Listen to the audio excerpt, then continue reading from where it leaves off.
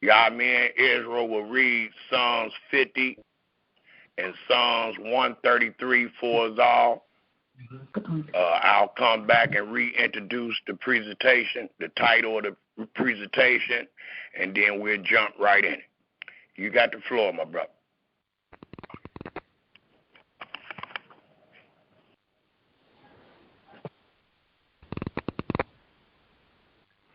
Shalom, everyone. As my brother stated, we would love for everyone to turn to Psalms 50, please. That is Psalms 50.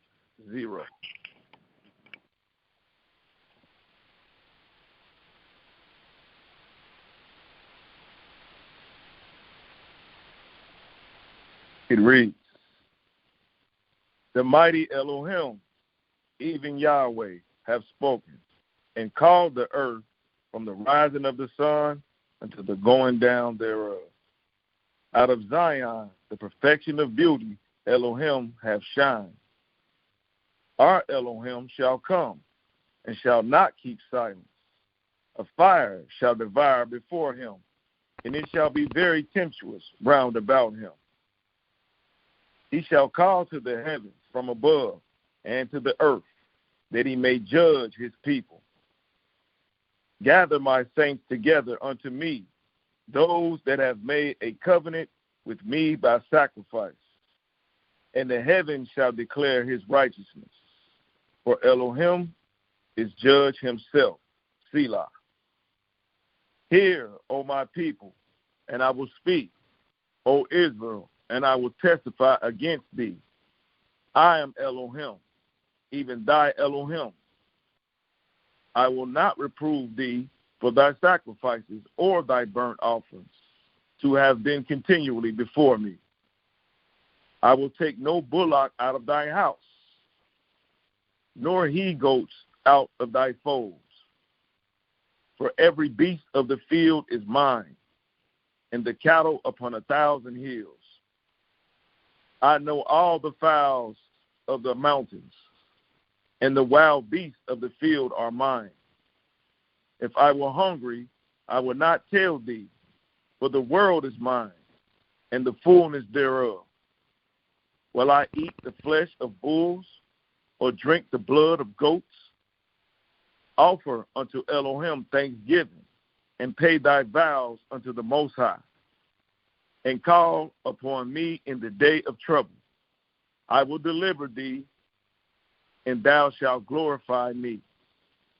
For unto the wicked Elohim said, What hast thou to do to declare my statutes, or that thou shouldest take my covenant in thy mouth, seeing thou hatest instruction, and castest my words behind thee? When thou sawest a thief, then thou consentest with him, and hast been partaker with adulterers.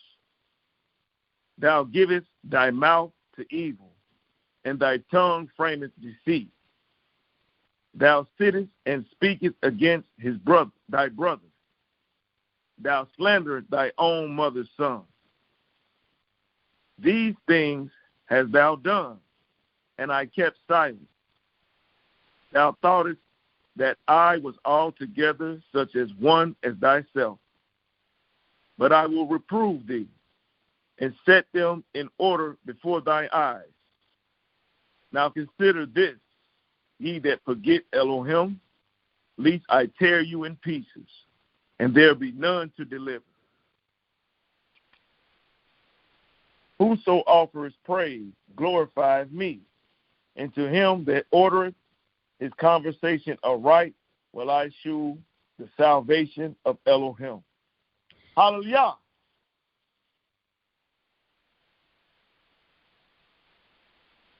And as my dear brother stated,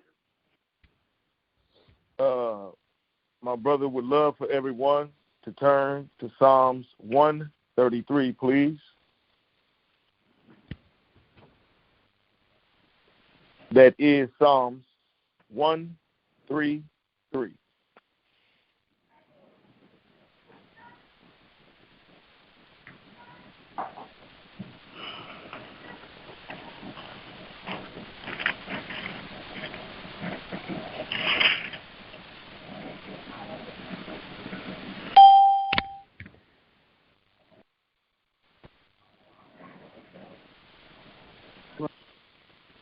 He reads, Behold, how good and how pleasant is it for brethren to dwell together in unity. It is like the precious ointment upon the head that ran down upon the beard of Aharon's beard, even Aharon's beard, that went down to the skirts of his garments, as the dew of Hermon, and as the dew that descended upon the mountains of Zion. For there Yahweh commanded the blessing, even life forevermore. Hallelujah, hallelujah, hallelujah. Hallelujah. And shalom, Israel.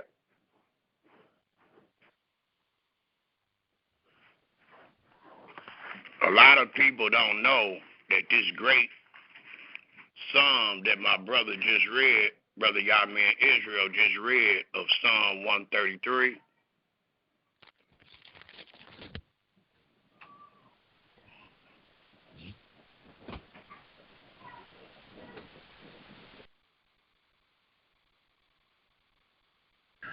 it was a psalm that denoted brotherhood.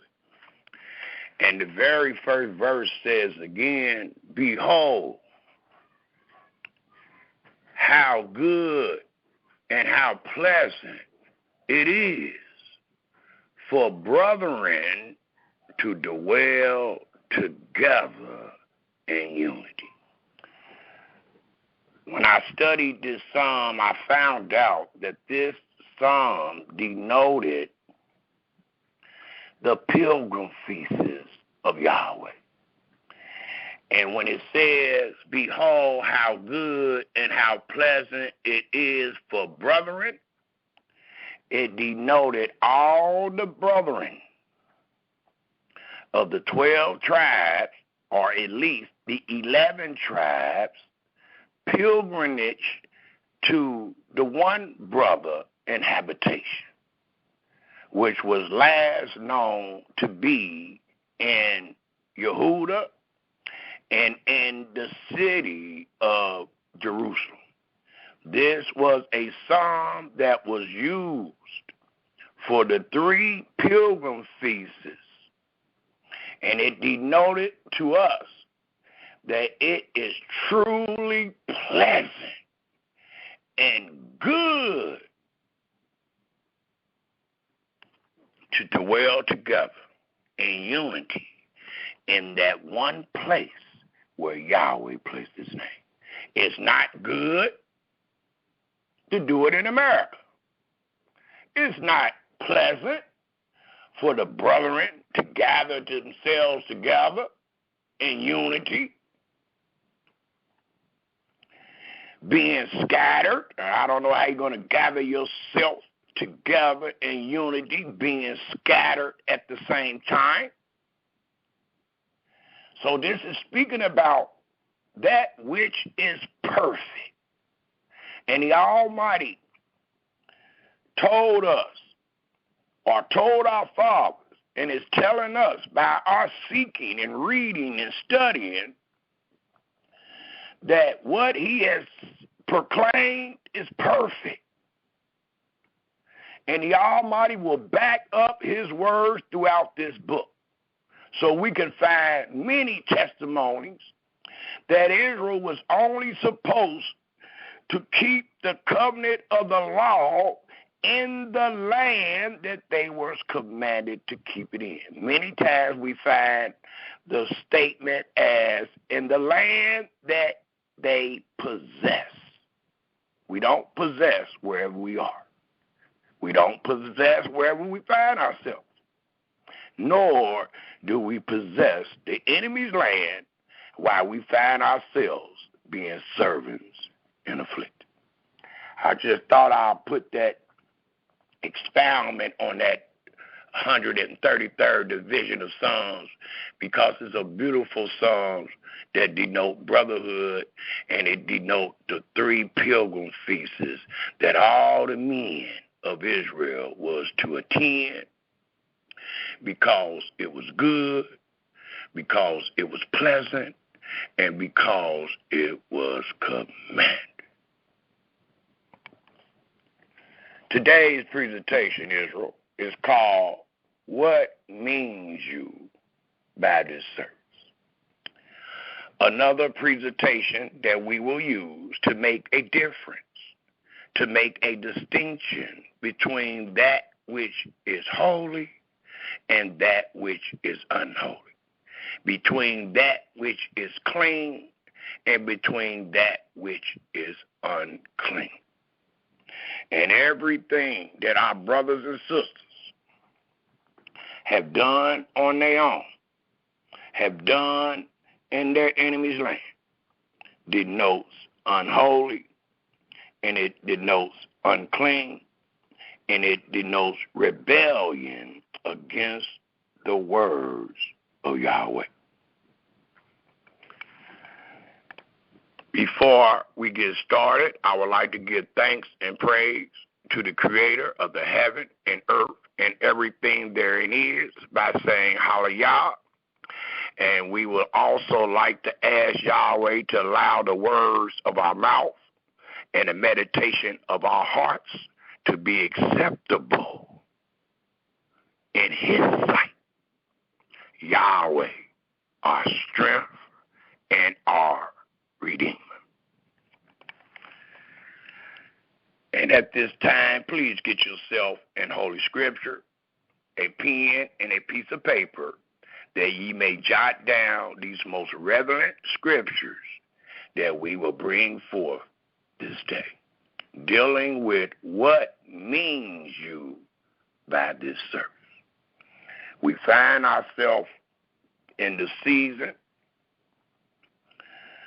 and in the month of Abib, and we find in the month of Abib the children of Israel was commanded and told that this month shall be the beginning of all months for thee. And we find that those people were given statutes to do. And those statutes became a law, and those laws became a memorial. So we about to show how the memorial was always commanded to be done in the land that the Israelites inherited and possessed. And that land was none other than the promised land. It was promised. Let us all please turn our Holy Scriptures to Proverbs, the 21st chapter, and let's instill some wisdom, knowledge, and understanding to our brothers and sisters by way of warning. Proverbs, the 21st chapter. And what we find in Proverbs, the 21st chapter, if we all turn there, please.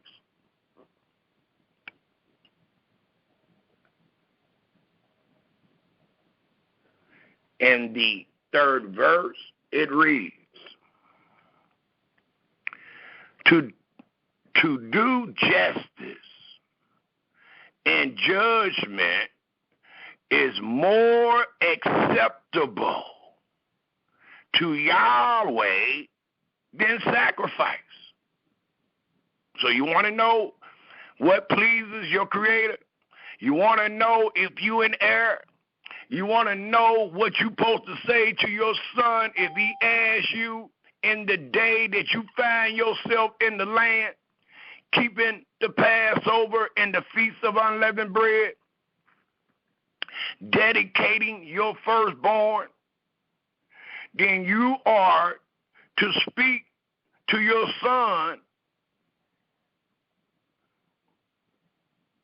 righteously. You are to speak to your son with justice and judgment. For it is more acceptable to Yahweh than your sacrifice, whatever it is.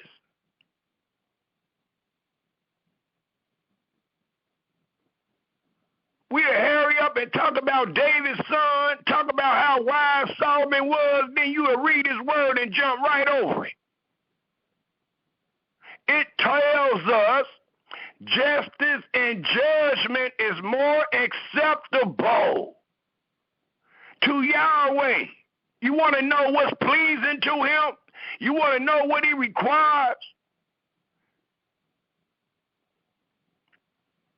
Way more than your sacrifice.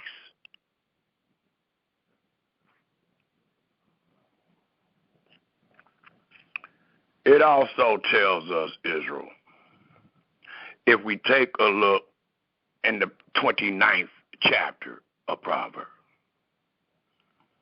the 29th chapter of Proverbs, and it tells us by way of warning, in our search for wisdom, knowledge, and understanding, these great words.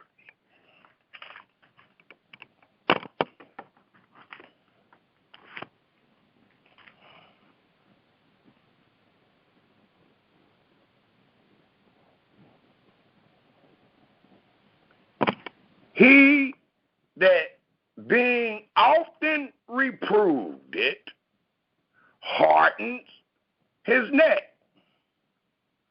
Every time you show one where Yahweh commanded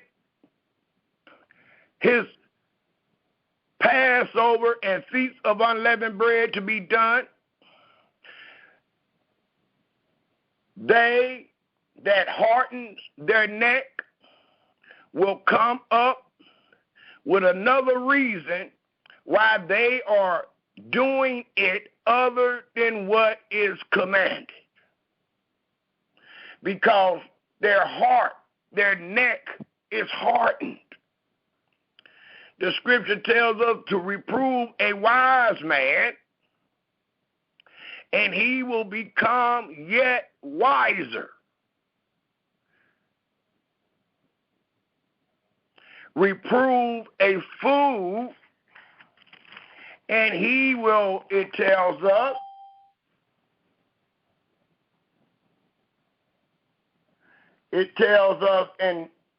in Proverbs 9, the 7th and 8th verse, he that reprove a scorner gets to himself shame, and he that rebuke a wicked man get himself a blot. Reprove not a scorner, lest he hate thee. Rebuke a wise man, and he will love thee. Give instruction to a wise man, and he will be yet wiser, not dumber.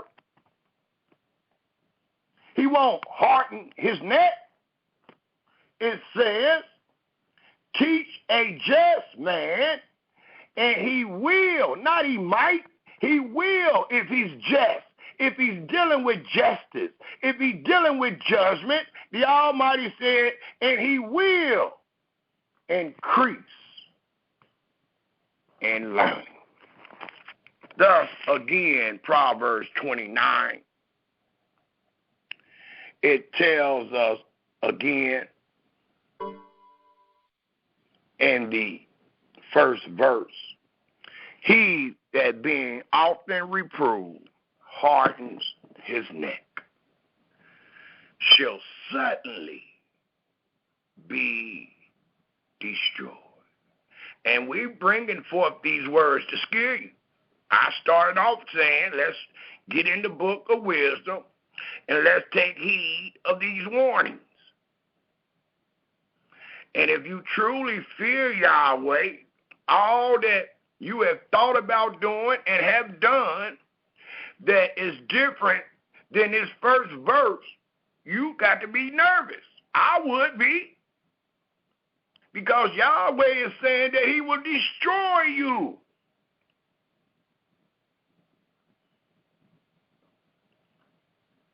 and that without remedy. You won't be able to get out of it. When the righteous are in authority, we keep on saying we under the law. I don't see no authority. I don't see no justice, nor do I see judgment. But we under the law. We kings and queens.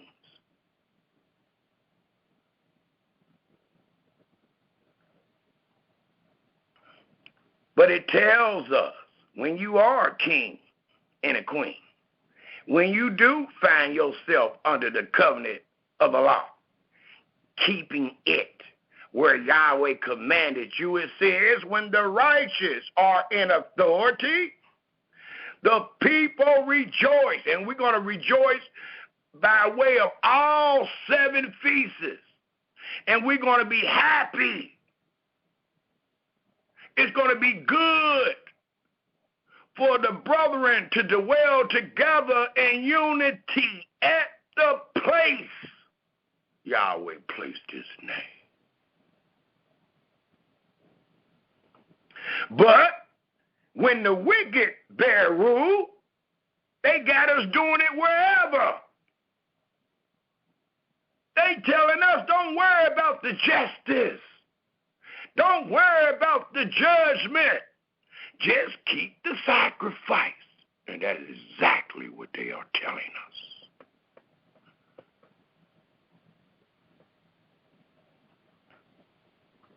It continues to tell us, Israel. But when the wicked bear rule, the people mourn. Why? Because they find themselves evil. They find themselves doing wickedly. It says, whoso love wisdom, rejoice his father. But he that keep company with harlots spend his substance. And many times we find ourselves in the houses of these harlots and we spend our substance. We come up out of those houses broke because you have been seduced by the harlot.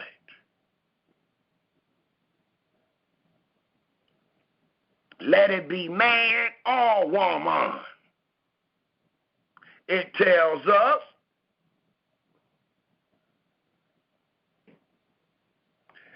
the king by judgment. That's the only way you're going to be under a righteous nation. That's the only way you're going to be righteously in authority. It says the king by judgment established the land. But he that receives gifts, titles,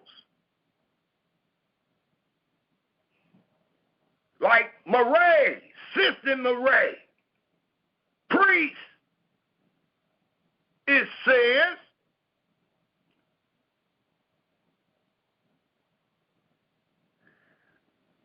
but he that receives gifts overthrows it. He become perverse. A man that flatters his neighbor with all these forms and thoughts of an imagination. The scripture tells us the thought of foolishness is sin, just for you thinking it. A man that flatters his neighbor spreads a net for his feet. And that's how many of us have got caught up in these bird cages called classes, congregations, churches, cadasses, whatever they call a place of sacrifice.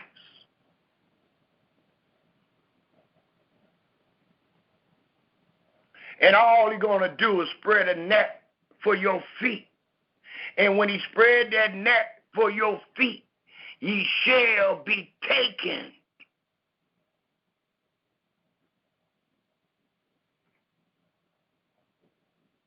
And you wind up in the congregation of the dead. Thus it continued to tell us in that 6th verse, in the transgression of an evil man, there is a snare. But the righteous does sing and rejoice. The righteous consider the cause of the poor. He's going to consider the people's condition. He's going to understand that it will be truly evil to take from the poor. I don't care if it's by way of tithes or offerings. It tells us the righteous considers the cause of the poor, but the wicked, the Almighty said, and he calls them greedy dogs. They got to have it, and they ain't going to never have enough. Every week, they're going to take you to Malachi, the 3rd chapter, point the finger at you, and tell you that you are robbing Yahweh. Because they are greedy dogs. And because what we find in this great verse, in the 7th verse, the righteous considers the cause of the poor, but the wicked regards not to know it. All they regard is how much money you put in that basket.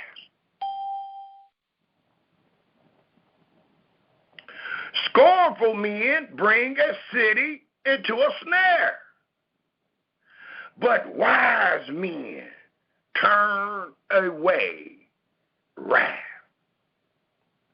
If a wise man, please take note, sometimes we don't believe these words. Sometimes we just know that we are somebody. We become holier than thou. Even though the Almighty might say something, you'll say, well, I can do it. I know how to get y'all together. I know how to make you this, that, and another, the scripture tells us. And also apply these words to the one you try to reprove, and you find that they are not wise. For it tells us,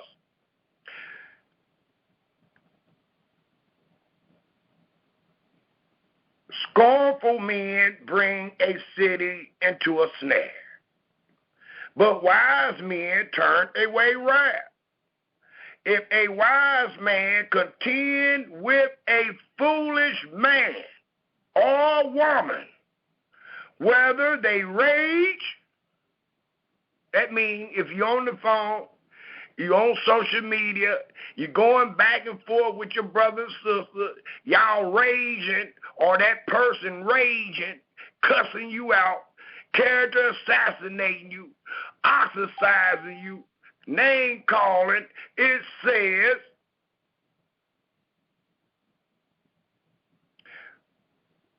scornful men bring a city into a snare,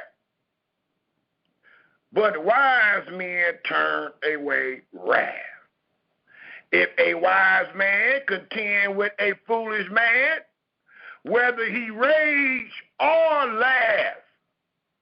So he could be a fool, but every time you talk to him, y'all just laughing. It reads, there is no rest. Your soul, your spirit will not have any rest. Why not? Because you are dealing with the opposite of wisdom, and that is a fool.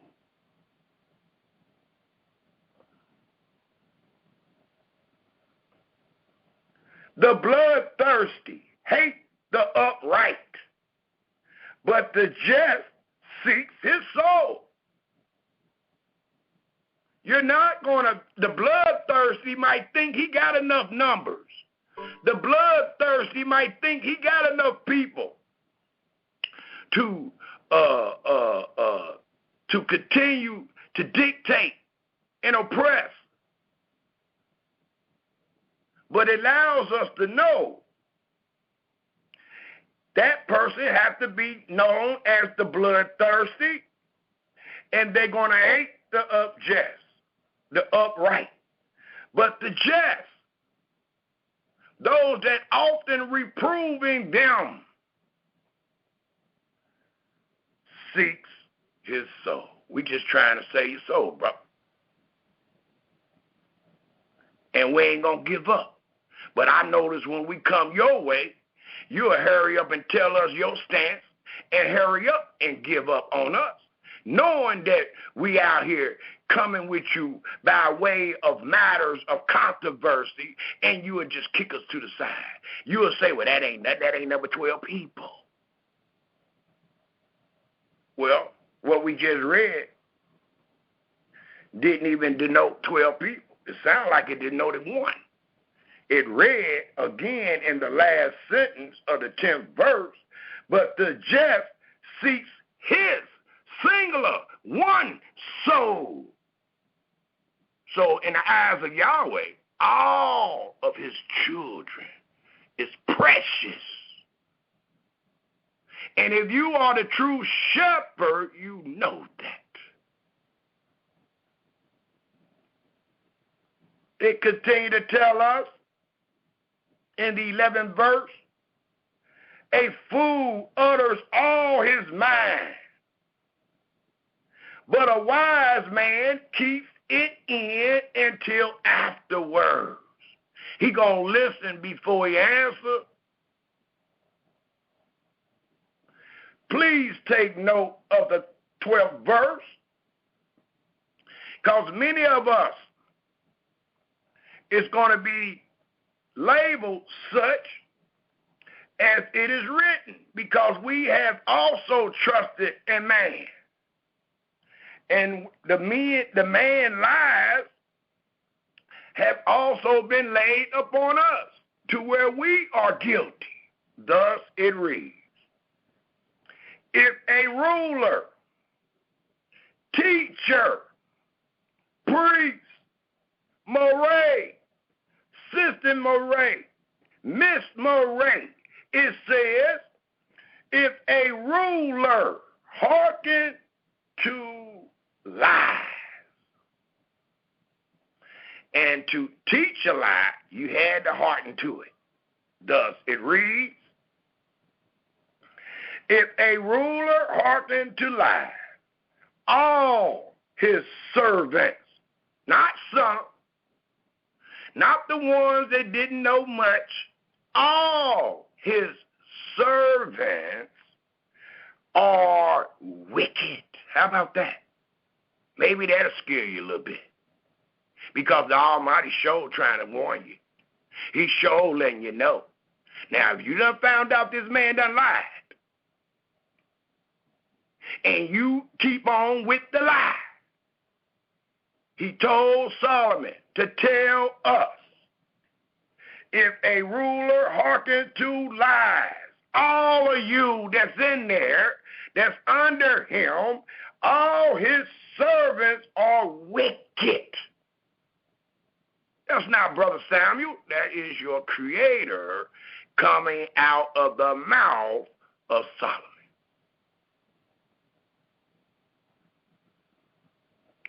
The poor and the deceitful man meets together.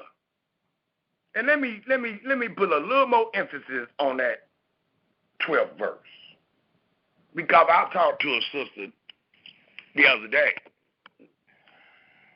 I don't need to mention her name because I don't think she's on, because she says she will be attending her class, which is in Atlanta.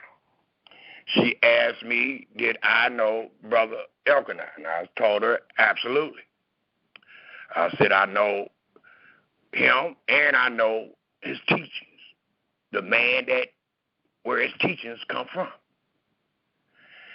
And the sister said, once I said that, she said, well, why would I join or why would I attend your presentation if I'm already in a class?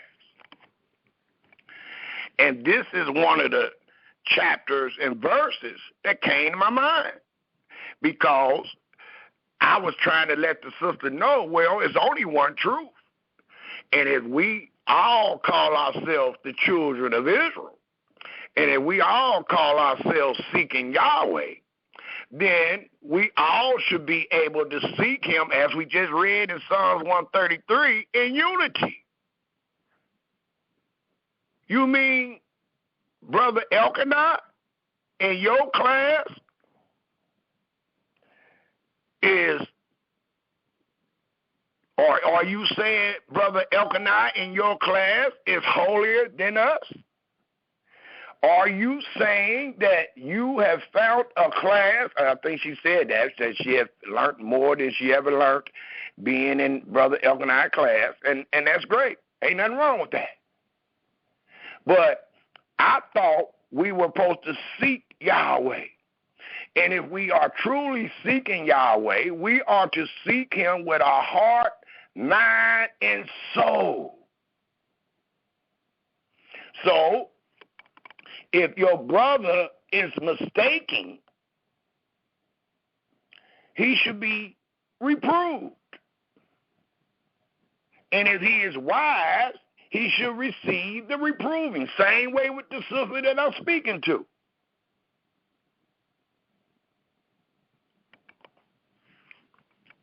The sister spoke in the sense, she did thank me at the end, but the sister spoke in the sense like she cool where she at.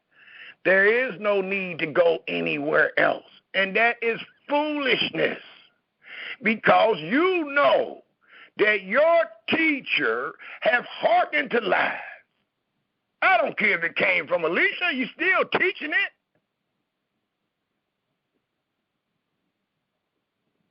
If you change anything, if you add or take away, you are found guilty.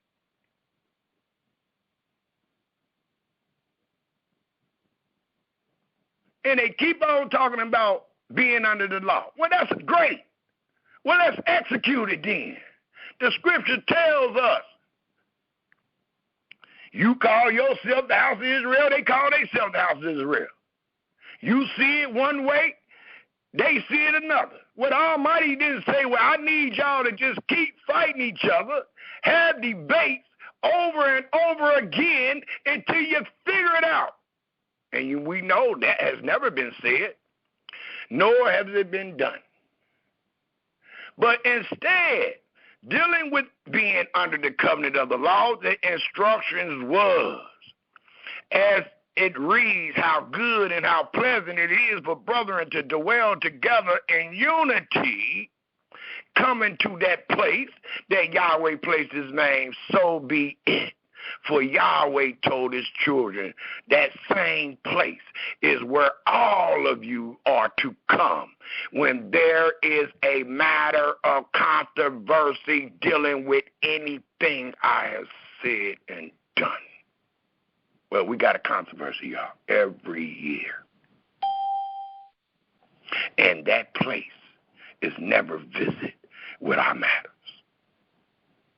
But we under the covenant of the law. Your brother is dead wrong. Samuel don't know what he's talking about. Even though he keep on bringing up things that we have added to and have taken away from, he don't know what he's talking about. So please be aware. Please tremble at these words. And these words says one more time, according to Proverbs, the 29th chapter, the 12th verse, if a ruler hearken to lies, one of the 7 abominations that your Creator hates, he reads, all of you that followed him, that served him, are wicked. So when he tell you, well, don't pay them no mind, and you don't pay them no mind, you are wicked.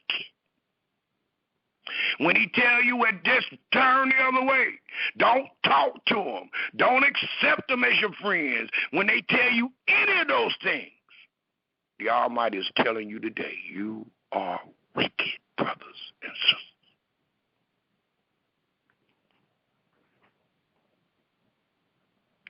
The poor and the deceitful man meets together. Yahweh lights both their eyes. The king that faithfully judged the poor, his throne shall be established forever, because he used it, as we read in the second verse, justice and judgment. 1 second.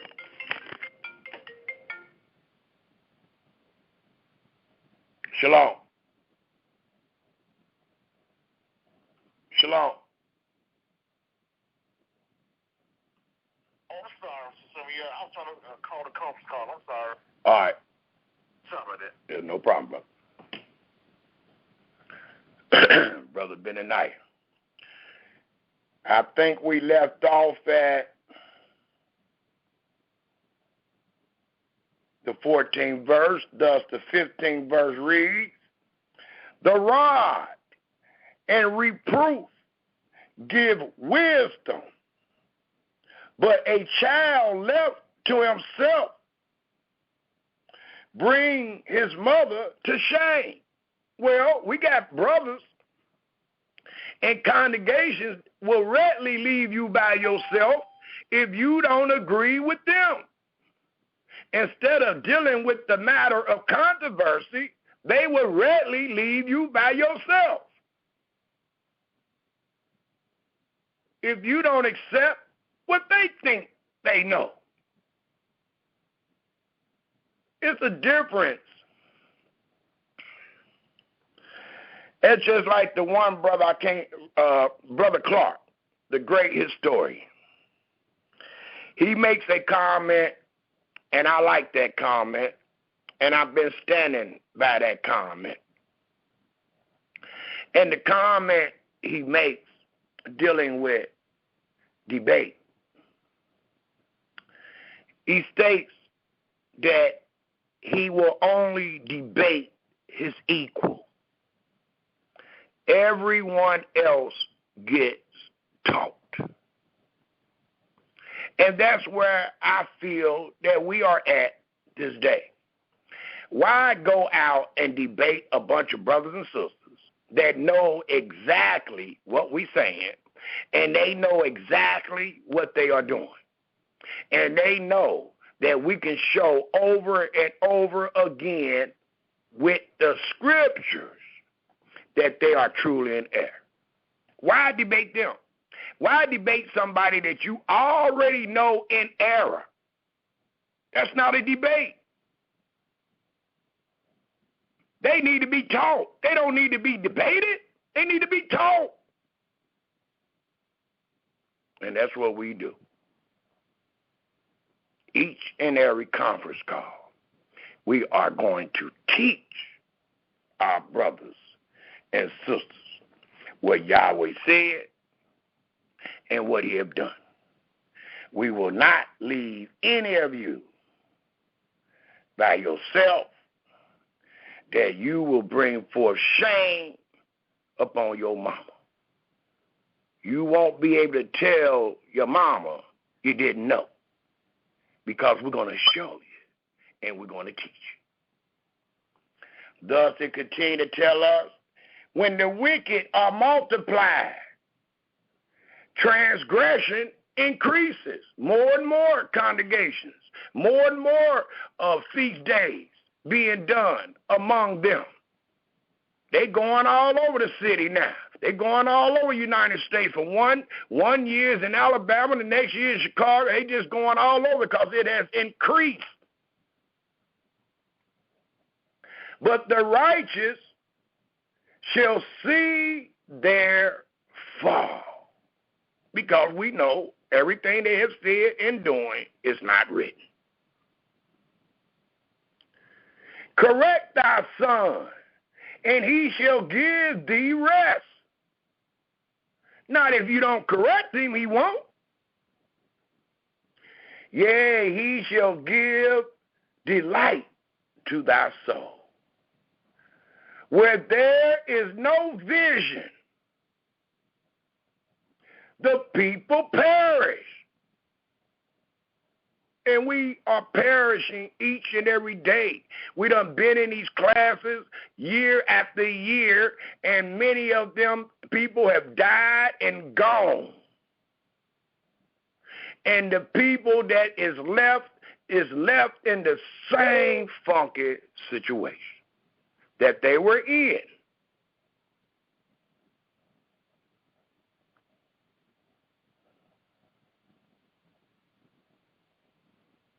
Because there is no vision. But he that keep the law, happy is he, and that's how you should be. Unfortunately, you're not happy because you're not under the covenant of the law.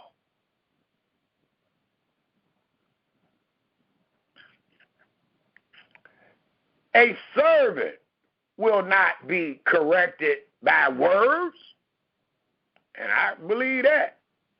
For though he understand, he will not answer. See thou a man that is hasty in his words. Just utter anything. The scripture tells us to be rash with thy mouth. Be more ready to hear than give the sacrifices of food. Thus it tells us, see thou a man that is hasty in his words. There is more hope of a fool than he. Anytime you add to the Sabbath, anytime you add to the tithes, anytime you add or take away from the feasts, there is more hope in a fool than hoping in the words that you are teaching.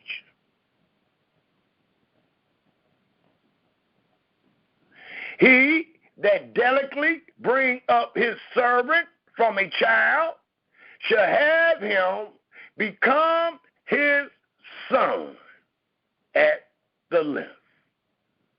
An angry man stirs up strife, and a furious man abounds in transgression. A man pride shall bring him low, but honor shall uphold the humble in spirit.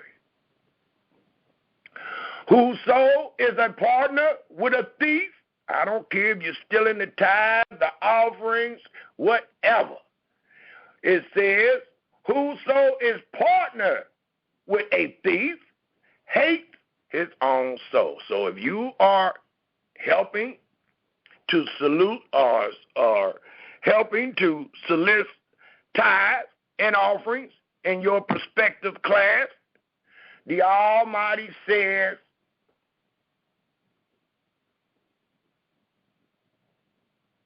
you hate your own soul.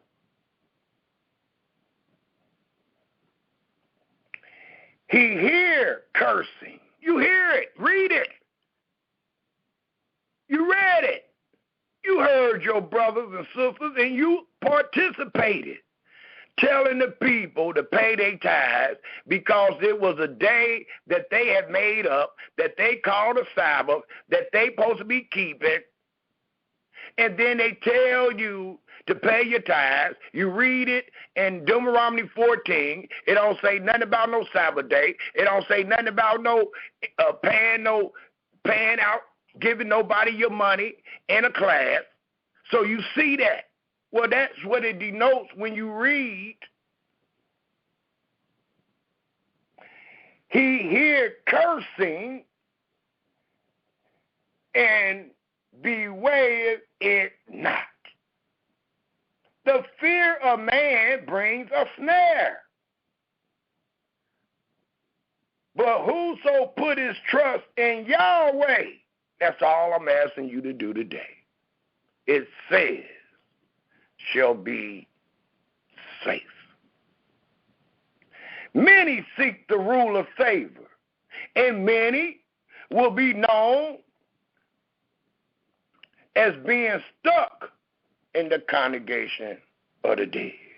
Many will be known as wicked, as it reads in the 12th verse. If a ruler hearken to a lie and all his servants are wicked, thus we read here, many seek the ruler's favor, but every man judgment. So I don't care how you want to favor your brother Elkanah or any other brother over these words. It allows us to know many seek the ruler's favor, but every man or woman judgment comes from Yahweh. And just an unjust man is an abomination. He a liar. He caused discord among brethren. It says, an unjust man is an abomination to the just, and he that is upright in the way is an abomination to the wicked. And that's how they speak about us today. They speak as if we are an abomination because we are man and woman enough to confirm and acknowledge every word. And the Almighty says, well, another way to describe their acts and their doings, it denotes that you are righteous and you are an abomination in their eyes because you are man and woman enough to stand on all that you find written in your Holy Scriptures. So they're going to call you an abomination. They're going to call you unjust. They're going to call you wicked. They're going to call you evil because they are wicked or because they are unjust. They got to be unjust if they teach you to pay tithes every week. And your Holy Scripture says that tithes was paid from the increase of your land once a year and every 3 years. That got to be unjust because it ain't the same.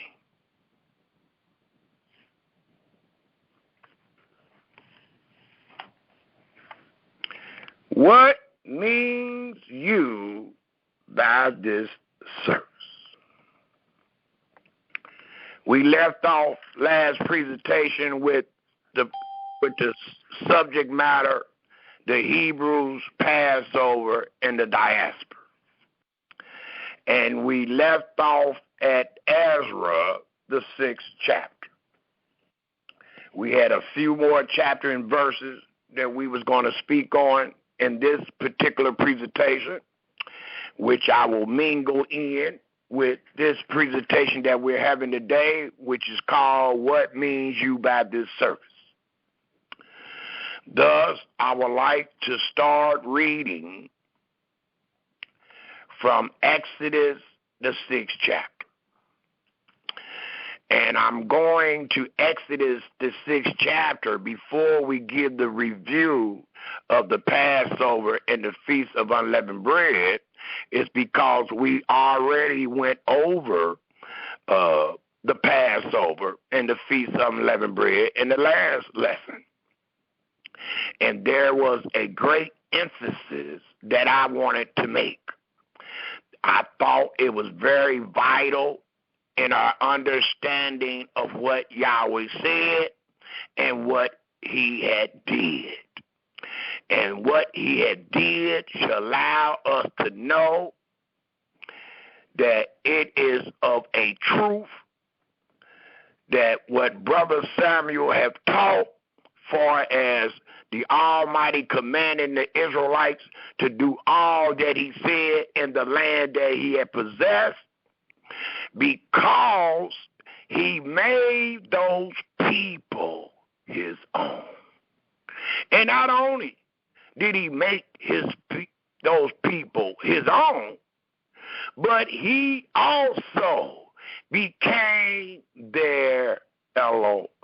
And I thought that was very vital, because it allows you to understand what this great Passover denotes. It allows you to understand these great promises that is found in Genesis the 12th chapter, Genesis the 15th chapter, Genesis the 17th chapter, Genesis the 28th chapter. It allows us to know how great those promises was that was made to Abraham. So let's pick up at Exodus, the 6th chapter. Let's read the first 13 verses and let your brother explain what he means. Let us all please turn our scriptures to Exodus, the 6th chapter.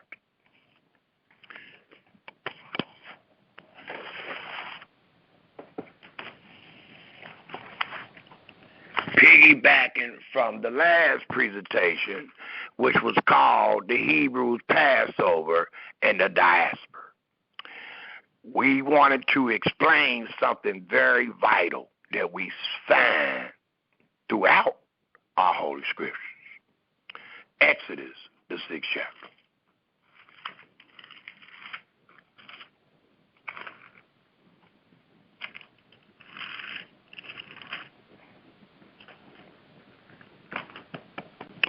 And it reads,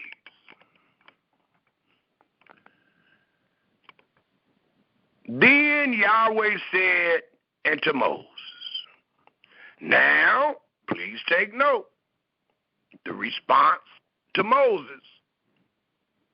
Now shall thou see what I will do to Pharaoh. For with a strong hand shall he let them go, and with a strong hand shall he drive them out of his land. And Elohim speak unto Moses, and said unto him, I am Yahweh. And I appeared unto Abraham, and to Isaac, and unto Jacob, by the name of El Shaddai, or it reads, Elohim Almighty. But my name, Yahweh, was I not known to them. And I have also, please take note, established my covenant with them. What is this establishment denoting? It reads, to give them the land of Canaan. Now, before we go any farther, if I read this to my children, and then I took them to Leviticus, the 23rd chapter, the 3rd verse, and I read where the Almighty said that all of these feasts was to be done in all of thy dwelling, not just the feasts, but the Sabbaths thereof.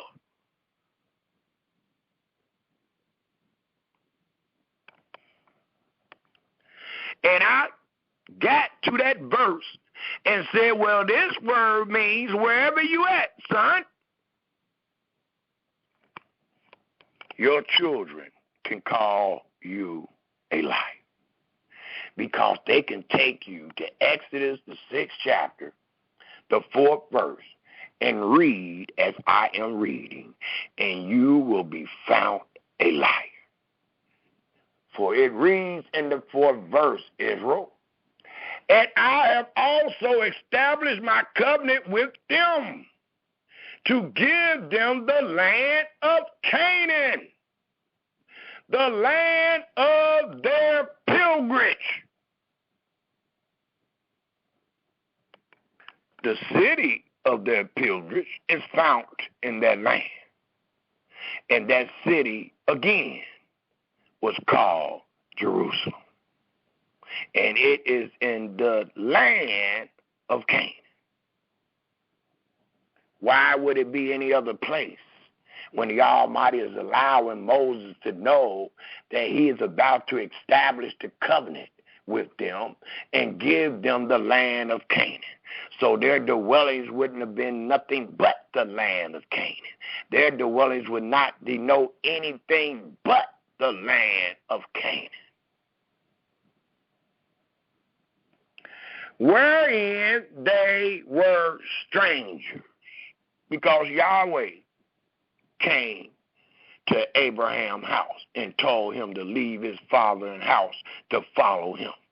And he pilgrimage, or he sojourned with Yahweh, and Yahweh took him into the land of Canaan. Isaac was known to be in the land of Canaan. Jacob was known to be in the land of Canaan. So were the 12 tribes of Israel brought to the land of Canaan to possess it forever.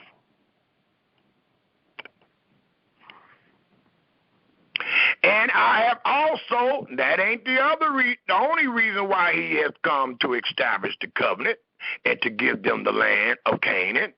Another reason is found in the 5th verse, for it reads, and I have also heard the groaning, the misery, the crying, the oppression, the sighing, the mourning of the children of Israel, whom the Egyptians keep in bondage. They say that during Lincoln time of service, he's supposed to let us go. They teach that they let us go. Well, where did you go? You're still in America. You still find yourself serving. You still find yourself afflicted. You still find yourself needing to be saved. Not so with these people. For it says, and I have also heard the groaning of the children of Israel, whom the Egyptians keep in bondage. And I have remembered my covenant. And Yahweh said he changed not. So we find ourselves in a modern day Egypt, a modern day Babylon. Aren't we also supposed to hope in these words that the Almighty will remember his covenant with us and bring us out of our bondage? We done had 25 Passovers. You still in your bondage. Wherefore say, as I'm going to say and teach right now, wherefore say unto the children of Israel, his name is Yahweh, and I will bring you out from under the burdens of the Egyptians. And I will rid you out of and I will rid you out of their bondage, and I will redeem you with a stretched out arm and with great judgments. And please take note of this 7th verse, because we're about to go in all on it. The 7th verse reads, because this verse is going to let you know what this service is all about. This verse going to let you know what that promise is all about. This verse going to let you know what this Passover is all about. For it tells us in the 7th verse, and I will take you by force.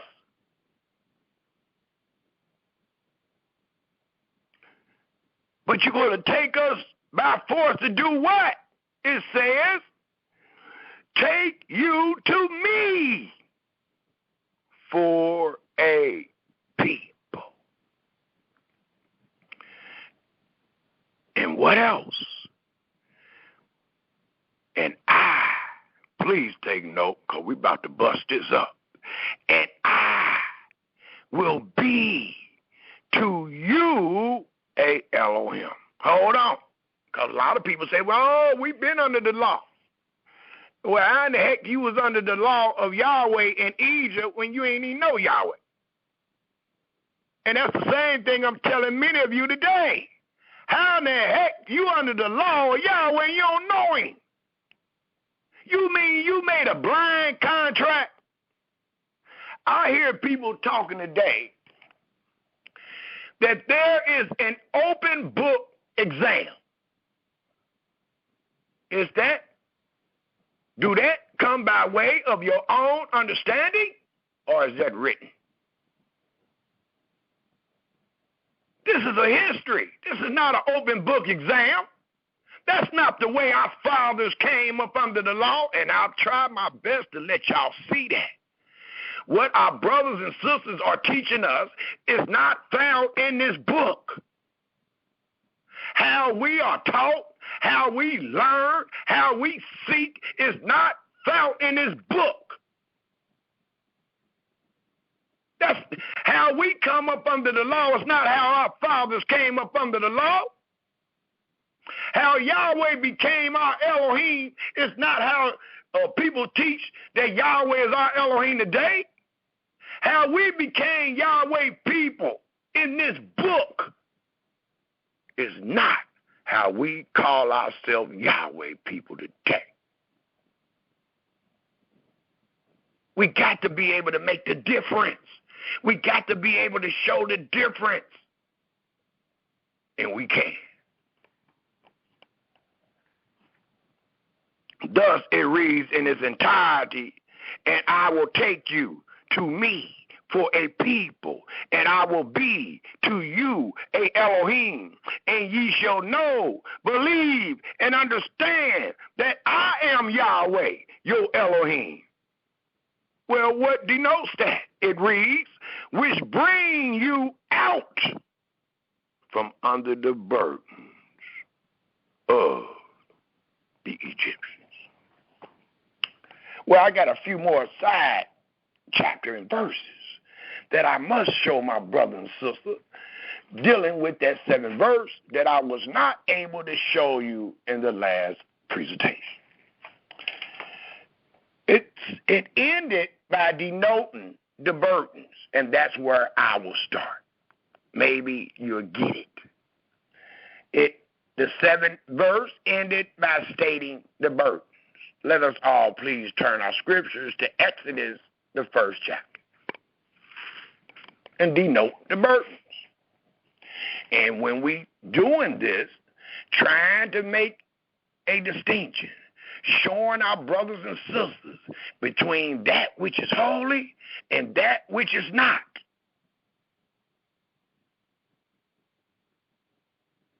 We must understand that Yahweh did an act, and this act was greatness. It was noted as marvel. It was done by his hand alone.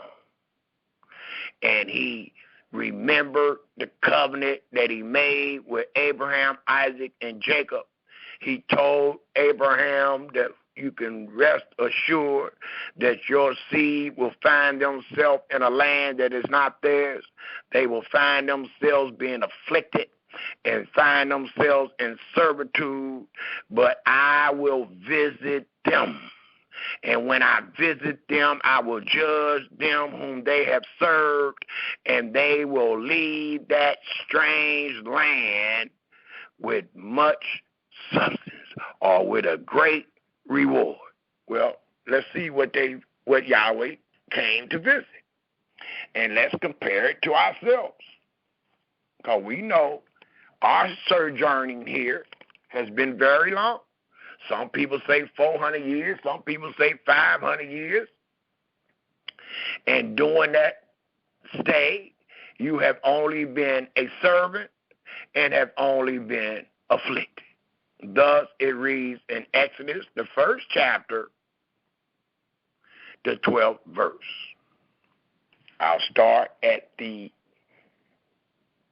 10th verse. And it reads, "Come on, let us deal wisely." We're reading about the affliction that Yahweh heard or seen. We're reading about the cry that Yahweh heard. And we're reading about the affliction that the Israelites found themselves under. And it was known as a rigorous servitude. Thus, it continued to tell us in the 10th verse, "Come on, let us deal wisely with them, that when there fall out any war, they join also into our enemies and fight against us, and so get them up out of the land. Therefore, they did set over them taskmasters to do what? To afflict them with their burdens." And that's what we read, and that's how the 7th verse of the 6th chapter ended. Dealers saved out of their burdens. And they built for Pharaoh treasure cities, Pithon, and Ramses. But the more they afflicted them, and I need y'all to make a comparison because you can see it today. The more they afflicted them, the more they multiplied and grew. And they were grievous, as they are today. They keep seeing us. And they know they're killing us every day, but they keep seeing us. And they were grieved because of the children of Israel. And the Egyptians made the children of Israel to serve with rigor. And they made their lives bitter with hard bondage. And mortar, and brick, and all manners of service. All the service is done in rigor. We just might not see it based on the compensation we might get for our service. But the Almighty letting us know, when you find yourself in the enemy land and they are afflicting you and you find yourself under their servitude, it is done in rigor, and it is dealing with all manners of service. Not just those brothers that was in the cornfield, not those brothers that was in the cotton field, not just those brothers in the sugarcane field, but all the service that we done was done in rigor, disrespect, hard. They didn't care if you had no sleep, if you ate or nothing. Straight hatred. And we know how we go today. You know how hard it is to get a job. You know how you got to play a role just to keep a job. It is hard. And it don't pay.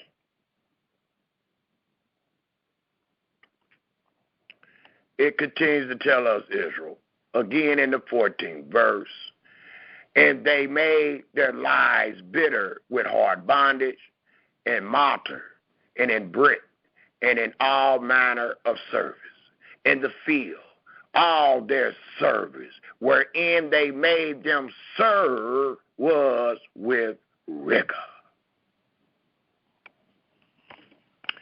It also tells us that I would love for us to take a quick look at, and that is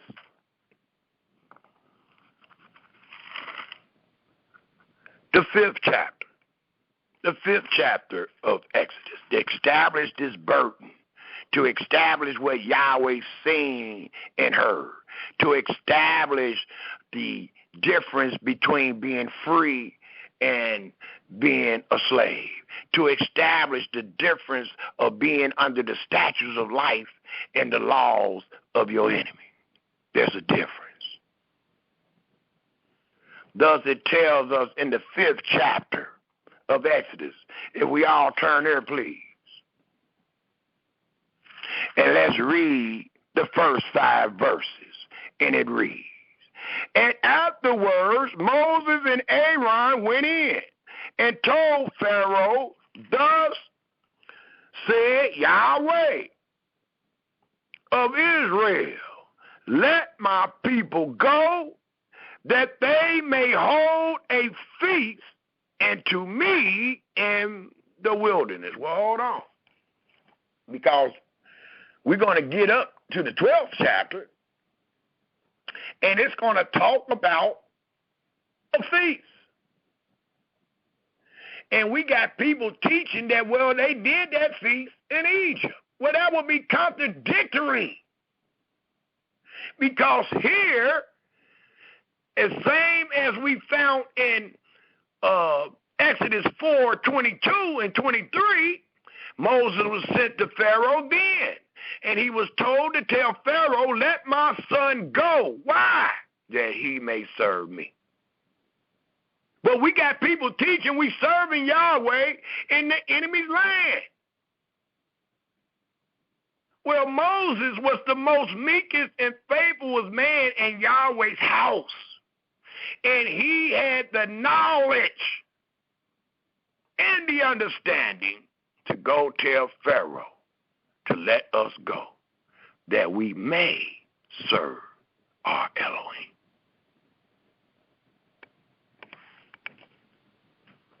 This is the path. Yahweh said he required that which has passed. Yahweh said he changed not. Yahweh said, I'm going to plead with you like I pled with your fathers when I brought them out of Egypt. That's why I keep showing you how he played, how he pleaded with our fathers. And that is the only way, that is the only direction, that is the only instruction we are to hope in. Because he said he changed not, and he said he was going to plead the same way. Thus it continued to tell us in the 2nd verse of the 5th chapter of Exodus, and Pharaoh said, who is Yahweh?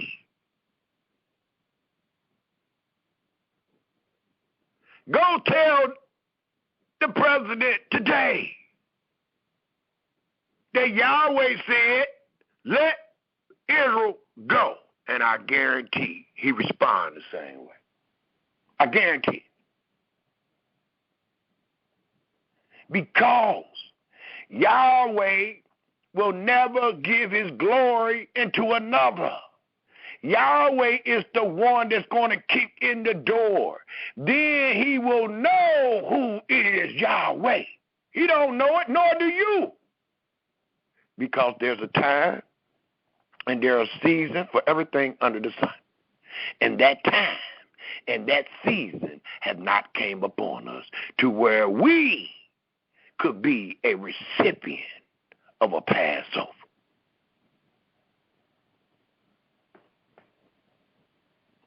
Thus Pharaoh boldly spoke in ignorance, and Pharaoh said, who is Yahweh that I should obey his voice to let Israel go? I know not Yahweh. He didn't know, nor did we. We all being introduced. It says, neither will I let Israel go. And they said, the Elohim of the Hebrews have met with us. Let us go, we pray thee, 3 days' journey into the desert, and sacrifice into Yahweh, our Elohim, lest he fall upon us. So we had to do it because we knew that the Almighty would have killed us if we became faint-hearted and didn't tell that man what what he wanted, what Yahweh wanted him to do. Thus it says, lest he fall upon us with pestilence or with the sword. And the king of Egypt said unto them, wherefore do ye, Moses and Aaron, let the people from their works get you into your burdens? And Pharaoh said, behold, this will be the last verse I will read. And Pharaoh said, behold, the people of the land now are many, and you make them rest from their burdens. And we just read in the 6th chapter, the 7th verse, that last sentence says that I am Yahweh your Elohim, which bring you out from under the burdens of the Egyptians. So I started with the burdens. Now I would love to show you what your Holy Scripture speaks about when it deals with the 7th verse, when it talks about take you to me for a people, and I will be to you a Elohim. Let's first read what we find dealing with Yahweh. And let's go to the Genesis, the 17th chapter. And then allow us, these chapter and verses I'm about to give, allow us to truly understand what Exodus, the 6th chapter, the 7th verse denotes. Genesis, the 17th chapter. From about it. It tells us that the Almighty allowed one to know the end to the beginning. So let's kick in the door at the beginning. Genesis, the 17th chapter. And let's take a look at the 7th and 8th verse. And it reads in Genesis, the 17th chapter, the 7th and 8th verse. And I will establish, this denotes Yahweh. When it told us in the 6th chapter, the 7th verse, we are dealing with the first part, it says, or the latter part where it says, and I will be to you a Elohim, and ye shall know that I am Yahweh. Well, it tells us in Genesis, the 17th chapter, the 7th and 8th verse, and I will establish my covenant between me and thee, and thy seed after thee, and their generations, for an everlasting covenant, to be a Elohim unto thee, no, to be a Elohim unto thee, and to thy seed after thee.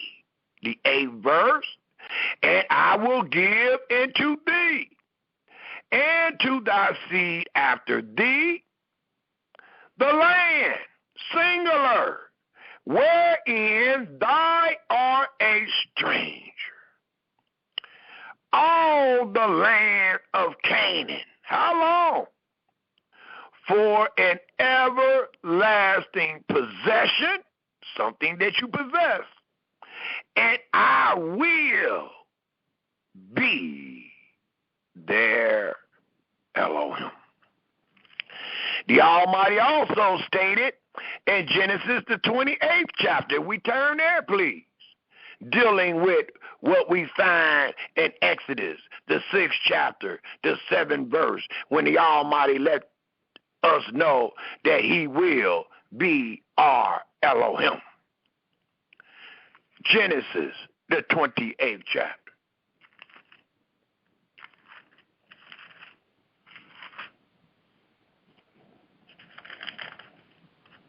The 13th verse. And it reads, and behold, Yahweh stood above it and said, I am Yahweh Elohim of Abraham, thy father, and the Elohim of Isaac. The land whereon thou liest, to thee will I give it, and to thy seed. And thy seed shall be as the dust of the earth, and thou shalt spread abroad to the west, and to the east, and to the north, and to the south. And in thee and in thy seed shall all the families of the earth be blessed. And behold, I am with thee, and will keep thee in all places whither thou goes. And know, and will bring thee again into this land. For I will not leave thee until I have done that which I have spoken to thee of. It also tells us, if we take a look in the book of Exodus, dealing with Yahweh being Israel Elohim. Let's go to Exodus, the 29th chapter. Allows us to know what Yahweh means when he said he would take you into to himself as a people, and he will be your Elohim. Well, Exodus, the 29th chapter, continued to establish that fact. If we pick up at the 42nd verse, Exodus, the 29th chapter, the 42nd verse, and we will read to the 46th verse, and it reads,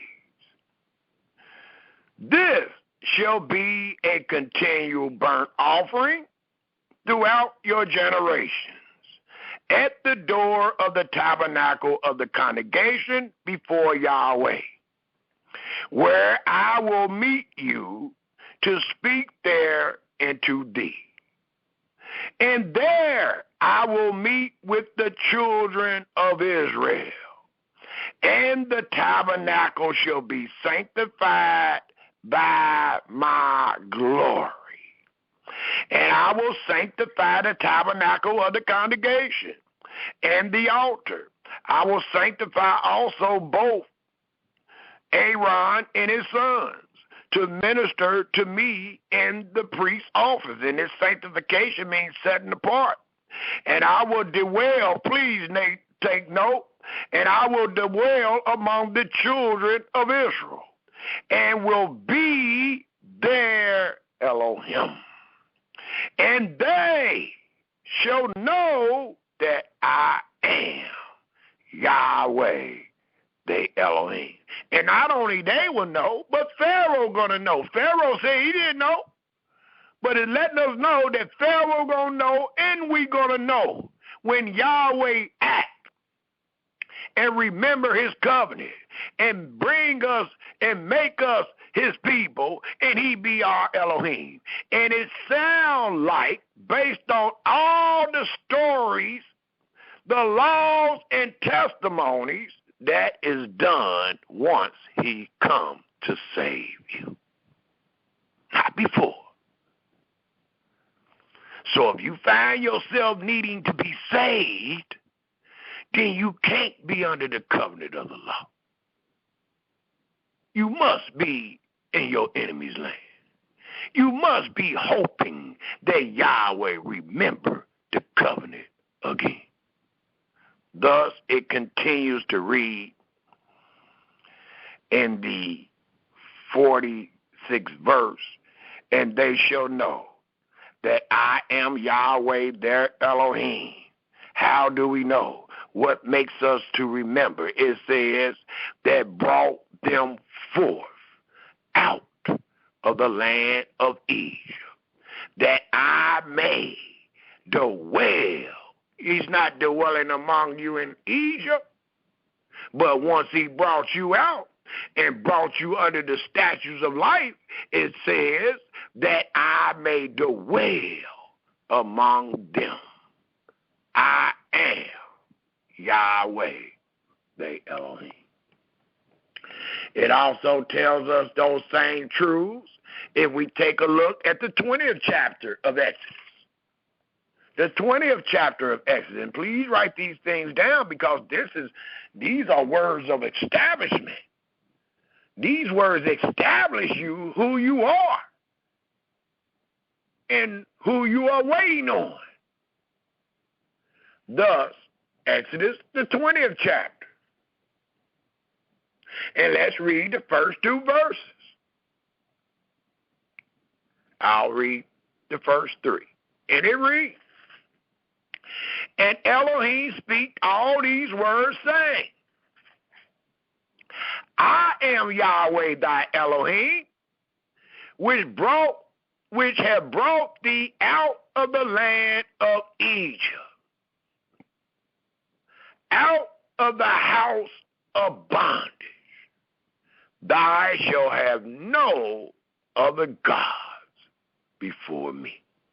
So again, he constantly lets us know they wanted to know who was he. Even when he came to Moses, Moses had enough sense to say, well, I know we ain't been dealing with you, so the people going to ask me, what is his name? So the people didn't know. Pharaoh didn't know.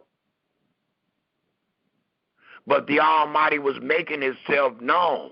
Thus, the scriptures constantly tell us that he will never give his glory to another.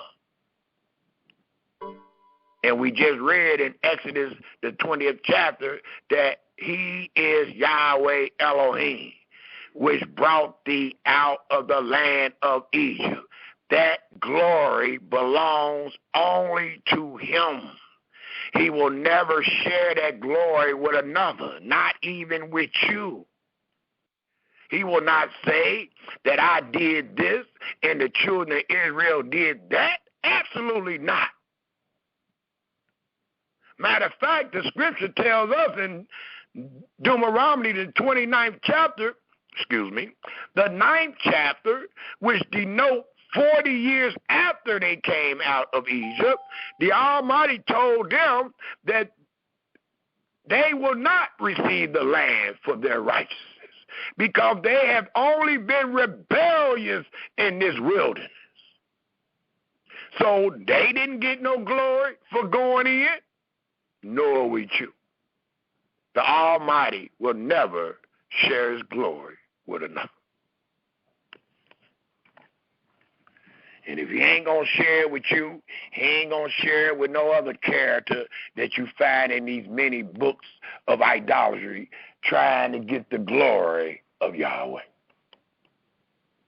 It also tells us, dealing with Yahweh,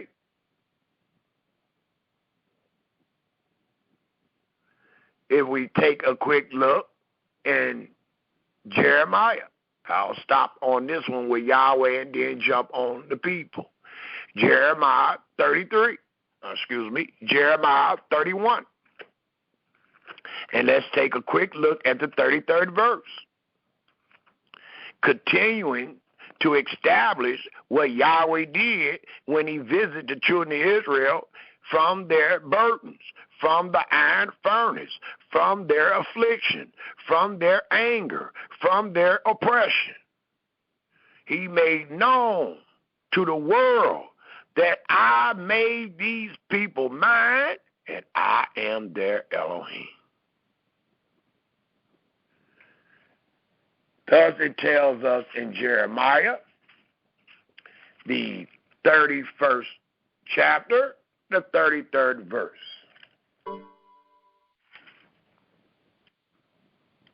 And it reads,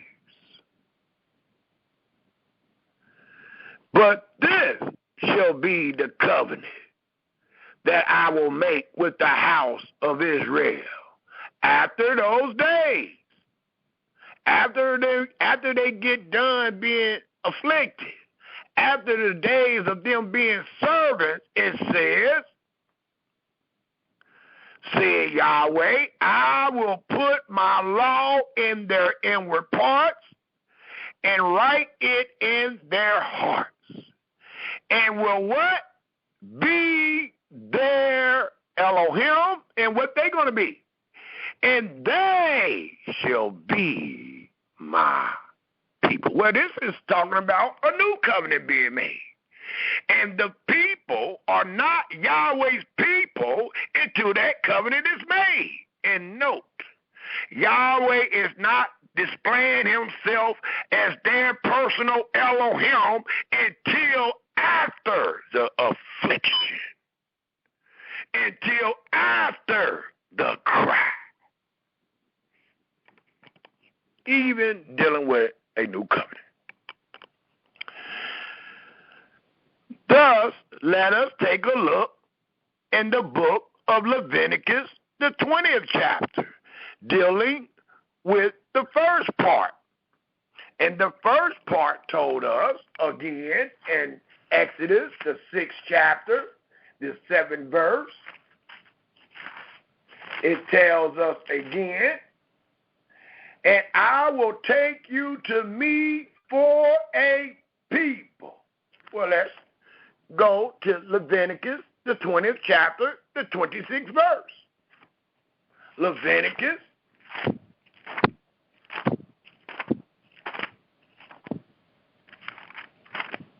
the 20th chapter, the 26th verse.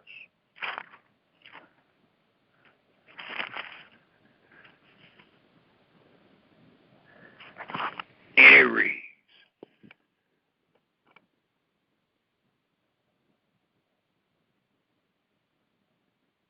I'll start at the 24th verse and read to the 26th verse, and it reads, but I have said unto you, ye shall inherit their land, and I will give it unto you to possess it, a land that floweth with milk and honey. I am Yahweh, your Elohim, which what? Which have separated you from other people. Ye shall therefore put difference between clean beasts and unclean, and between unclean fowls and clean. And ye shall not make your souls abominable by beasts, or by fowl, or by any manner of living thing that creepeth upon the ground, which I have separated you, or separated from you as unclean. And the 26th verse that puts the nail, that hit the head of the nail, it reads, and ye shall be holy unto me. For I, Yahweh, am holy, and have severed, sanctified, set apart you from other people, that ye should be mine. Well, if you don't find yourself separated today in the land that Yahweh promised that you will possess forever, you are not his people. Is there?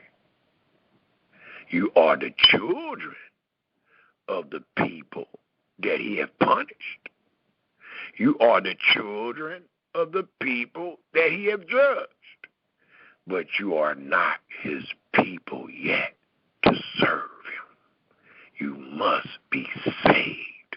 You must be redeemed. You must be clean. You must be forgiven.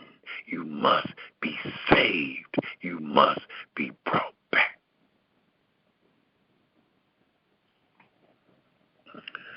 Also, it tells us, if we take a look in the book of Deuteronomy, the 4th chapter, the 20th verse. Continuing on this fact that we find in Deuteronomy, the 6th chapter, the 7th verse. I need you to see this great significance of how the Israelites became Yahweh's people and he became their Elohim. That is the greatest significance that you find in the Passover journey. It is the greatest of them all. Because it's showing you how we became his people and how he became our Elohim.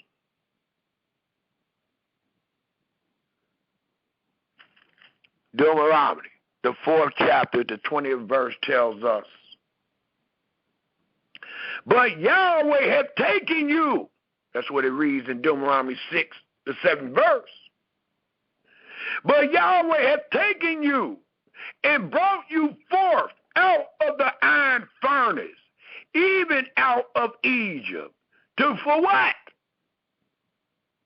For us to just wander around and lean upon our own imagination, it says, to be into him a people of inheritance, as ye are this day. And they will say, this is the 40th year of their wandering in the wilderness. And the Almighty let the readers, whoever read this, know at that time they were my people, a people of inheritance. It also tells us, if we take a look at 1 Kings, the 8th chapter, from the end to the beginning, throughout your book, it tells us in 1 Kings, the 8th chapter, these same great words. These words establishes the covenant that Yahweh made with the children of Israel when he brought them out of the land of Egypt. 1 Kings, the 8th chapter. It tells us in the 51st verse, if we all go there, please.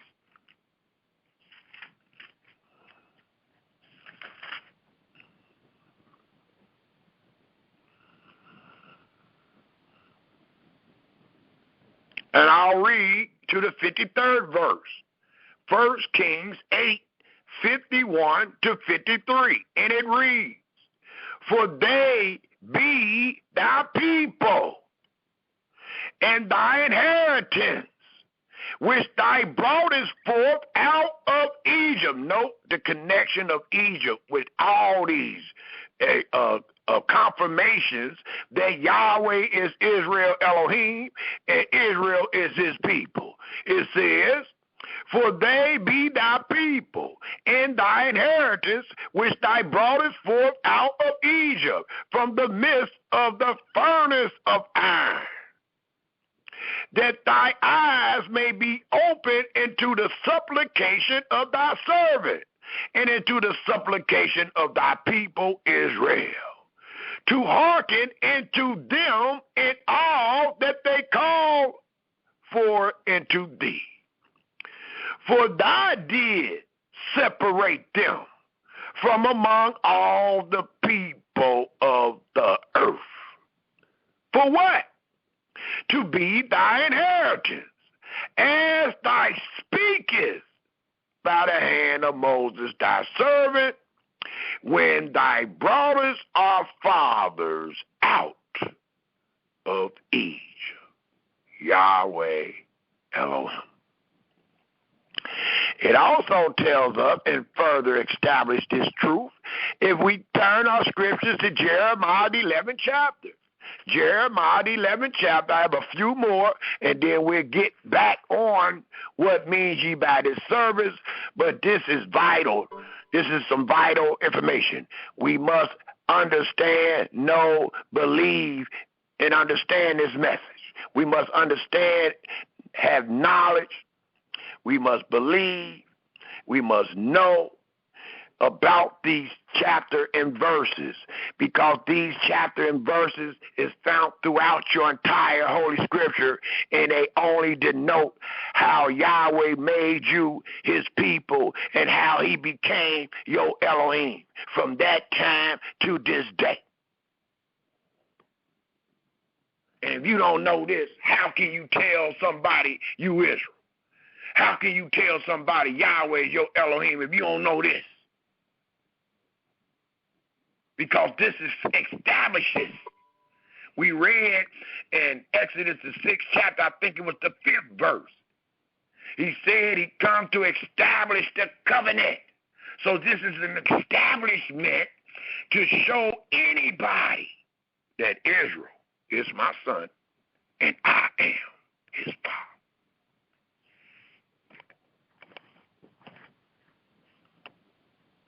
Jeremiah, the 11th chapter, please.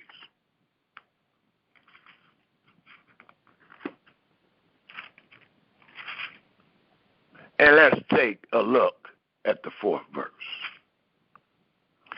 And it tells us in the 4th verse, I'll start at the 3rd, and say thy unto them, thus said Yahweh Elohim. We want to keep showing the world who words these are.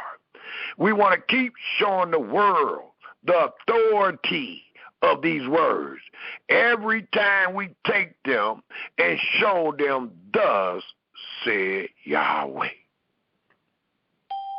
Thus it reads, and say unto them, thus said Yahweh Elohim of Israel, cursed be the man that obey not the words of this covenant, which I commanded your fathers in the day that I brought them forth out of the land of Egypt, from the iron furnace. So if you ever think you emulating a Passover,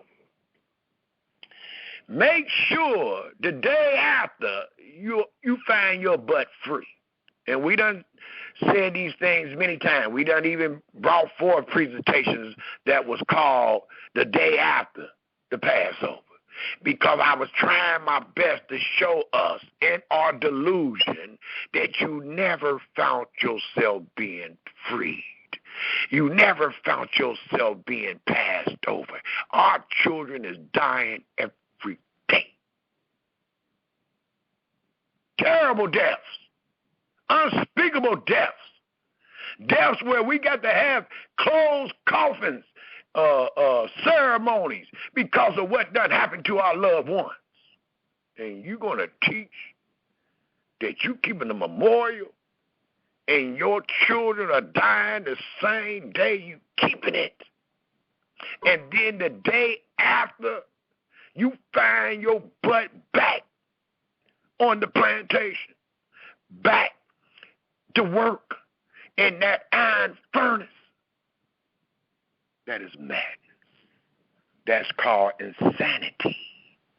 You keep doing the same thing over and over and over and again, looking for a different result. That is insane.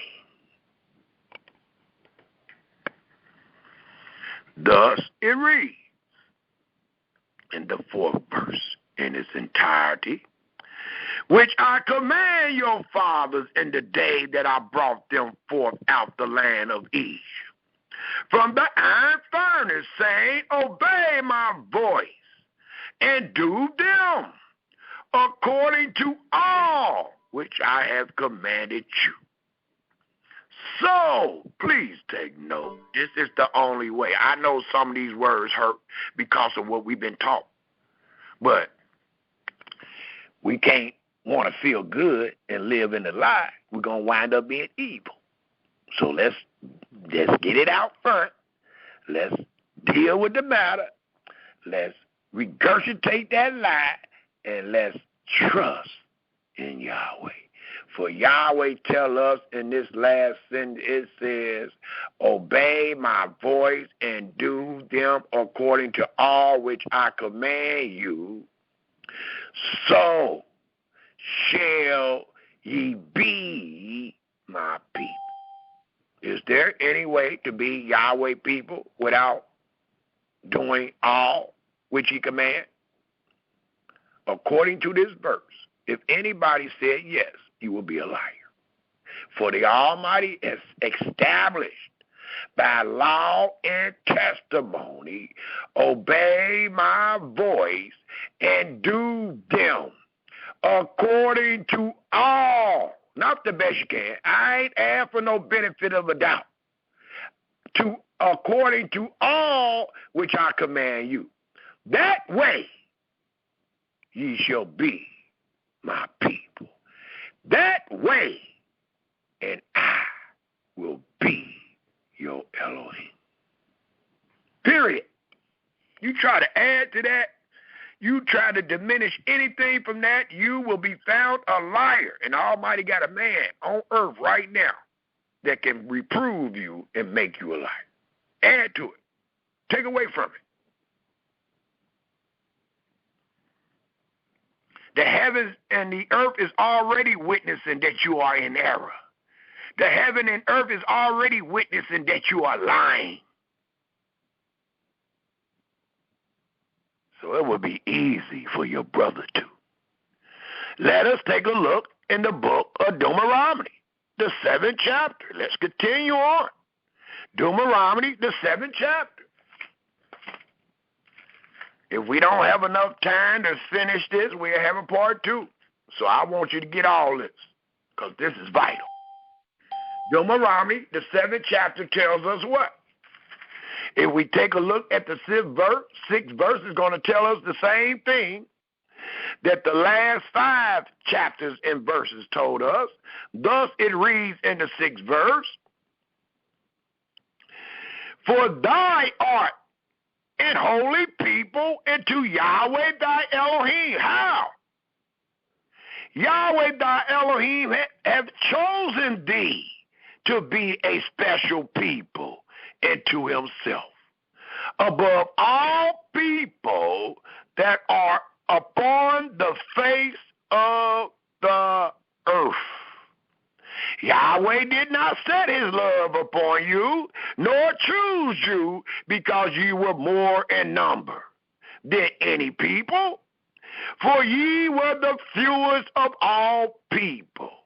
The 9th verse reads, but because Yahweh loved you, and because he would keep the oath which he has sworn unto your fathers, have Yahweh brought you out with a mighty hand, and redeemed you out of the house of bondmen, from the hand of Pharaoh, king of Egypt. Know this, therefore, that Yahweh thy Elohim, he is Elohim, the faithful Elohim, which keep covenant and mercy with them that love him and keep his commandments to 1,000 generations, and repay them that hate him to their face, to destroy them. He will not be slack, as I stated when we was reading in the Psalms or in the Proverbs. You better take heed of these warnings. It says, he will not be slack to him that hate him. He will repay you to your face. It also tells us why we find ourselves in Deuteronomy. Let's take a look at the 14th chapter, the 2nd verse. The 14th chapter, the 2nd verse. And I'll start at the first. Let's read the first 2 verses. And it reads, in Deuteronomy, the 14th chapter, the first 2 verses, it boldly proclaims and professes, ye are the children of Yahweh your Elohim. Ye shall not cut yourselves, nor make any baldness between your eyes for the dead. For thy art an holy people, and to Yahweh thy Elohim, and Yahweh have chosen thee to be a particular people unto himself, above all the nations that are upon the earth. So this great act that Yahweh had done in Egypt is known throughout the entire scripture. And it is known throughout your entire scripture because it is one of the greatest acts that Yahweh have ever done toward man. The scripture says, have you ever heard of a people speaking to Yahweh and live? Well, we did. We heard him, and we're still alive. So this is one of the greatest acts that Yahweh have ever displayed toward a man. Him choosing him. Him becoming his Elohim. And many of us don't even know these things. Thus, it tells us, while we still in Deuteronomy, let's take a look in the 26th chapter. Deuteronomy, the 26th chapter. And let's see what the 18th verse reads. I'll start at the 16th, and we'll read all the way to the 19th. Deuteronomy, the 26th chapter, the 16th verse reads, this day Yahweh thy Elohim hath commanded thee to do these statutes and judgments. Thou shalt therefore keep and do them with all thy heart and with all thy soul. Note, thou hast avouched Yahweh this day to be thy Elohim, and to walk in his ways, and to keep his statutes and his commandments and his judgments, to be and to hearken into his voice.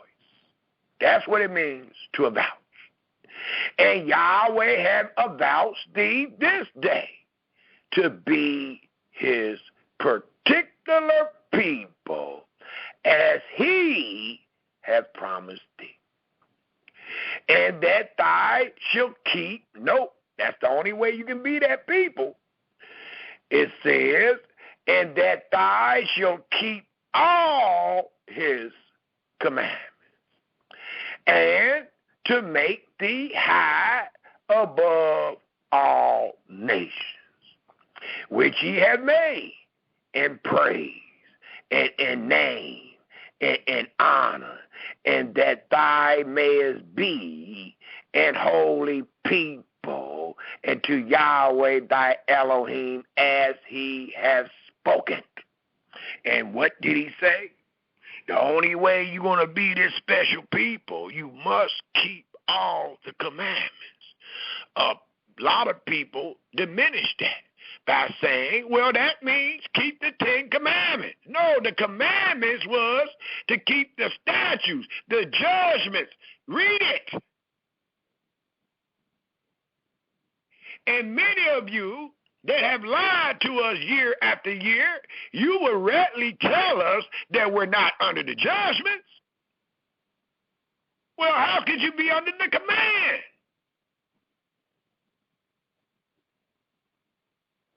The command was, let me get back there, because I think it's a reason why I'm saying this, because I think y'all missing it. The 16th verse reads again, Israel, this day Yahweh thy Elohim hath commanded. There go a command right there. Commanded thee to do these statutes and what? So it's not the judgments commanded. Come on, y'all. How are we going to be? How are we going to let these men of deceit stand before us, tell us we under the law, and in the same breath tell us we're not under the judgments, and try to justify it. That's a lie. We just read what is commanded, and he said all.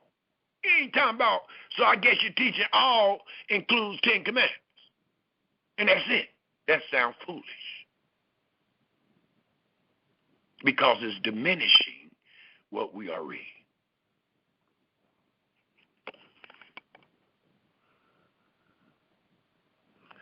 Thus, in closing, again, it tells us in the 19th verse, and to make thee high above all nations which ye have made, in praise, in name. So if we were truly under the covenant of the law, if we were truly in the land that we possess, if we were truly doing all that Yahweh said, not the heaven and the earth will witness that you will be high above all nations. You will be made high in all praises, and in name, and in honor. Well, none of those things apply to us today. And that thou mayest be an holy people. None of these things apply to us today.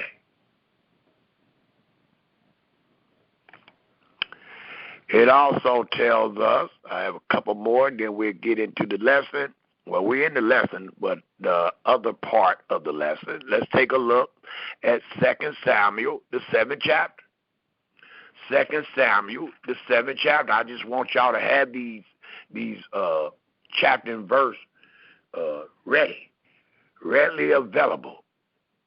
I don't want you to have to ask no questions. All you got to do is consult your notes and show your brothers and sisters all these chapter and verses to explain to them how Israel became Yahweh people and how Yahweh became their Elohim and what it takes to continue on being that particular people into Yahweh.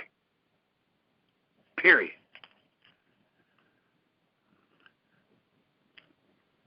2 Samuel, the 7th chapter, please.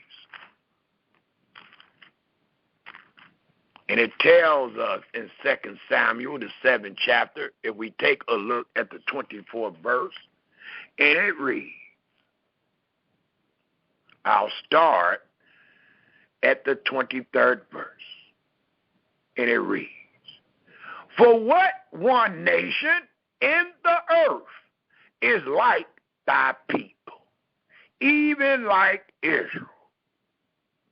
Who in the heck is Israel? It reads, whom Yahweh went to redeem for a people to himself, and to make him a name, glory, and to do for you great things, and terrible for thy land, before thy people, which thou redeemest to thee from Egypt, from the nations and their gods.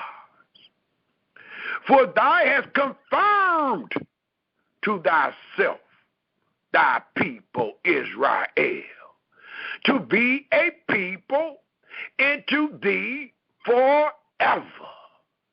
And thy Yahweh, please take note, note the wording, become their Elohim.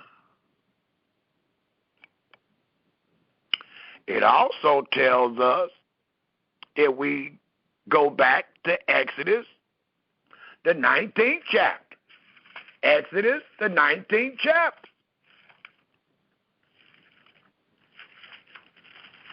And let's pick up at the 5th verse.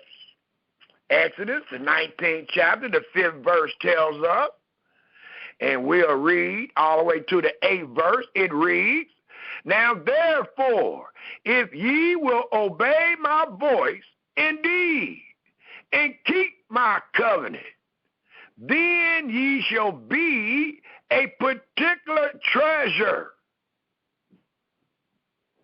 into me above all people, for all the earth is mine.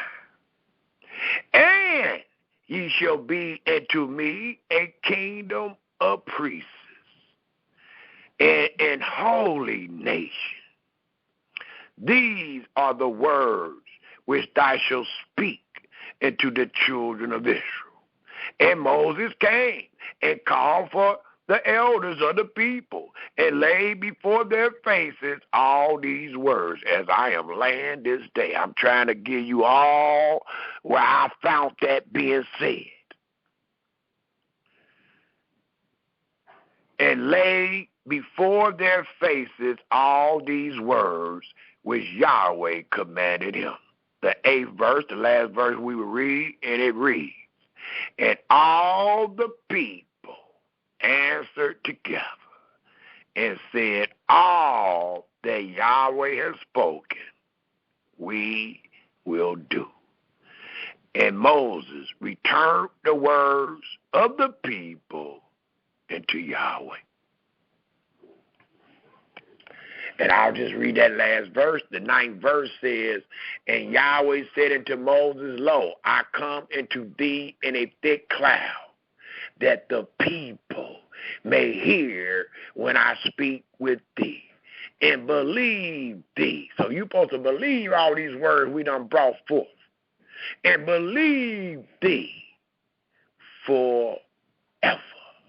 And Moses told the words of the people into Yahweh. Also we find in Deuteronomy, the 9th chapter. Deuteronomy, the 9th chapter. I got 2 more, and then we'll jump into this particular lesson, which is called, What Means Ye by This Service? Right now, we all should find ourselves in Deuteronomy, the 9th chapter.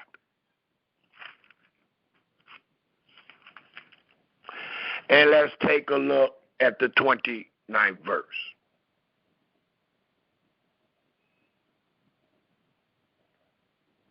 And it reads,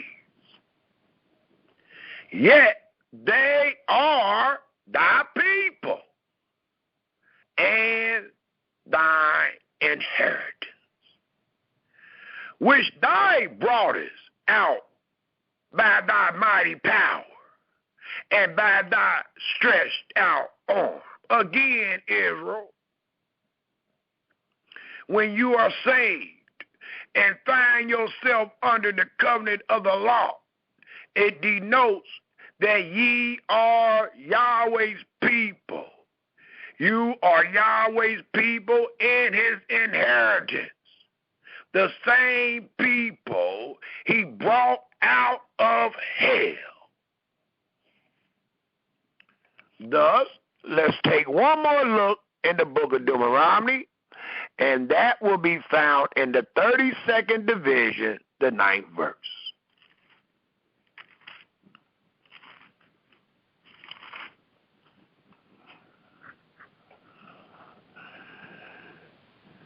I'll start at the 7th verse, and it reads to the 9th verse. Remember the days of old. Consider the years of many generations. Ask thy father, and he will show thee. And we're going to prove these things. But when we ask the fathers today, being in the enemy's land, not under the covenant of the law, all they do is lie to us. But here it says, remember the days of old. Consider the years of many generations. Ask thy father, and he will show thee. Thy elders, and they will tell thee. When the Most High divided to the nations their inheritance, when he separated the sons of Adam, he set the bounds of the people according to the number of the children of Israel. Why? For Yahweh's portion is his people. Jacob is the lot of his inheritance. So it's saying, that means when the lot failed, it failed on Jacob. Same way when you read in the book of Joshua, dealing with all your dwellings. It lets us know where the lot failed in each tribe dwelling. So if the lot failed for the tribes to be a recipient of their inheritance, and we teach that changes not, thus your dwellings could never be wherever you at.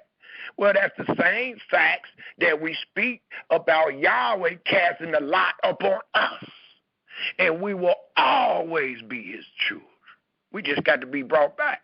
We just need to be saved. We just need to be restored. We just need to be redeemed. But you're always going to be his people, just like your dwelling is going to always be in the land of Canaan. Because that's where the lot failed.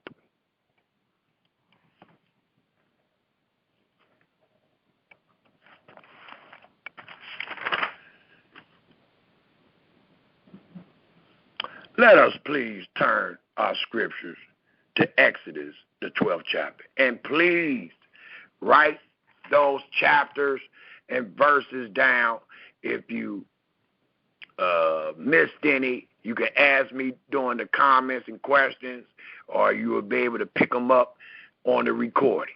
For these are some vital chapter and verses that your brother needs you to know, believe, and understand.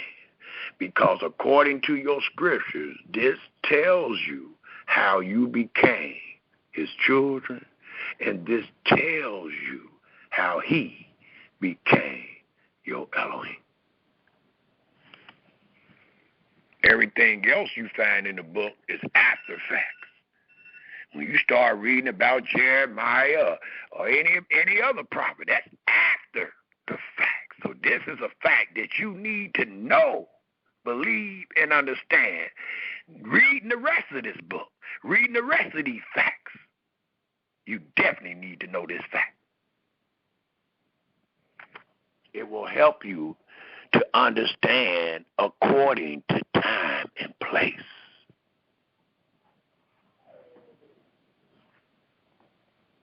Exodus, I think that's where we at, the 12th chapter. For today's presentation is called, What Means You by This Service? So let's show forth the service once again, and let's ask our brothers and sisters this great question that was supposed to be asked when we found our fathers keeping this service in their land under the covenant of the law, being freed. Exodus, the 12th chapter.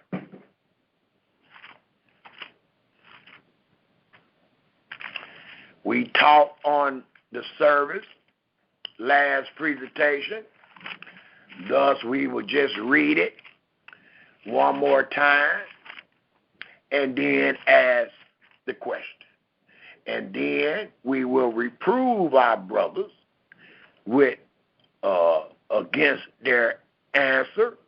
And we will show, as we showed in the last presentation, that there was never commanded that the Israelites should keep that service, the service of the month of Abib in their enemy's land. But there was a service to be done. There was 3 services to be done in the month of Abib, and they denoted a pilgrim feast, and all the males were to appear there, and they were not to appear empty-handed.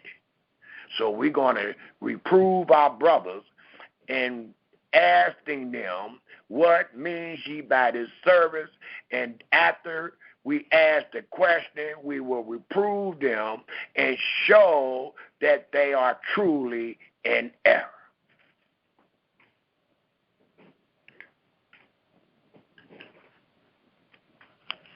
and allow them to know that there is no service that you can do that will please Yahweh other than what is written.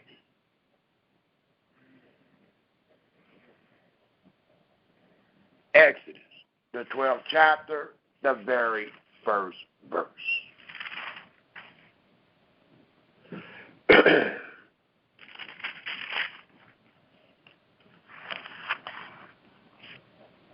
And Yahweh spake unto Moses and Aaron in the land of Egypt, saying, This month shall be unto you the beginning of months. It shall be the first month of the year to you. And we're going to teach on this journey that the children of Israel found themselves in all month. It says, Speak ye into all the congregation of Israel, saying, In the 10th day of this month ye shall take to them every man a lamb, according to the house of their fathers, a lamb for an house. And if the house be too little for the lamb, let him and his neighbor next into his house take it according to the number of the souls. Every man according to his eating shall make your account for the lamb. Your lamb shall be without blemish, a male of the first year. Ye shall take it out from the sheep or from the goats. And ye shall keep it up until the 14th day of the same month. And the whole assembly of the congregation of Israel shall kill it in the evening.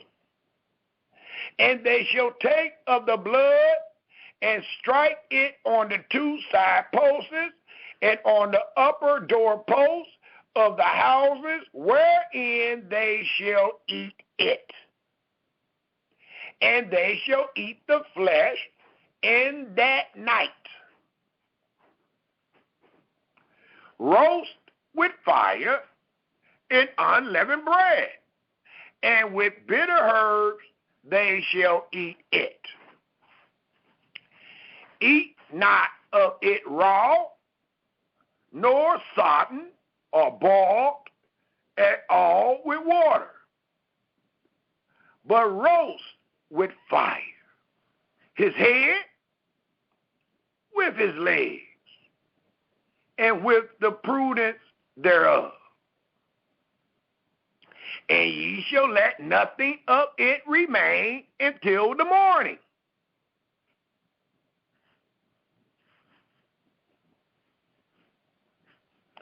And that which remain of it until the morning, ye shall burn with fire. And thus shall you eat it,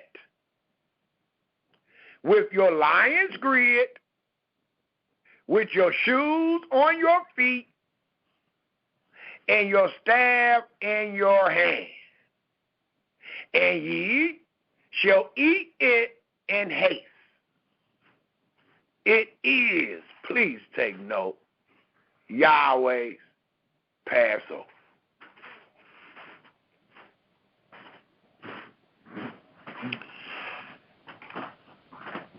What we have read in the first 11 verses allows us to know what Yahweh told Moses and Aaron to tell the people. And what they were to tell the people was that this moon was to them the beginning of moons, or the beginning of months. And it shall be the first month of the year to you. Well, According to this story, and we're going to read it, the whole sojourning of the children of Israel was 430 years. Eventually, in that 430 years, the first month to them was not the month of Abib,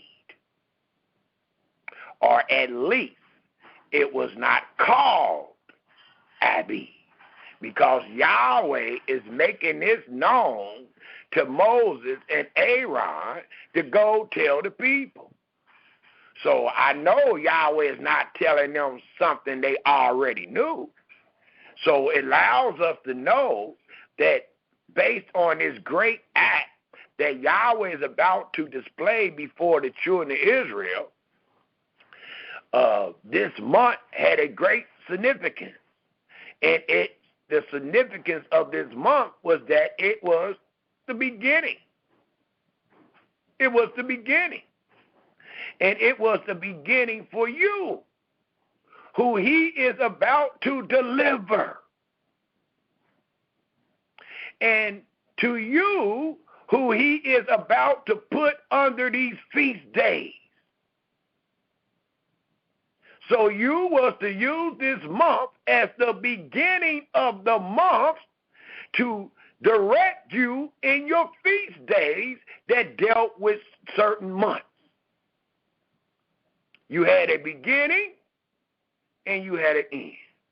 Just like you got the first weeks of ingathering and you got, or the first fruits, and then you have at the end of the year the gathering of those fruits. It's called the Feast of Ingathering, or the Feast of Tabernacles. So I want y'all to see this because it's just giving us the instructions that was given to the children of Israel by way of Moses and Aaron.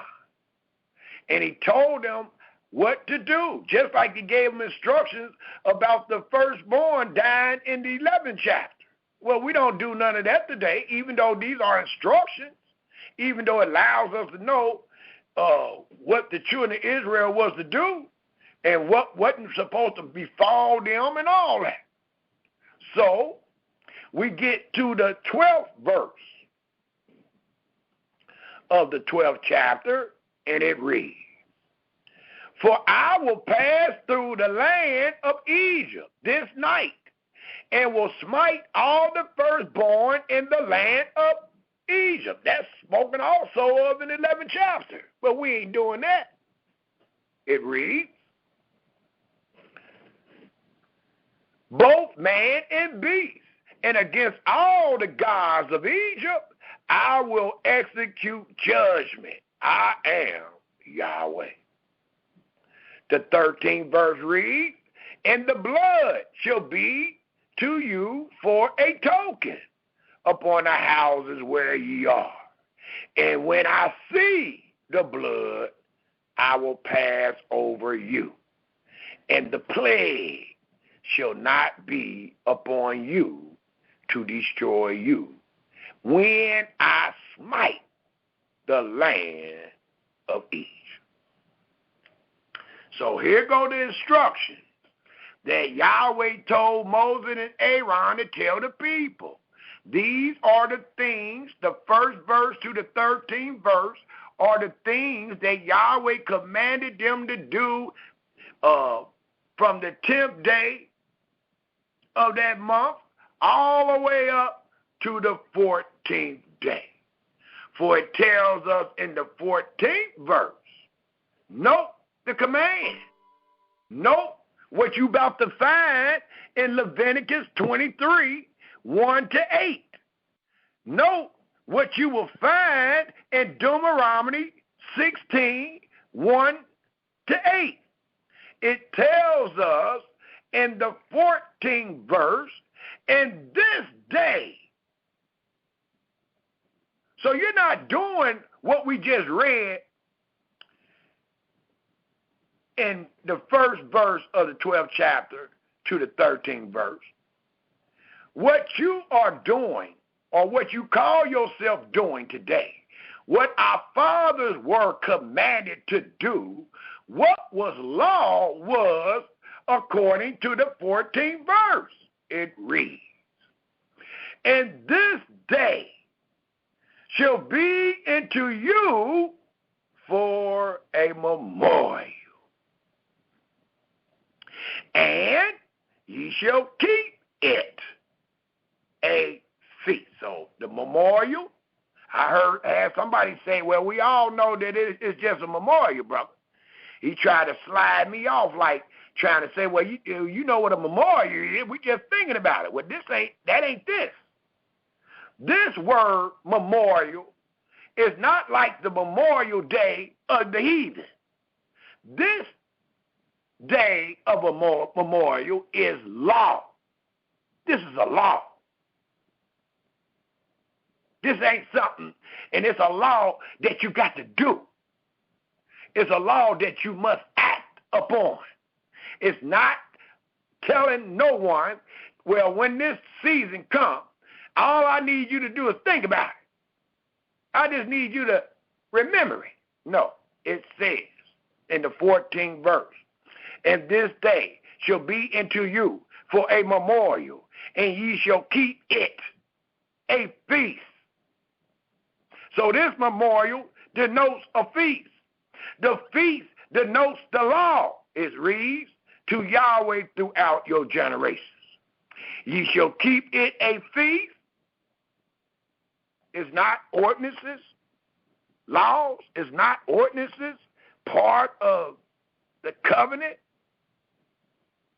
It says, and ye shall keep it a feast by an ordinance forever. Now you reading what the Israelites was commanded to do. Now you reading and going to find what the Israelites did in the wilderness and throughout their land. It reads, 7 days shall you eat unleavened bread. Even the first day ye shall put away leaven out of your houses. And the first day was the 14th day at evening. For whosoever eat leavened bread from the first day until the 7th day, that soul shall be cut off from Israel. Note the instructions dealing with the memorial that picks up at the 14th verse. It says, and the first day there shall be an holy convocation, and in the 7th day there shall be an holy convocation to you. No manner of work shall be done in them, save that which every man must eat. That only may be done of you. And ye shall observe, not remember, but observe the feast of unleavened bread. For in this self-same day have I brought your armies out of the land of Egypt. Therefore, please take note, and reason why shall ye observe this day in your generations by an ordinance. The word ordinance denotes law. It's just a statute or ordinance of a law forever. And don't forget, this 17th verse lets you know the significance of this. It lets you know the spirituality of this, for it tells us again, and ye shall observe the feast of unleavened bread, for in this selfsame day have I brought your armies out of the land of Egypt. All right? He just said, you shall observe this day, because in this selfsame day I brought your armies out of the land of Egypt. Okay? Then it reads, therefore, the reason why shall you observe this day in your generations by an ordinance forever. Who all see in the 17th verse that Yahweh commanded the children of Israel to observe the feast of unleavened bread in the self-same day, because he brought them out, he brought your armies out of the land of Egypt. Therefore shall you observe this day in your generation by an ordinance forever. Who all see that this is only done to allow us to remember that we were saved, that we was redeemed, that we was free?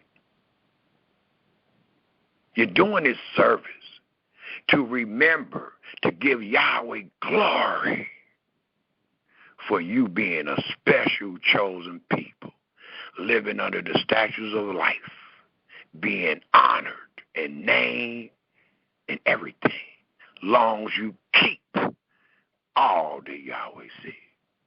So when we ask this question, what means you by this service?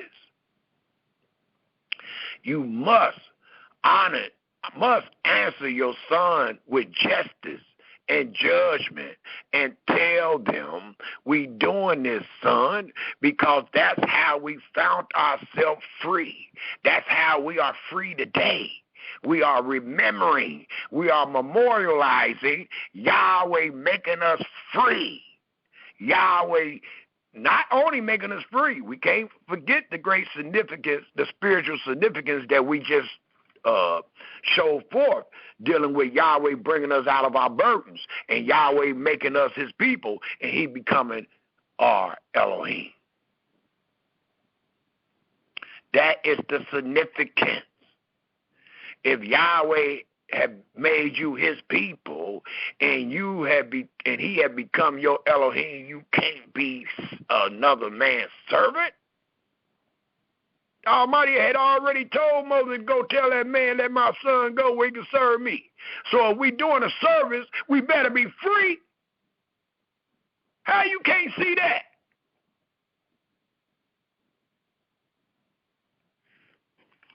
Thus it reads in the 18th verse of the 12th chapter of Exodus.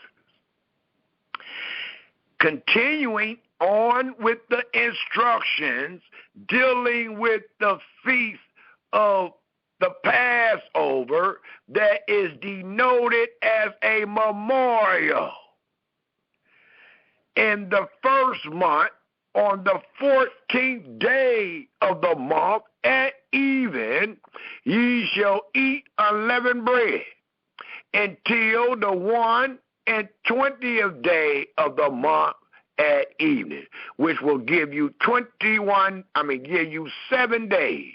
14th day at evening to the 21st day at evening is a whole 7-day cycle.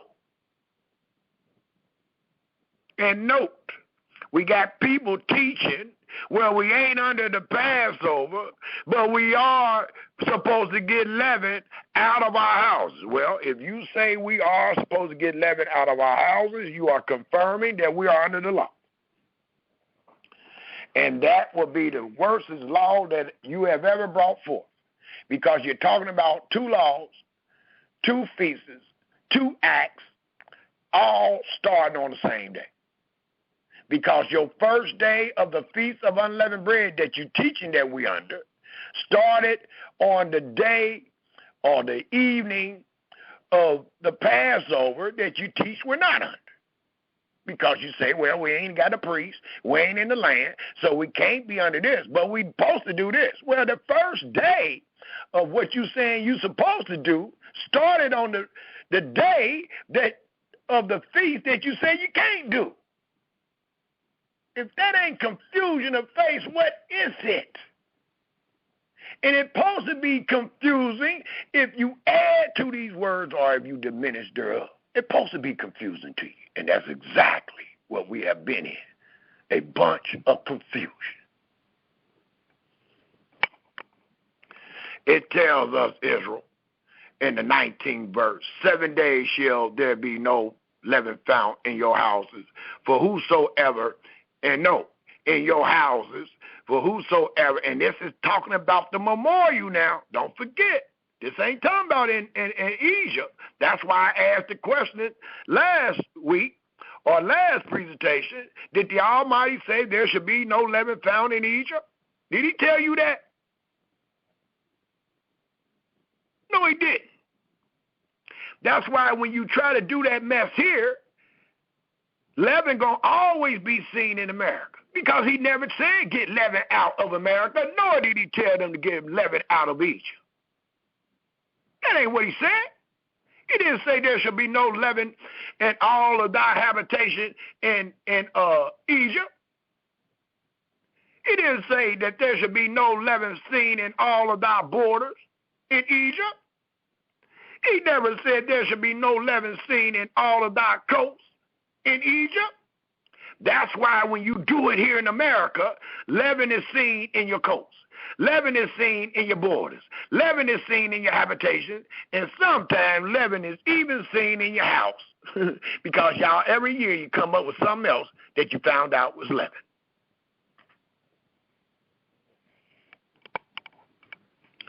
It continues to tell us, Israel,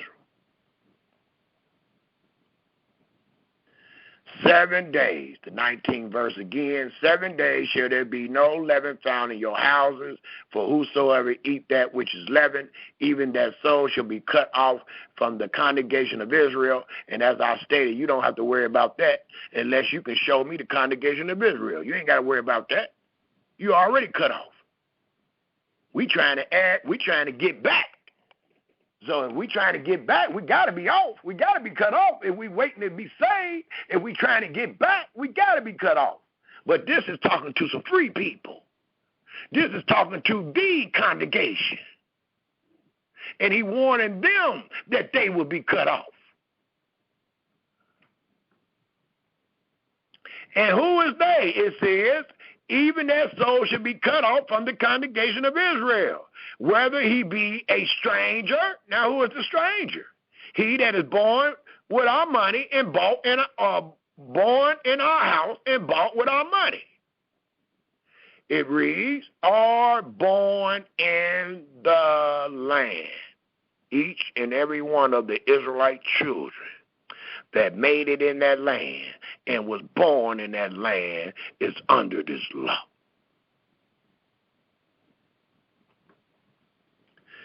Ye shall eat nothing leavened. In all your habitations shall ye eat unleavened bread.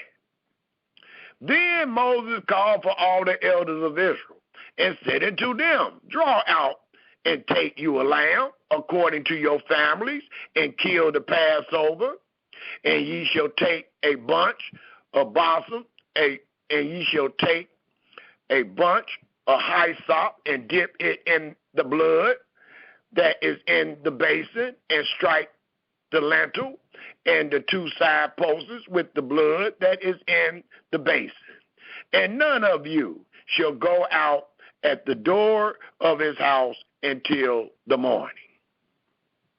It reads, for Yahweh will pass through to smite the Egyptians, and when he see the blood upon the lintel and on the two side posts, Yahweh will pass over the door and will not suffer the destroyer to come in into your houses to smite you.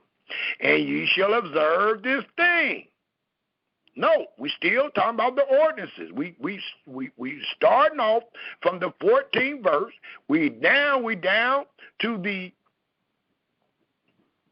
21st verse. And ye shall observe this thing for an ordinance to thee and to thy sons forever. Still talking about the memorial that picks up at the 14th verse. It's not talking about the first 13 verses. It is, but it ain't. What I'm trying to say is the first 13 verses is what Yahweh told Aaron and Moses to tell the people when he made known to them that this is the first month of the year. And then it tells you to write of what he wanted you to do with the sacrifice. And then the 14th verse tells you the law and what was to be a memorial forever in your land, to the extent your sons was going to ask you, what means you by these ordinances? What means you by these service? And you're supposed to tell them what we are teaching this day. It reads in the 21st verse. Nope, I passed that, excuse me. I'm down at the 24th verse again, and it says, and ye shall observe this thing for an ordinance to thee and to thy sons forever. And note, and it shall come to pass when ye become to the land which Yahweh will give you. Please take note of these instructions. According as he hath promised, that ye shall keep this service. All right, let's stop, because we're trying to get some understanding. Wisdom is the principal thing. And a lot of our brothers speak as if they got wisdom. But the Almighty said, wisdom is the principal thing, therefore get wisdom. But the Almighty said, why you getting all this wisdom? Why you telling the people that the Almighty talking to you, you better get you some understanding. So we trying to understand these things.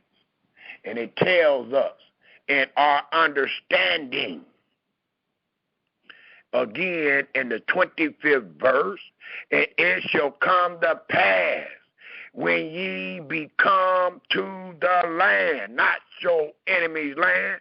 It don't say when you become to bondage. It don't say when you become in the iron furnace.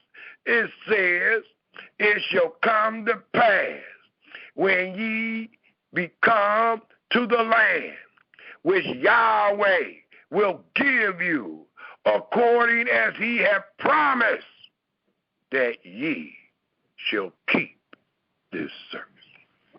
Again, for all those that stand on Yahweh's side, for all those that witness for Yahweh, where does Exodus 12, verse 14 to the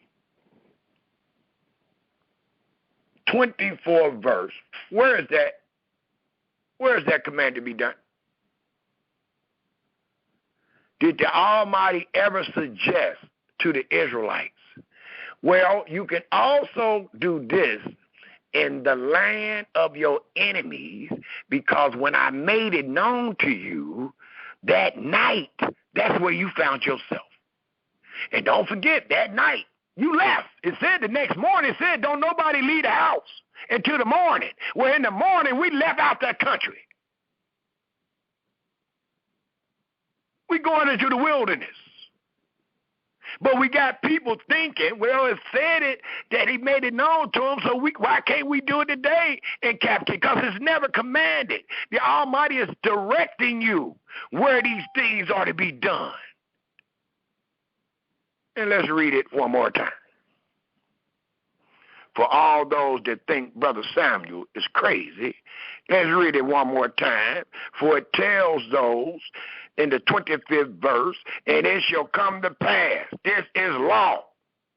You say Yahweh perfect. You say Yahweh righteous all the time. Well, eat this up. For it tells us, and it shall come to pass when ye become to the land which Yahweh will give you.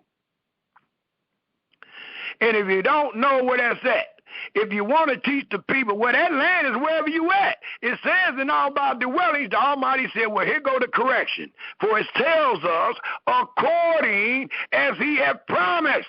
There's only one land that he hath promised Abraham, Isaac, and Jacob.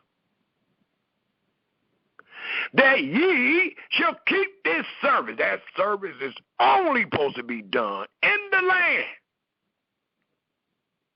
Not promised to your teacher, but promised to Abraham, Isaac, and Jacob. If you ever in doubt All you got to do is go to your Creator and see what he said to your fathers and see what he promised them. And if you don't want to accept it after that, that's your rebellion. But you can't lie and say you didn't see it. You just got to lie or tell the truth and say, well, I just wanted to do it another way. I understood that we couldn't do those things here, so I just wanted to teach the people another way. That way we doing something. Well, that's called evil.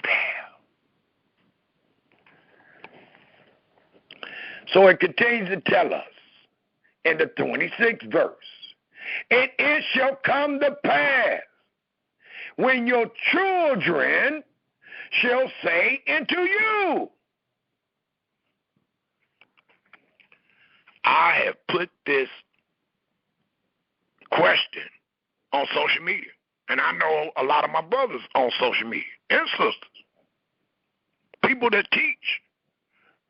They might not respond. They see every word we saying. I just told you I've been talking to people. They see every word we saying. But they will not come to you. They will sweep it under the rug. And that lets you know that them are not the people. That lets you know that you're not under the time, nor are you in the place of what you're reading. Because the Almighty is not making a suggestion. These are the instructions that is given based on this law. And it says, it shall come to pass when ye be come to the land which Yahweh will give you, according as he hath promised, that ye shall keep this service. And it shall come to pass when your children, we have asked, and ain't nobody on there. Ain't nobody respond.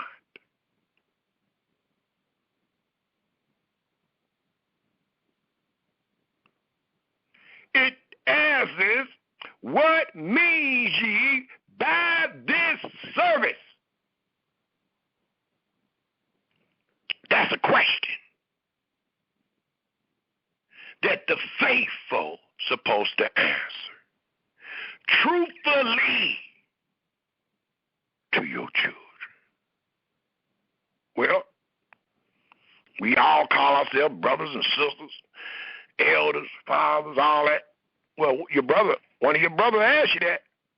He heard that the fathers in America that call themselves Israel and Morays and Kohanes and all that, we found out that y'all doing some service.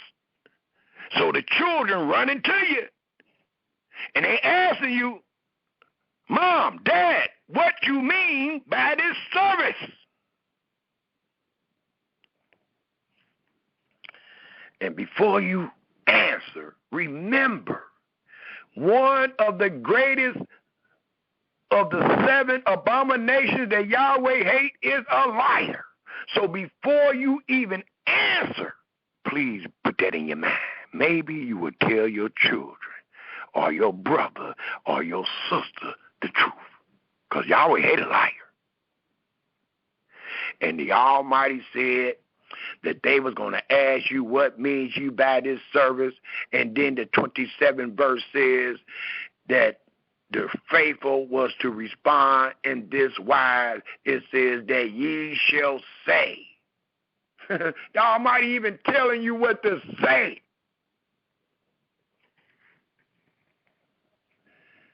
Based on the law. This is law we reading, y'all. This is not a bunch of suggestions. This ain't in the Proverbs. This ain't in the Psalms. This is law. And the law tells you what you are to say. So if you don't even say it like this, guess what? You broke the law. Come on, man. It's easy.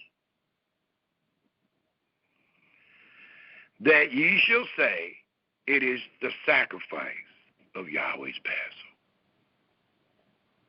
All of Yahweh's feasts come by way of a sacrifice.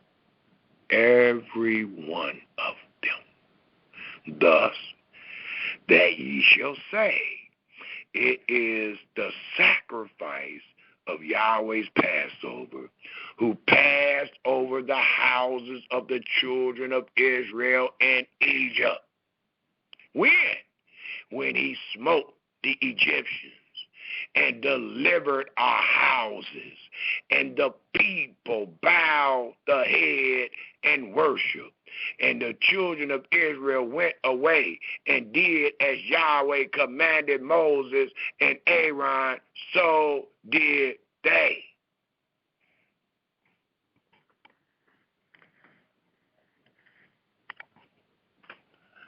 All that we have read thus far is law. And if anybody teach that they are keeping the Passover or the Feast of Unleavened Bread, they must confirm every word of this law. Well, they have not. They brother have asked over and over again, what means you by this? And I ask it every year. What means you by this service? You keep doing the same thing over and over again, and you keep looking for a different outcome. And your outcome always the same, because you never find yourself telling your sons and daughters the truth, because you never find yourself free. But if you were a recipient of this, and you were under the covenant of the law, and you did find yourself in the land that you possess, as we just read, the Almighty command you to tell your children that ye shall say, it is the sacrifice of Yahweh's Passover, who passed over the houses of the children of Israel in Egypt, when Yahweh smote the Egyptians and delivered our houses, and the people bowed the head and worshiped. That's mean they agree. That's an agreement. Well, today, none of my brothers that call themselves teachers, that call themselves dealing with the Passover or the Feast of Unleavened Bread, have ever responded. Well, you under the law. That ain't what you supposed to do. You supposed to respond. You supposed to be showing us that you on Yahweh's side. You supposed to be showing us, well, you brothers and sisters, I know y'all seeking, but y'all off a little bit. So let me show you what means us by this service. I have not seen one brother do it yet, because they know they can't. And they know I'm waiting on them. They know I'm waiting on them. So none of these brothers, I don't care who y'all call on, I don't care what lessons they give, none of them can reprove your brother against this message. And don't sound like too many of them bold as a lion to even want to, because we ask them every year.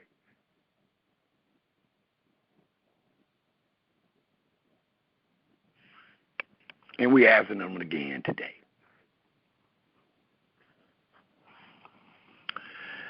It continues to tell us, Israel.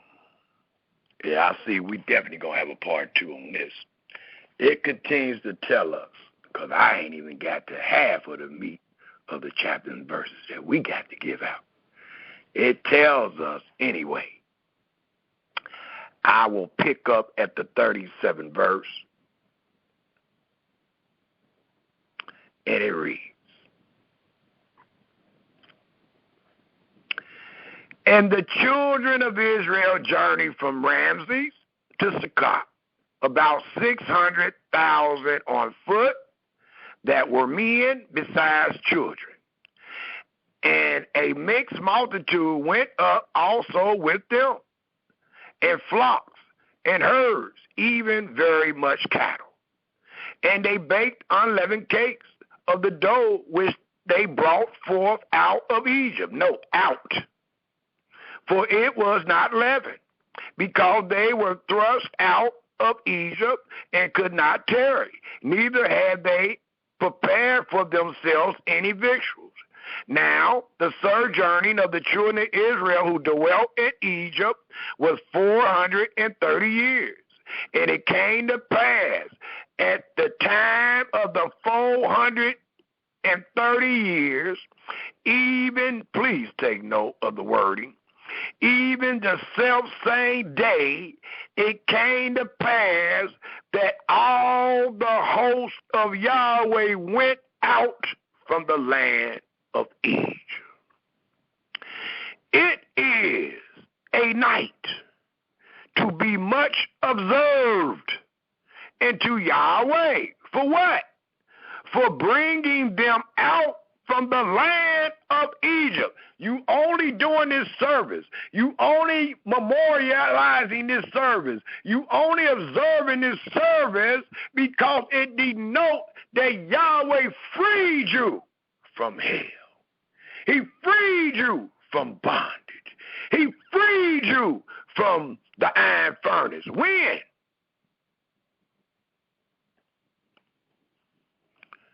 That night. That night. And in the morning, you left. It reads,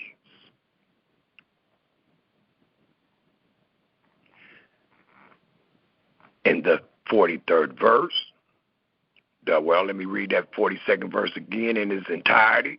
It is a night to be much observed, and to Yahweh for bringing them out from the land of Egypt. This is that night of Yahweh to be observed of all the children of Israel in their generation.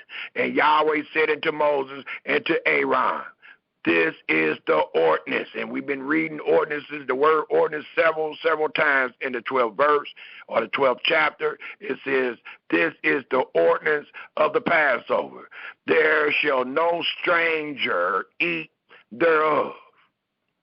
But every man, and this is law, but every man's servant that is brought for money, when thou hast circumcised him, then shall he eat thereof. A foreigner, the Puerto Rican and the Mexicans and all, and the Indians and all of them you got in your class, that would denote the foreigner if you were in the land under the law.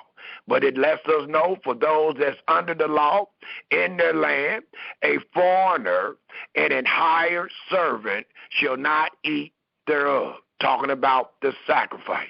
And it says in the 46th verse, in one house shall it be eaten. Thou shalt not carry forth out of the flesh abroad out of the house, neither shall ye break a bone thereof.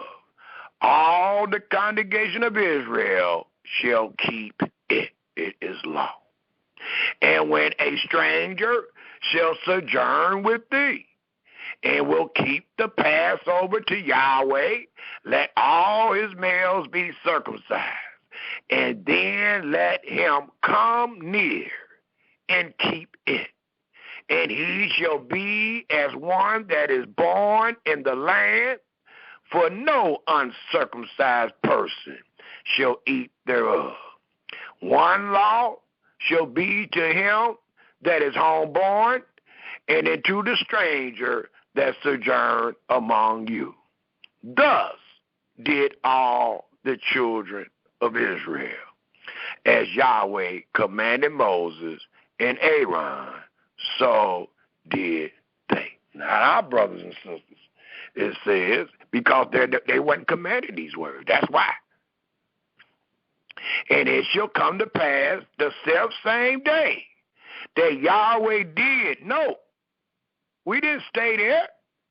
It says, and it came to pass the self same day that Yahweh did bring the children of Israel out of the land of Egypt by their armies. That's why it tells us, it don't tell us to do what you find in Exodus 12. It told them to do what you find in the instructions dealing with the memorial. That's the command. Sure, the children of Israel is commanded to do what Yahweh commanded them to do when he was there in their presence. Absolutely. But the law thereof that was supposed to be done in your land denotes the memorial. So every time they say, well, brother, we just doing the memorial. Well, you in error, because the memorial is a law. And that memorial was only supposed to be done in the land. The Almighty even told us where it was supposed to be done. He even told us what our children was going to ask, and he even told you. He didn't suggest. He told you how you was to answer your children. And as I stated earlier, I ain't getting no answers from the fathers yet. I've been asking this for many years. I used to get some answers, but they was all wrong. They was, they became arguments because people start talking about, well, this is how we gonna do it. This is how me and my house gonna do it. That ain't what I asked you, brother. That ain't what Yahweh command one to say to his children dealing with this service. He ain't say because of me and my house, or I'm giving him the benefit of the doubt. Or we doing the best we can, or at least we doing something. That ain't the answer. That qualifies you as a fraud. Anytime you give any other answer, it qualifies you as a fraud, a liar, a man or woman of deceit.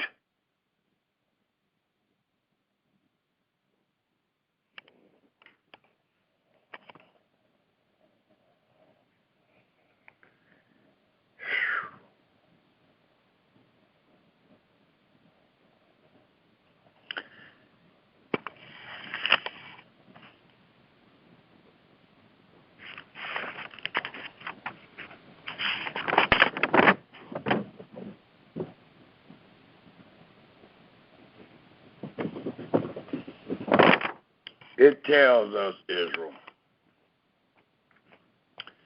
if we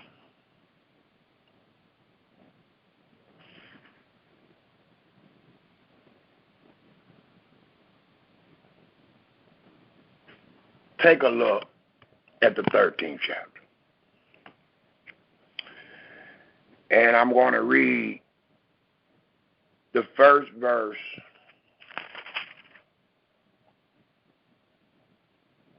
to the 16th verse.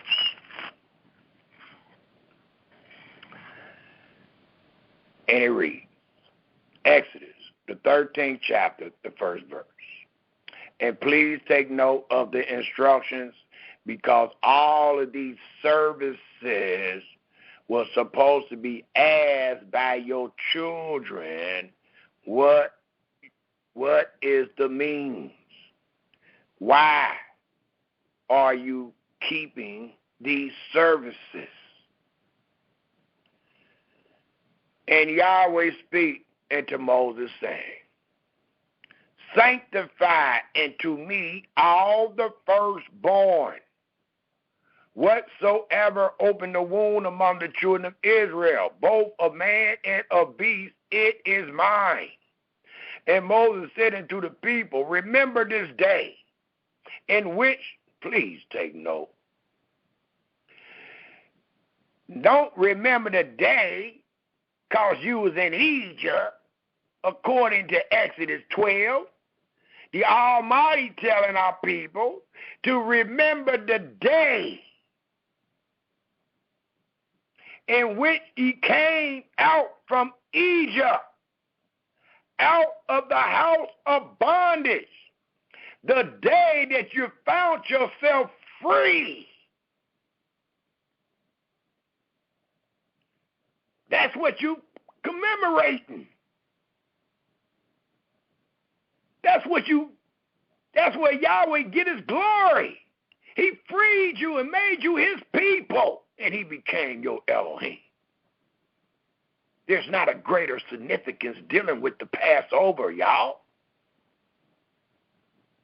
It says, Sanctify to me all the firstborn, whatsoever open the womb among the children of Israel, both of man and of beast, it is mine, based on what happened in the 11th chapter and the 12th chapter. It reads, And Moses said unto the people, Remember this day in which ye came out from Egypt, out of the house of bondage. For by strength of hand Yahweh brought you out from this place. there shall no leavened bread be eaten.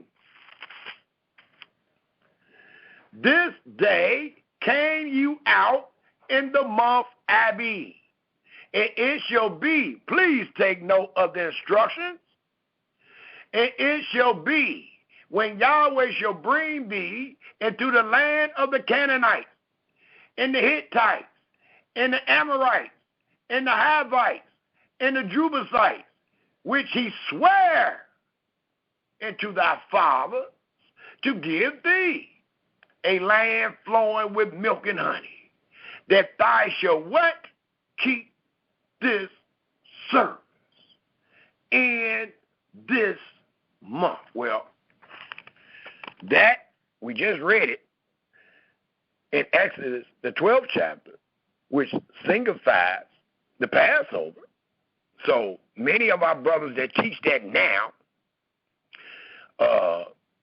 could be justified, because the Passover was only supposed to be done in the place that Yahweh placed his name once he brought you in the land that he swore to Abraham, Isaac, and Jacob. Well, you justified. Well, the Almighty just justified us by showing not only the Passover, but also the Feast of Unleavened Bread. None of that service supposed to be done any other place except the land that he promised you. So you will never find a word where Yahweh said, get all the leaven out of Egypt. Get all the leaven out of Babylon. Get all the leaven out of America. You will never find that mess, because he never commanded it. It has nothing to do. That will be opposite of the Feast of Passover. It would diminish from his glory, because they would say, why are you here? If that's truth, why are you here? Then you're going to have to say, well, the children messed up once they got in. The land kicked them out. Well, this wouldn't be no judo, because it keep on telling us that those Israelite people supposed to did this when they got in the land that was promised to them. So even the stranger, even the enemy can call you a liar. Because, just like it says in the Psalms, if Yahweh your Elohim, you under the law and all that, call on him. Have him to come and avenge the blood that we have shed. Well, I hear people doing that all the time, and ain't nothing happening but our blood being shed every day. Because it's a proof, even the enemy know that you're not in your land. You're not under the covenant of the law. You're not considered the almighty people today, nor do he consider you, nor do he consider himself being your Elohim, until he remembered the covenant again and come and visit you. Then he would tell the enemy, that's my son, let him go.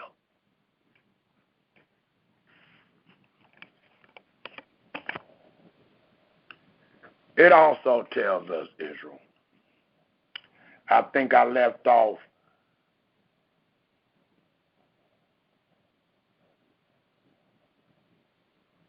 I'm not for sure. I start expounding. I'm going to pick back up at the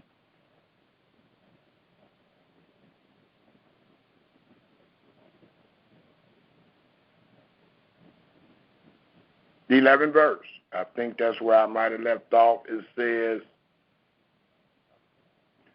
and it shall be when Yahweh shall bring thee into the land of the Canaanites, as he swore unto thee and to thy fathers, and shall give it thee, thou shalt set apart unto Yahweh all that open the metric, and every firstling that come of a beast which thou hast, and the male shall be Yahweh's. And every firstling of an ass thou shalt redeem with a lamb. And if thou wilt not redeem it, then thou shalt break his neck.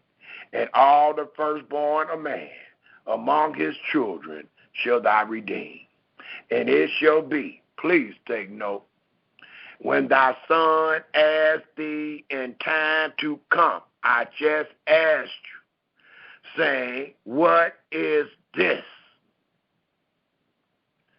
That thou shalt say unto him, by strength of hand, Yahweh brought us out from Egypt, from the house of bondage. The only reason you will find your dads doing this service is because they will find themselves in the promised land freed. For it says, by strength of hand, Yahweh brought us out from Egypt, from the house of bondage. And it came to pass, when Pharaoh would hardly let us go, that Yahweh slew all the firstborn in the land of Egypt, both the firstborn of man and the firstborn of beast. Therefore, the reason why you find what you found in Exodus, the 13th chapter, the first and second verse, where it reads again, sanctify unto me all the firstborn, whatsoever open the womb among the children of Israel, both of man and of beast, it is mine. So that's why your fathers will respond to you honestly, with justice and judgment, and they will tell you, according to the 15th verse of the 13th chapter of Exodus, and it came to pass, when Pharaoh will hardly let us go, that Yahweh slew all the firstborn in the land of Egypt, both the firstborn of man and the firstborn of beast. Therefore, the reason why I sacrifice to Yahweh all that open the metric, being males. But all the firstborn of my children I redeem. There is no human sacrifice in Israel. Thus the 16th verse reads, and it shall be for a token, a memorial, if you look up the word token, just like it read in Exodus, the 12th chapter, the 14th day, memorial.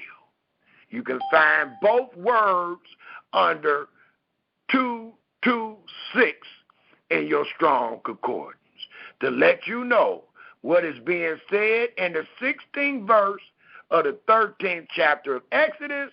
It's the same thing you find in Exodus 12, the 14th verse, a memorial. So it reads in closing in the 16th verse of the 13th chapter of Exodus, and it shall be for a memorial. Many of your scriptures might read token upon thy hand, and note, and for frontlets between thy eyes. For by strength of hand, Yahweh brought us forth out of Egypt. So every time the Israelites was actually under this service, the Almighty allowed them to know that there will come times that your children will ask you, what means you by this service? And Yahweh did not want you to slide the spiritual significance of this service. So he wanted to make sure you let your children know what this service means. He wanted to make sure you let your children know the glory of their Elohim. Because you were supposed to tell them we are doing these things because Yahweh came and saved us. Man, you should have seen what he did to the enemy. Man, you should have seen how he took care of us in the wilderness. Man, you should have seen how he let us enter into this great land. And that's why we find ourselves free today doing this service. And then once you taught your children those things, then he was going to praise Yahweh for the exact same things, and them or him being free that day.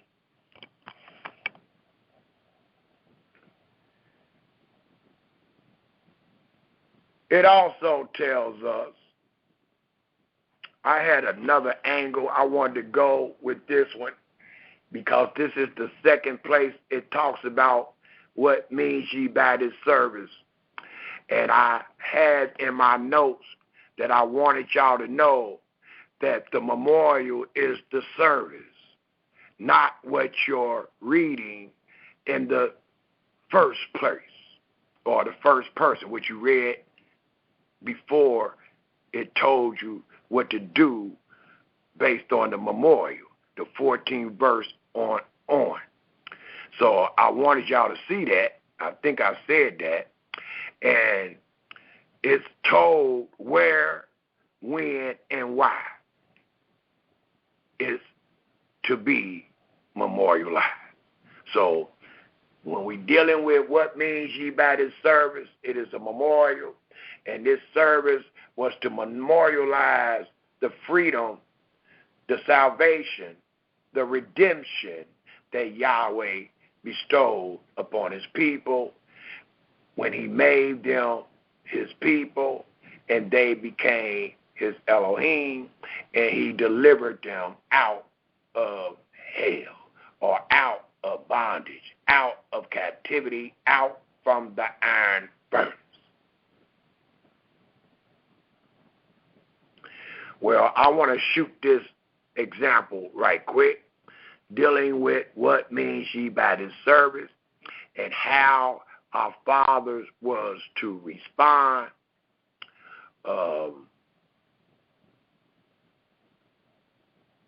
Let us turn our scriptures to 1 Kings, the 12th chapter.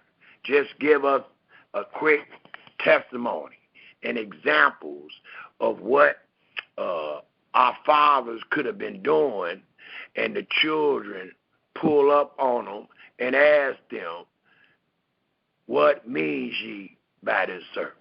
Let's take an example. Let's take a look at a few examples where our fathers did certain services among the children of Israel, and if they children would have asked them, what means ye by this service, they couldn't confirm the law. The scripture says, cursed be he that confirm not all the words of the law and do them. That is Deuteronomy, the 27th chapter, the 26th verse. So you was to confirm all the words of the law. And as I just stated, what we about to testify, if our children would have asked them, or if their children would have asked them, what means ye by this service, they could not answer them truthfully. They could not answer them with justice and judgment. They would have done one of the 7 abominations that Yahweh hated. They would have lied to their children. Just like these men and women are lying to us this day. Let us turn our scriptures to 1 Kings, the 12th chapter. Dealing with what we just read in Exodus 13 and seeing the question being asked again, but it didn't say, what means ye by this service? It said, what is this? And there's nothing new under the sun. Thus, let us all please turn our scriptures to 1 Kings, the 12th chapter.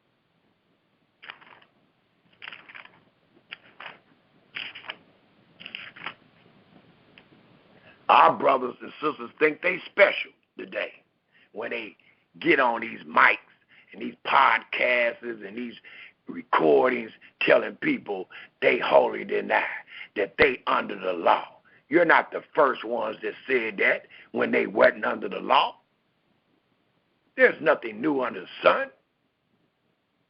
The Almighty said, if a father sinned and did this, that, and another, shall he live? Ezekiel was taught that he should not live. And then it says, well, what about the Son? If the Son walked in all his ways, shall he live? The Almighty told Ezekiel, tell him no, he can't live. Well, what if the Son walked not in his ways of his Father and do not those abominations? Shall he live? Yahweh told Ezekiel, hurry up and run to him and tell him that he shall live. So you ain't doing no different than what our Father's doing, brothers. It just don't, it's not the same because you ain't in the land, you ain't under the covenant of the law, so you reenacting what they did. You're not special by going around telling people we under the law and the law is forever. What the word perpetual mean? What do the word forever mean? You're not special. You're not the first ones did that. We got many testimonies in your holy scripture which show men doing the same thing and worse, and they all got killed. So you're not special, brother.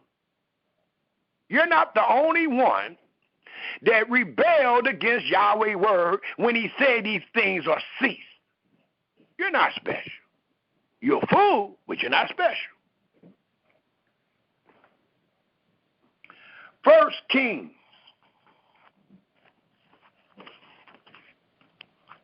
I think I said the 12th chapter read.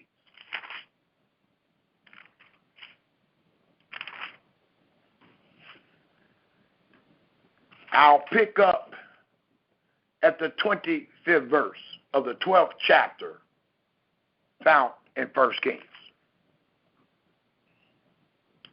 And it reads, and pay attention to what it reads, and then you ask at the end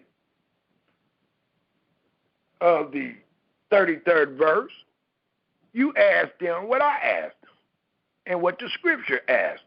What is this? What means ye by this service? And let's see, do they follow the command? Or did they speak like our brothers and sisters speak today, leaning upon their own imagination? 1 Kings 12:25 reads, then Jehoram built Shishim and Mount Ephraim, and dwelt therein, and went out from thence, and built Peniel. And Jehoram said in his heart, now shall the kingdom return to the house of David. If this people go up to do sacrifices in the place Yahweh commanded, it reads, if this people go up to do sacrifices in the house of Yahweh at Jerusalem, then shall the heart of this people turn again into their master, even into Rehoboam, king of Yehudah. And they shall kill me. Why? Because you teaching rebellion. But let's read. And they shall kill me and go again to Rehoboam, king of Yehudah. Whereupon the king took counsel, and that's what these brothers and them say today. They done took their counsel of the same mindset, and they done came up with all these little devices and all these little instructions that they give us today. It ain't written, but that's what they done came up with according to their counsel. That's what was told to me about teaching people to pay tithes on the seventh day. It was by way of their counsel. Thus it reads, it says, whereupon the king took counsel and made 2 calves of gold and said unto them, it is too much for you to go up to Jerusalem like Yahweh commanded you. Behold, thy gods, we'll just do it here. I know it says Jerusalem. We're going to do it in Chicago. We're going to do it in Cincinnati. We're going to do it in Mississippi and Atlanta, California, St. Louis, I know it say Jerusalem, but damn that, we done took counsel. We wiser than that. Thus it reads, Behold thy God, Israel, which brought thee up out of the land of Egypt. And he set the one in Bethel, and the other he put in Dan. And this thing became a sin. Why? Because it ain't written, nor is it one word that Yahweh uttered. So it became sin. For the people went to worship before one, even into the other. Let me stop. I got a good example. The scriptures, and we keep telling everybody that you were supposed to come to the place that Yahweh placed his name. And people take that slightly, like, well, maybe it don't make that much difference, brother, long we coming somewhere. Well, here goes a story about our fathers before your imagination. The Almighty allow us to look at their imagination. And their imagination denotes sin. It was so sinful that the people even said, these be thy gods.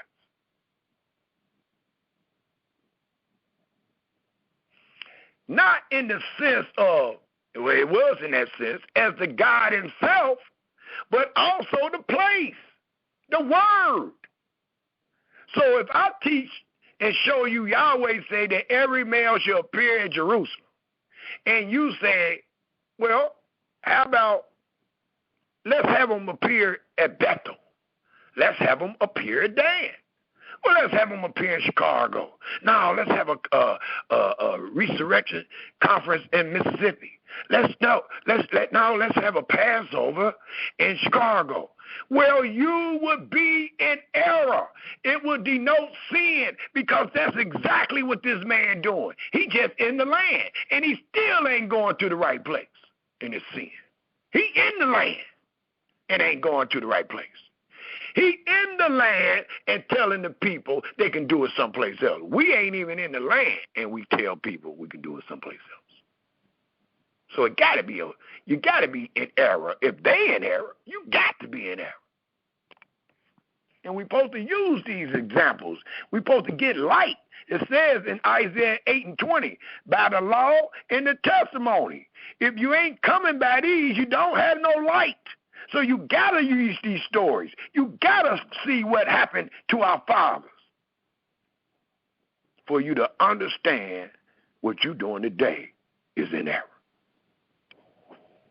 It will give you light on what you're doing, brothers and sisters.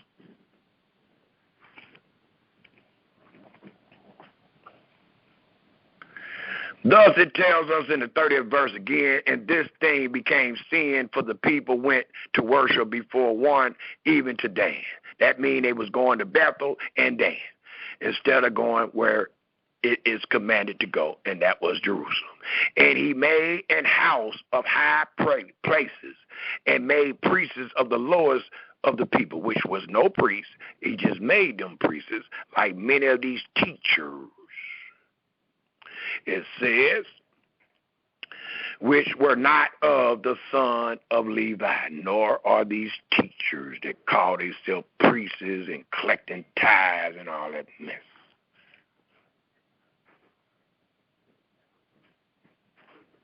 It continued to tell us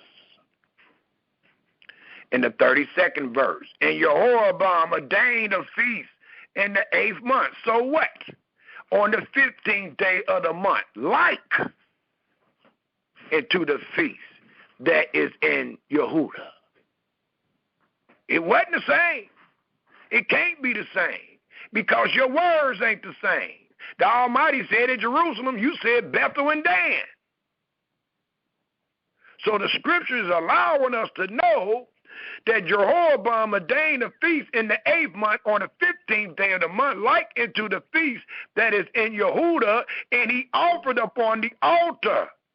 He did so did he in Bethel. And we read last week, or last presentation, what King Josiah did to all these people hundreds of years later. How he cremated their bones. And cremation don't denote no blessing. Cremation don't denote the way to go. Cremation denotes pain. Cremation denotes anger. Cremation denotes punishment, because that's exactly what Yahweh did to all these fake priests. It continued to tell us in the 32nd verse, again, Jehoram ordained a feast in the 8th month on the 15th day of the month, like unto the feast that is in Yehuda. And he offered on the altar, so did he in Bethel, sacrificing unto the calves, not to Yahweh, but to the calves that he had made. And he placed in Bethel the priests of the high places which he had made.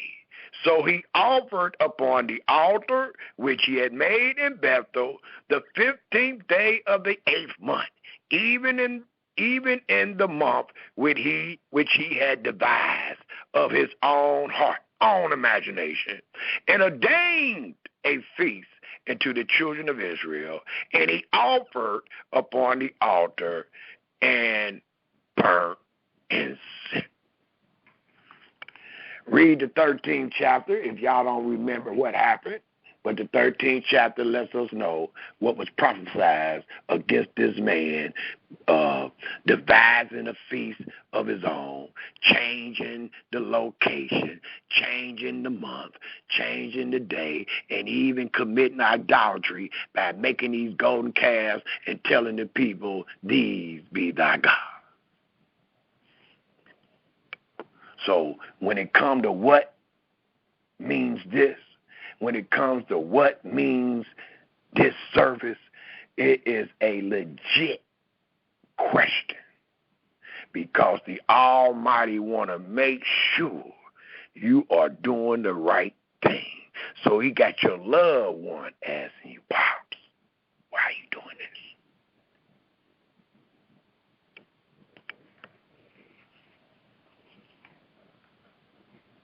And if you are doing it today, you are truly in error, and you will not answer your son as it is written, without lying.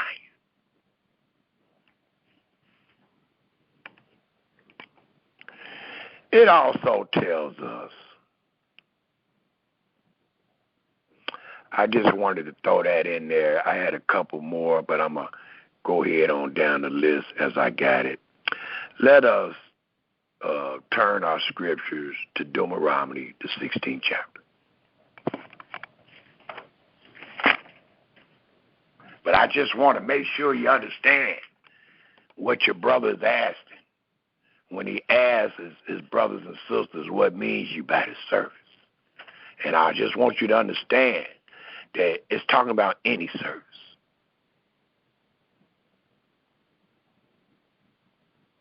The Almighty have already commanded how to serve him. Just like I heard a couple of people say, well, they teaching today that there's a way to please Yahweh. They got lessons called Let Us Please Yahweh. Well, how the heck are you going to please him? By adding and taking away? By not doing what he said? By not being in the place? By not being under... Come on, man. So you teaching a whole class on how to rebel. That's terrible. You teaching a whole class how to rebel against Yahweh. If you teaching how to please Yahweh and it ain't according to what he commanded, because you can't do what he commanded today. You can't do, some of us say, well, we're going to please him by doing the best we can. We're going to please him by giving him the benefit of the doubt. Well, you ain't pleasing him because he changed not. He already let us know what pleases him. And that is your obedience to every word. You so pleased, He's so pleased with you, he start calling you perfect. He's so pleased with you, he start calling you his friend. He's so pleased with you, he's going to acknowledge, even the nation is going to acknowledge, whoa, what a wise, understanding people is this, to have Yahweh so nigh into them and all that they call on him for. Because he promised you that. He promised the name and honor upon you if you in obedience to all. But instead, we got people teaching how you can please Yahweh today without confirming and doing every word. The scripture teaches in the book of wisdom, the thought, it might just be a thought, you still don't get away. The scripture teaches us in the book of wisdom, the thought of foolishness. Is it error? No, it don't say that. It says it's sin. So make sure you want your thoughts right, brothers and sisters. These are, like the Almighty told our Father, you don't judge for your brother, you're judging for me. So anytime you speak his word, make sure you put him in the first person. Check your lips. Check your mouth before you speak. Make sure you got him in the front. And then you might tell the truth. But if you put him in the back, you're going to tell people what you think. And again, the thought of foolishness is sin.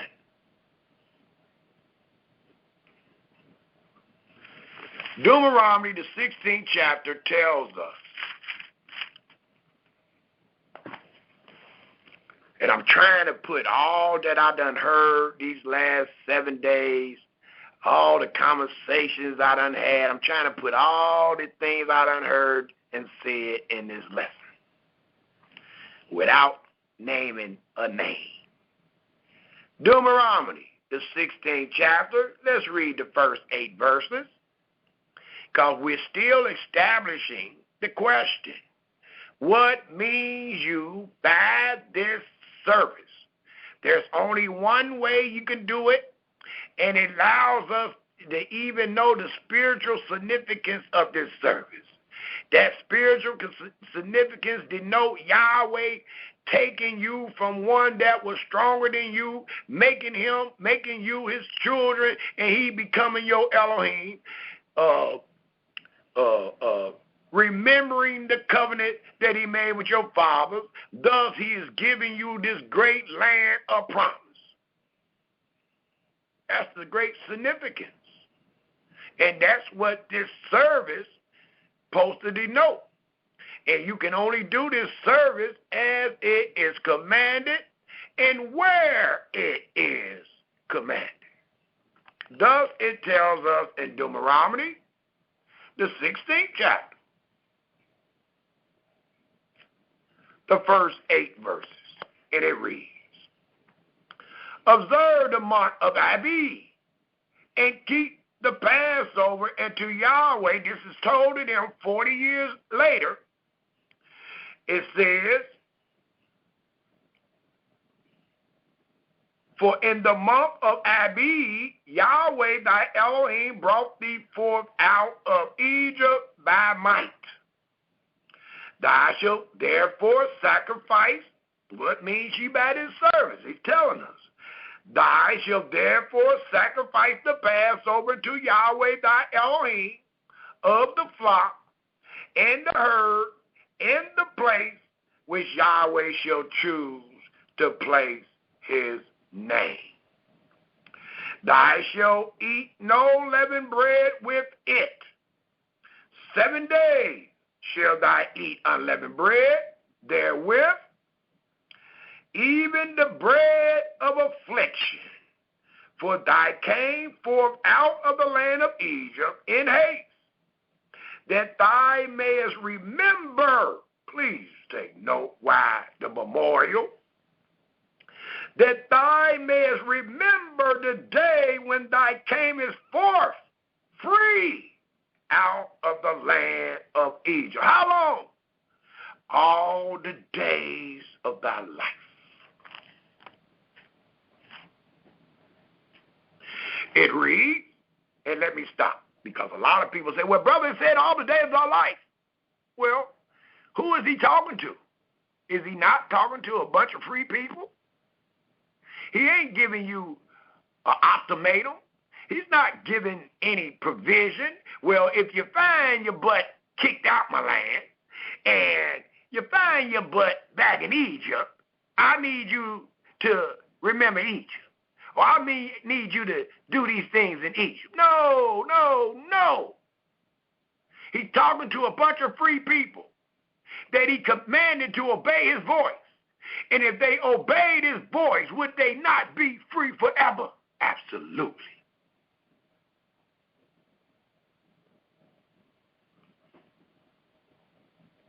So he tells these people these great words that you done misconstrued. He tells these people, it tells us, again in the 3rd verse, thou shalt eat no leavened bread with it. 7 days shall thou eat unleavened bread therewith, even the bread of affliction, for thou came forth out of the land of Egypt in haste, that thou mayest remember the day when thou came forth out of the land of Egypt, all the days of thy life. And there shall be no leavened bread seen with thee in all thy coasts 7 days. Neither shall there anything of the flesh which thou sacrifice the first day at even remain all night until the morning.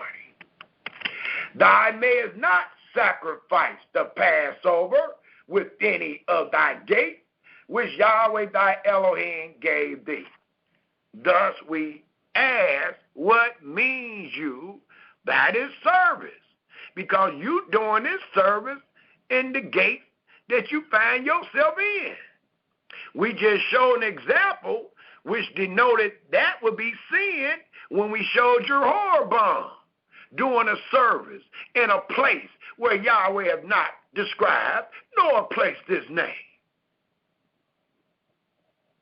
That's sin. And that's all we're trying to show you by this presentation called What Means You by This Service. Thus, it picks up in the 5th verse, thou mayest not sacrifice the Passover within any of thy gates, which Yahweh thy Elohim give thee, but at the place which Yahweh thy Elohim shall choose to place his name in. There only shall thou shall sacrifice the Passover at even, at the going down of the sun, at the season that thou camest forth out of Egypt. And thou shalt roast and eat it in the place which Yahweh thy Elohim shall choose. Let's stop.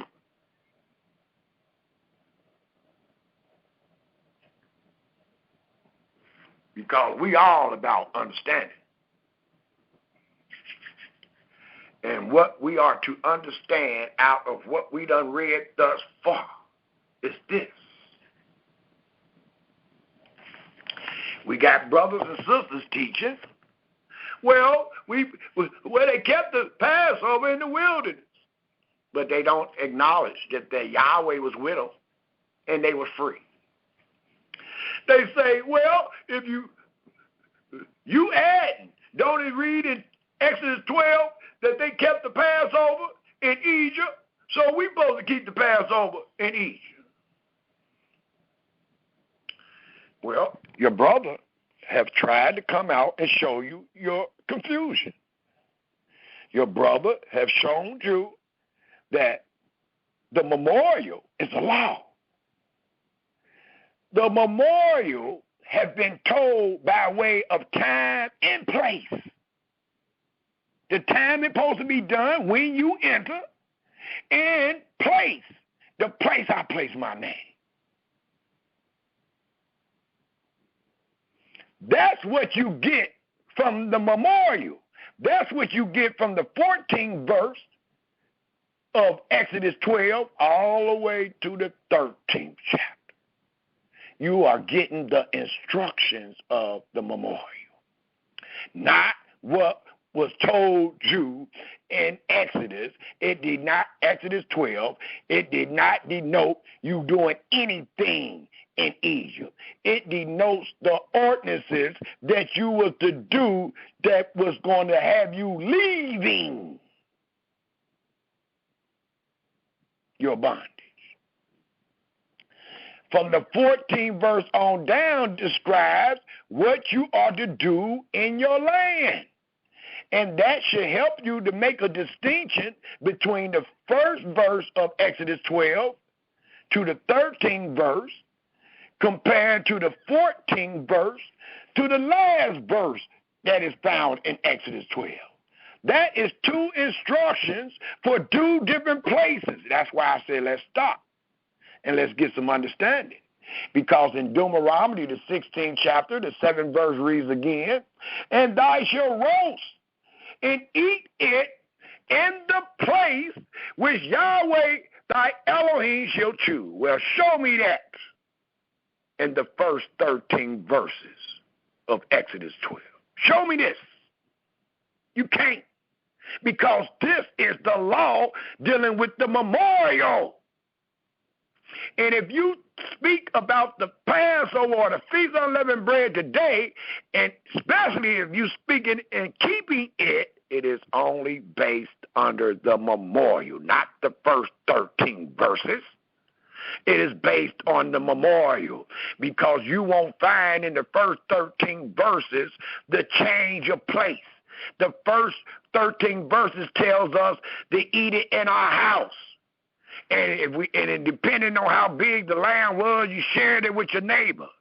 Well, under the memorial law, you was to eat it in the place Yahweh shall choose,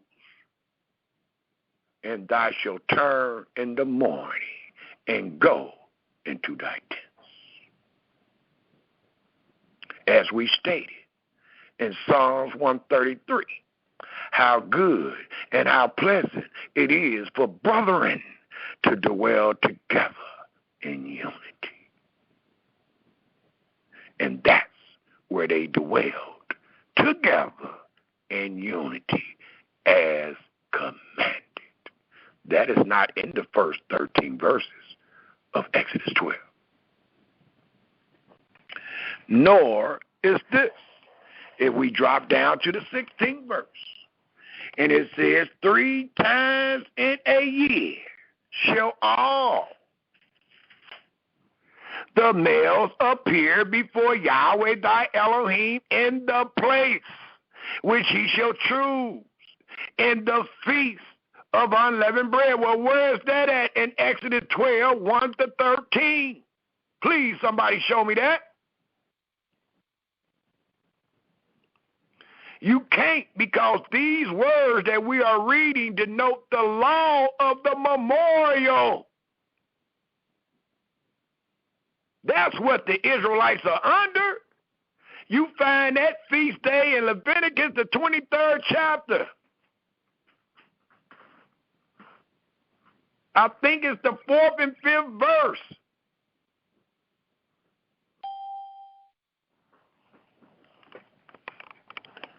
I need y'all to see the difference. Make sure you understand. A lot of people be talking about, and that's a good example though, because they say we under the law. Well, you don't even know it. And it's so funny. It's so funny. I say funny. It's sad. But we laugh just where you don't see us cry. It is so sad to teach that we are under the law, and we didn't even get it like our Father. We got our law the way we got it. We talking about Murray. We talking about people making mistakes. We talking about learning on our own. We talking about going in our own house studying. That ain't the way our fathers got this. But that's the way we get it. And it should let you know that it is not the right way, and we are not getting it.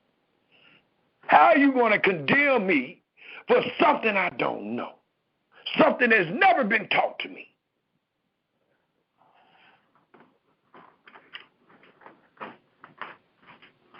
Well, our fathers could never say that. Why not? Because they were brought out and taught and told what to do. When, where, and why.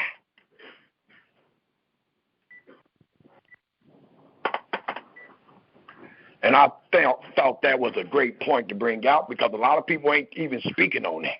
We keep on going with what our brothers and sisters saying, but it don't even go with what the Almighty said. It don't even go hand in hand with how Yahweh delivered our people, how they became under the law.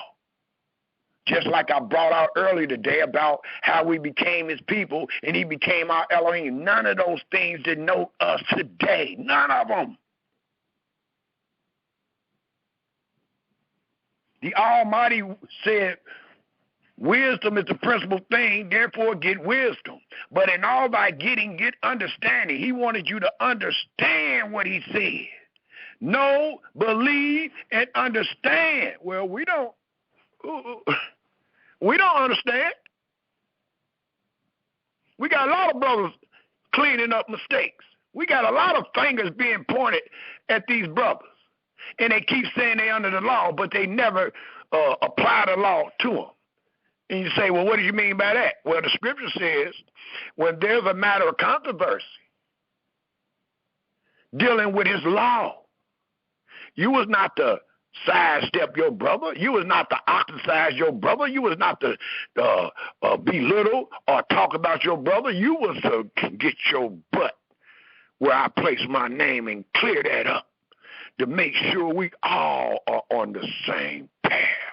Because if you're not, that means evil is being done in the land, and we're going to have to kill you to get the evil out of the land. But you teach us we're under the law. And there are many controversies among us dealing with this law. I done had people try their best to knock that down when I bring that up. Well, that just cause you, it ain't no controversy, brother. You just agreeing, all right. Well, you said it ain't no controversy. I just see it one way and you see it another way. That's a controversy, brother. And the Almighty didn't give us no other instruction but to bring that matter to the place where I place my name. And you will find a priest and the judge of the day, and they will give you the answer of that matter, and you and everybody in the land better believe it. Because if not, I will kill you to get the evil out of the land. So if you want to tell me that you are under the law, the first thing I'm going to ask you, and that's all I would need for by way of proof, is please show me that place where the Almighty commanded Israel to go to when they find themselves in matters of controversy, when they're under the law. Because you said we are now, so that place got to be there. Yahweh ain't no liar, and he changes not. So you say we under the law, that place got to be there. It's not, brothers and sisters.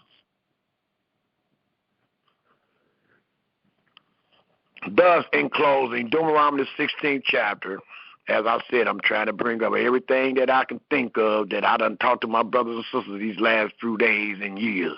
It says, again, thy male appear before me, before Yahweh thy Elohim, in the place which he shall choose, in the feast of unleavened bread, and in the feast of weeks, in the feast of the tabernacles, and they shall not appear before Yahweh empty. You will not find this in the first 13 verses of Exodus 12.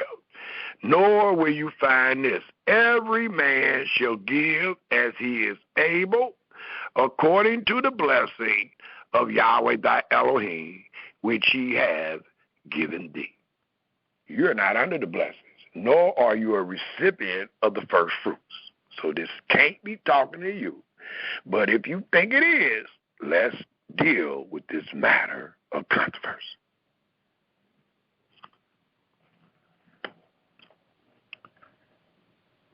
It tells us in Deuteronomy, the 32nd chapter. I think we went there already, but I want to go there again. Let's go Deuteronomy, the 32nd chapter.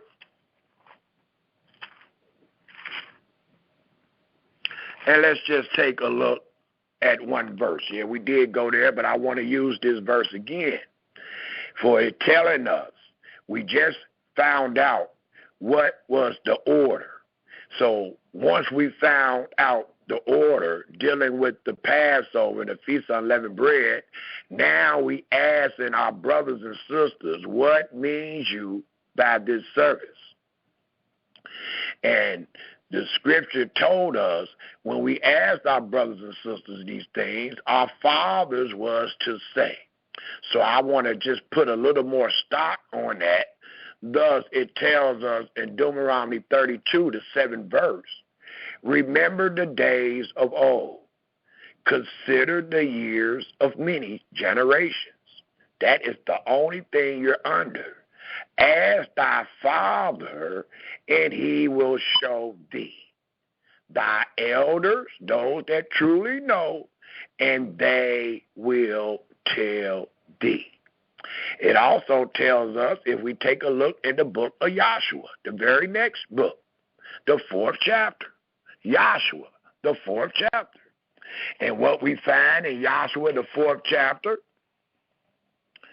in relation of thy fathers would tell thee, especially when you ask what means ye by this service, it tells us in the book of Joshua, the 4th chapter. And if y'all heard me earlier, I said in any service. It says in Joshua, the 4th chapter, the very first verse, and we will read to the 8th verse, and it reads, and it came to pass when all the people were clean, passed over Jordan, that Yahweh speak unto Joshua, saying, take you 12 men out of the people, out of every tribe of man, and command ye them, saying, take you hence out of the midst of Jordan, out of the place where the priest's foot stood firm, 12 stones, and ye shall carry them over with you, and leave them in the lodging place where ye shall lodge this night. Then Joshua called the 12 men, whom he had prepared of the children of Israel out of every tribe, a man. And Joshua said, and to them, pass over before the ark of Yahweh your Elohim, into the midst of Jordan. Take ye up, every man of you, a stone upon his shoulder, according to the number of the tribes of the children of Israel. And note that this may be a sign among you, that when your children ask their fathers in time to come, and we know that's going to be, because we just read it in the law. We just read it in Deuteronomy 32, verse 7, that your fathers, the elders, is going to continue to tell you this, especially if they find themselves in a land under the covenant of the law.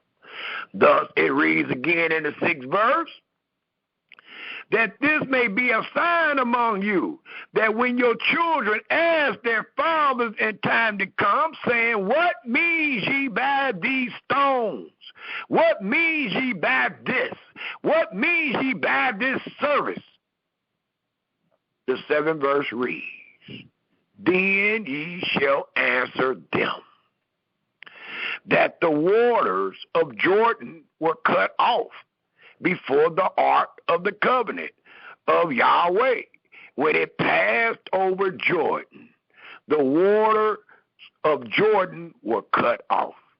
And these stones shall be for a what? A memorial unto the children of Israel forever. Please take note of the memorial. Please take note what the memorial denotes. please take note why you observed it. And the children of Israel did so as Joshua commanded, and took up 12 stones out of the midst of Jordan, as Yahweh spake unto Joshua, according to the number of the tribes of the children of Israel, and carried them over with them into the place where they lodged, and laid them down there, as Yahweh commanded. And Joshua set up 12 stones in the midst of Jordan, in the place where the foot of the priests, which bear the ark of the covenant, stood, and they are there and to this day. And every time they memorialized it, every time they thought on it, every time they observed it, it denoted that they have crossed over Jordan. They had passed over Jordan. That was during the time that Yahweh stayed the water, where the people can walk over. That's an act that is always to be remembered, just like the Passover. And both memorials will denote you being in that great land of promise free, both of them.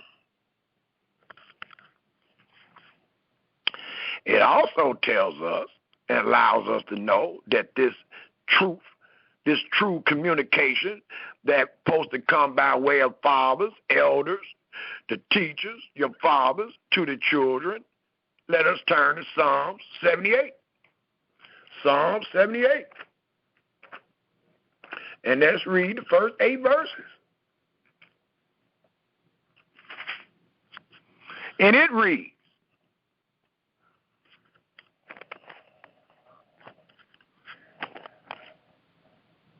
give ear, O my people, to my law.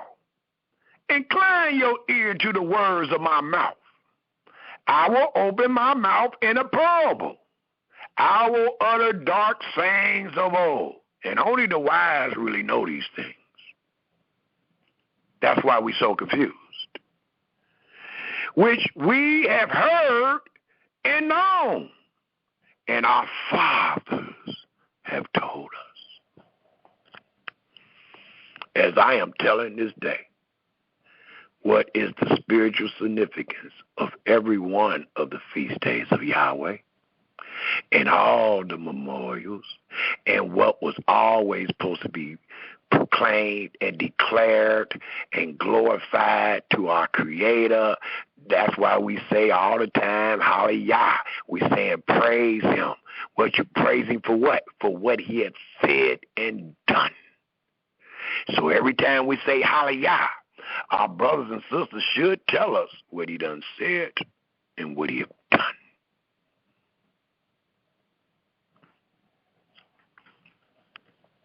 For it tells us, read the 4th verse, we will not hide them from their children, showing to the generation to come the praises of Yahweh, and that's all I do. In His strength, in His wonderful works that He hath done. For He established a testimony in Jacob, and appointed a law in Israel, which He commanded our fathers, that they should make them known to their children. So when your children ask you again, what means you by this service, you better tell the truth. It says that they should make them known to their children, that the generation to come might know them. And we teaching them today. Even though the generation that's here and the generation that's come, many of them don't know, but we teach them. That way when the generation or this newer generation come, maybe they will be a recipient of this truth.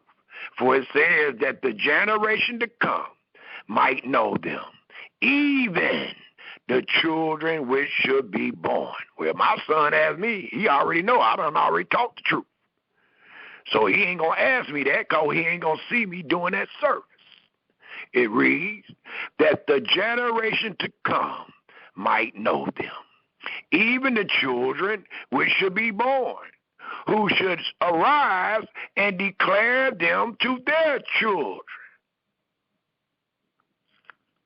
And I pray that my son declare them to his sons, his children, that, yeah, this is what we would have done if we were in our land under the covenant of the law. This is why we don't do none of that mess today. The 7th verse reads, that they might set their hope in Elohim. If you don't teach it right, our hope ain't going to be right. We're going to hope in ourselves. We're going to think we can pull our own self up by our bootstraps. We're going to think that we can give Yahweh the best, do the best we can dealing with Yahweh. We're going to think we can give Yahweh the benefit of the doubt. If we don't know, and that's what many of us have been taught, that they might set their hope in Elohim and not forget the works of Elohim, but keep his commandments, and might not be as their fathers, a stubborn and rebellious generation, a generation that set not their heart aright. And I just showed that in 1 Kings, the 12th chapter, with Jehoram, and whose spirit was not steadfast with Yahweh. It also tells us, far as our fathers tell us, and that way you would know that you are doing the right service. And if you did not know and was not doing the right service, that you were supposed to be able to accept the reproof and get back to the status quo, get back in line, get back on the right path. Thus, let's take a quick look in the book of Ezekiel, the 7th chapter. Ezekiel, the 2nd chapter.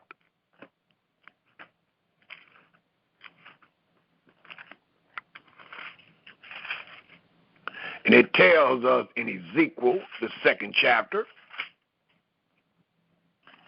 and let's pick up at the 1st verse, because we need to know what means ye by this service.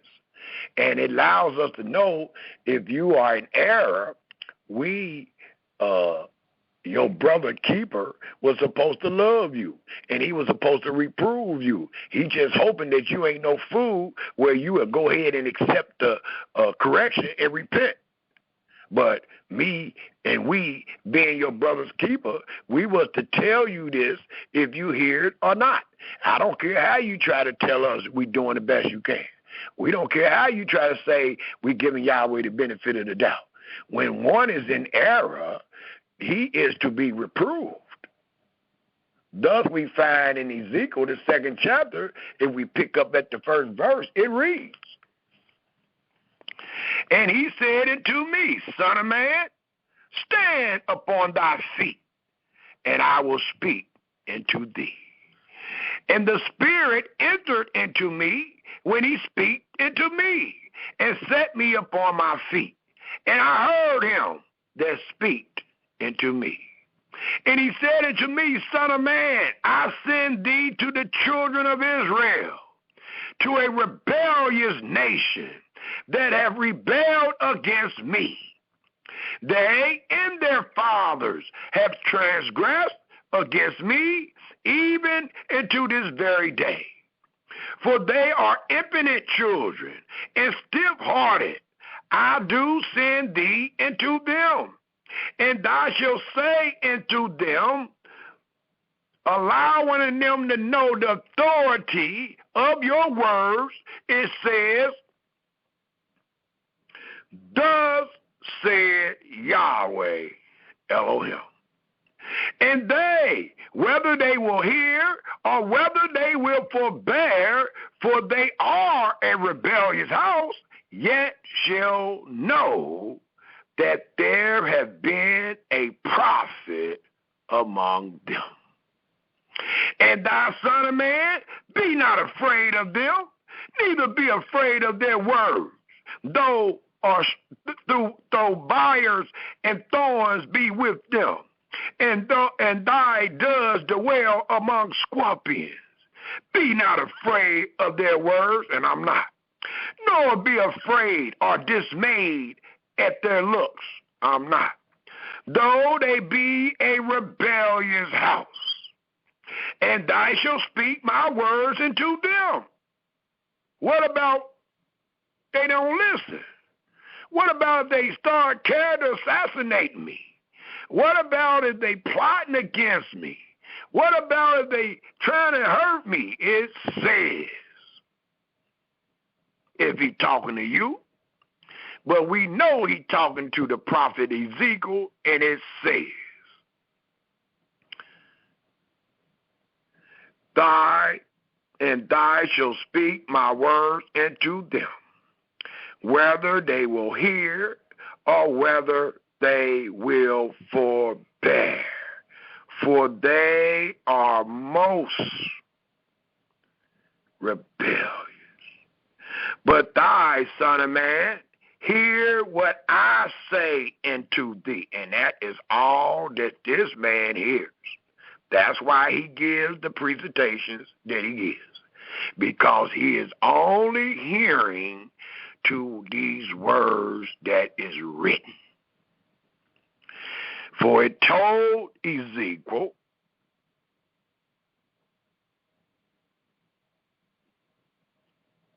lost my place 1 second. I think I left off at the 8th verse. I'll read that. It says, but thy, son of man, hear what I say unto thee. Be not thy rebellious like that rebellious house. Open thy mouth and eat that I give thee.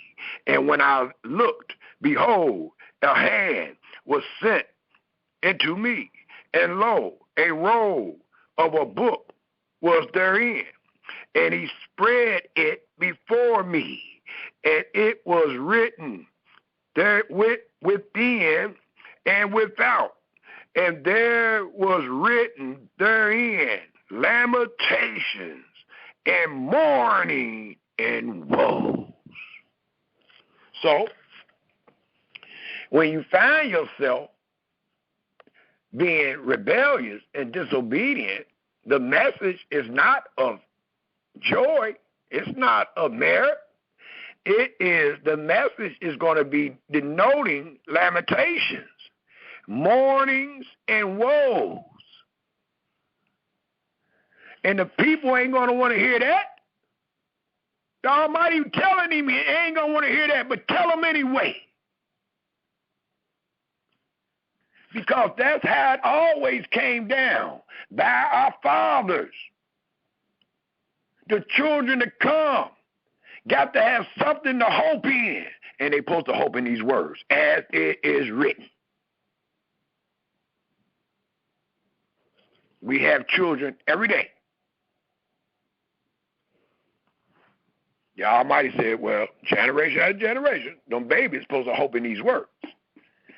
But you're going to have some wise men, some real fathers that's dealing with justice and judgment to teach them these words. But these are the words that all your generation never changed. The word never changed. So your hope supposed to always be in these words. He said from generation to generation. He said forever, as long as you live.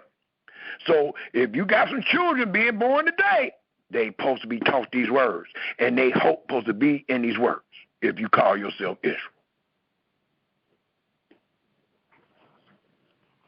And we talking about the true words, not the words that our brothers and sisters done counseled and conjured up. It also tells us, if we take a look in the book of Jeremiah, the 2nd chapter. Jeremiah, the 2nd chapter.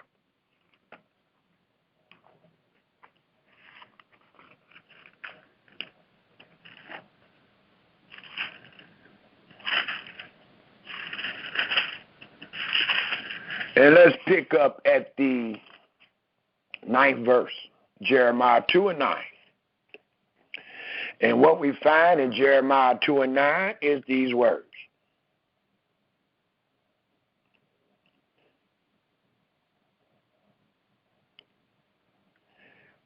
Wherefore,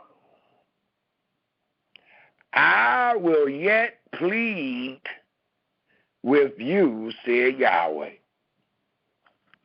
and with your children will I plead. The 35th verse reads in this same chapter,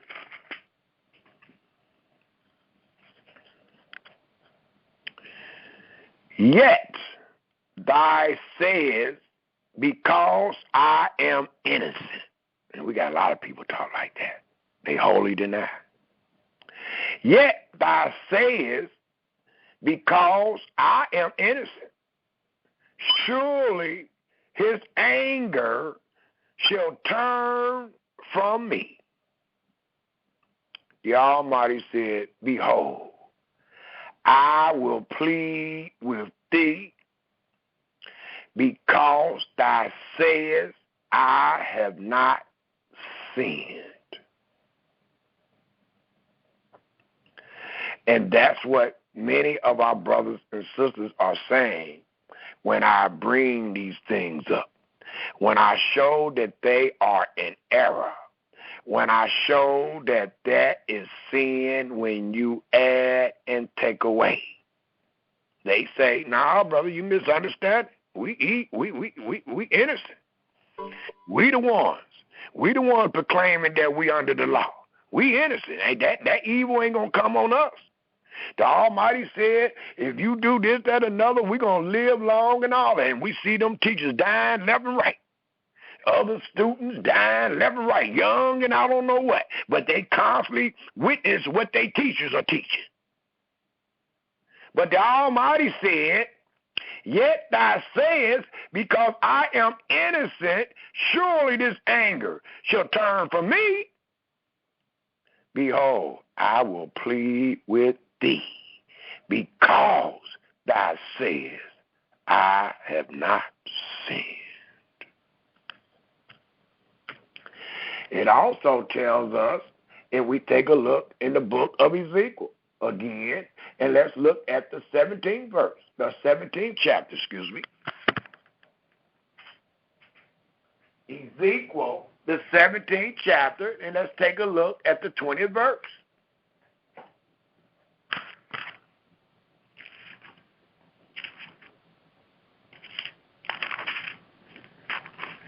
And it reads,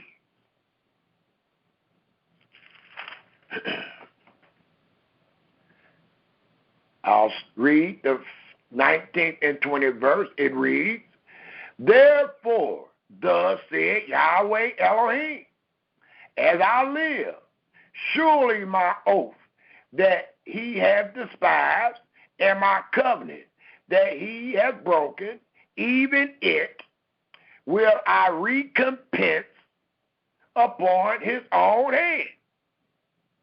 And I will spread my net upon him, and he shall be taken in my snare.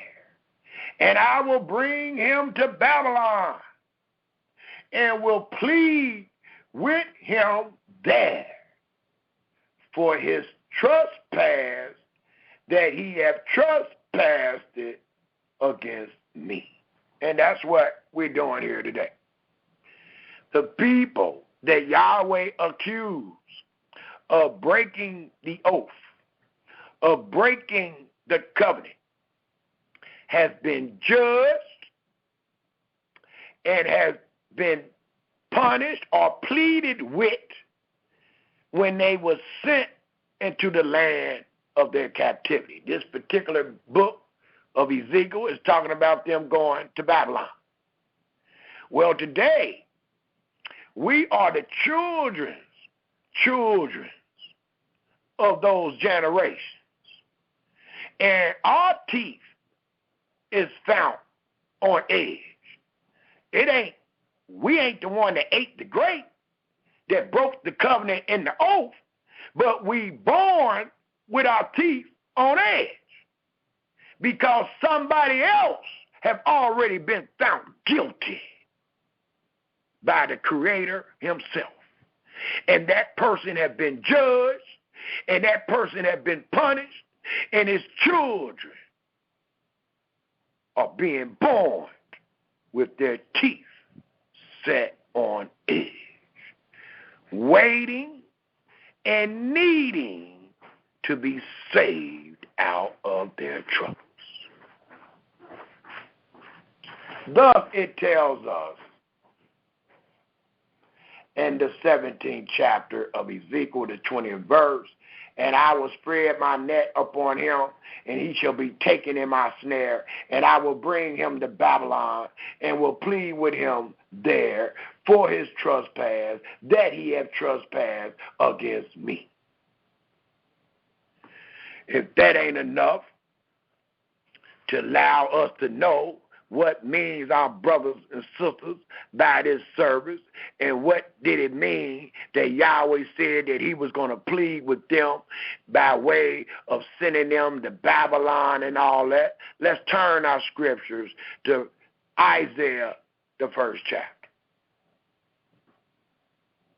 As your brother stated, the perpetrators have already been found. They have already been prosecuted. They have already been judged. They are living out the punishment. Unfortunately, they have many generations of children being born with their teeth set on edge. Meaning they didn't do the crime, but they damn sure doing the time.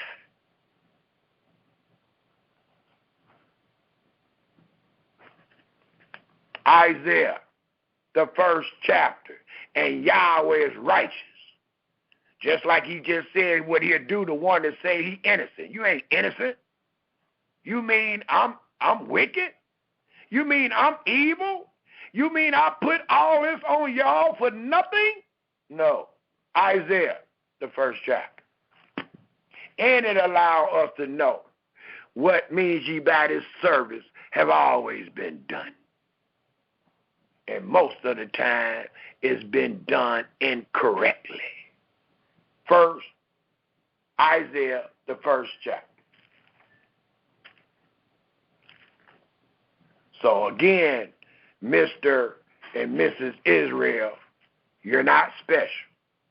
You're not the first ones that taught people that you're under the law when you're not. You're not special. You're walking in the ways of your fathers, but you're not special. Isaiah, the 1st chapter. Let's start at the 2nd verse. And it reads,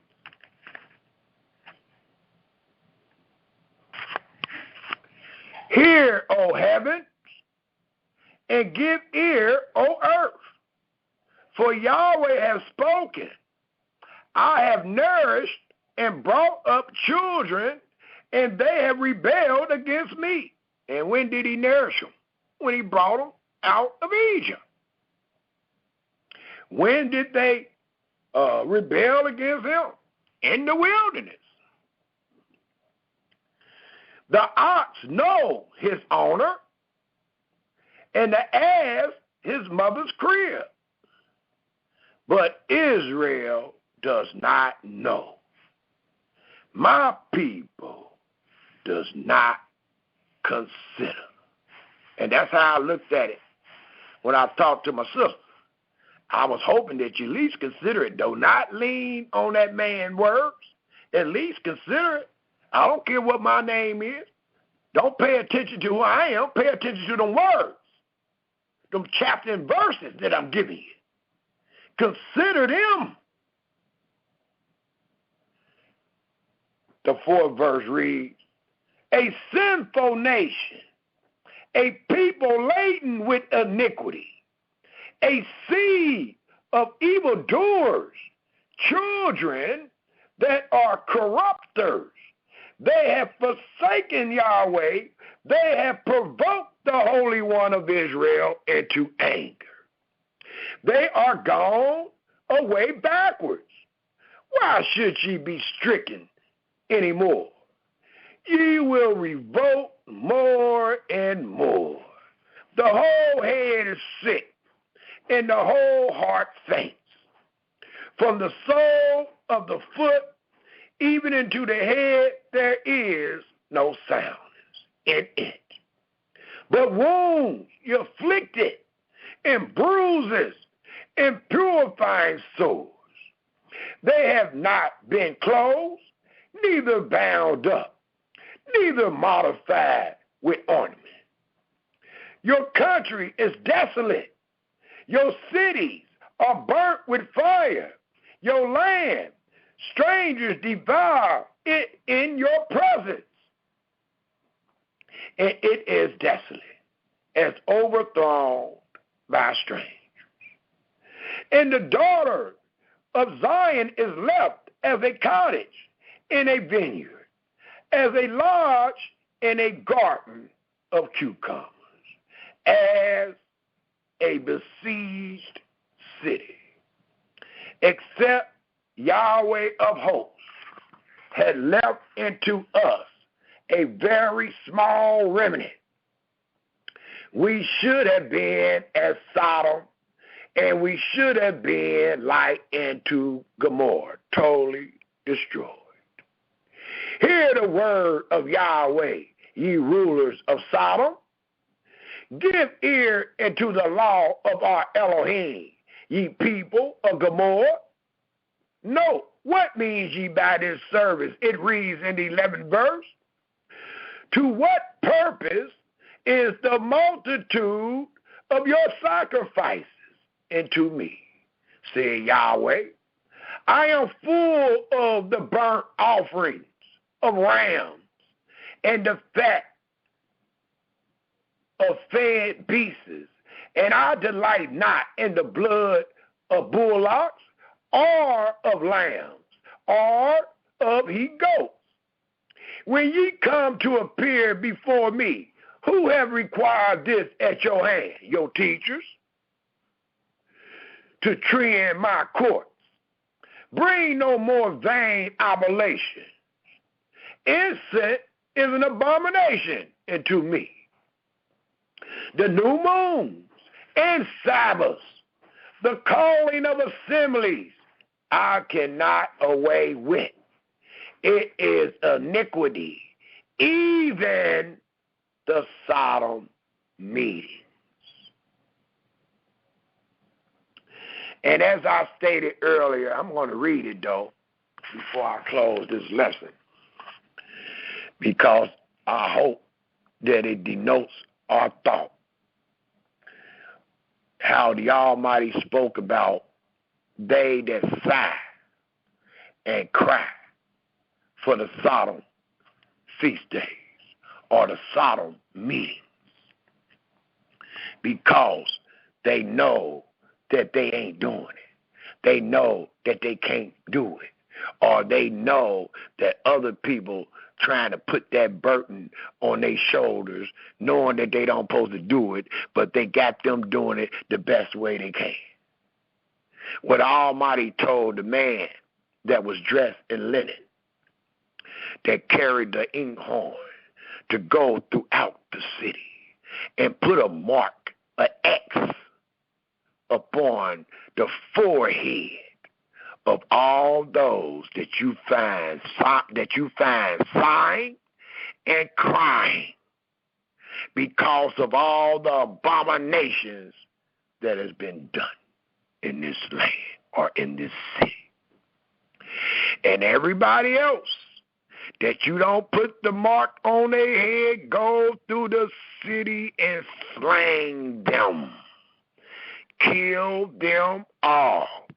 And I mean kill them. Don't be no respecter person. I want you to kill the woman, the man, the maiden, the children.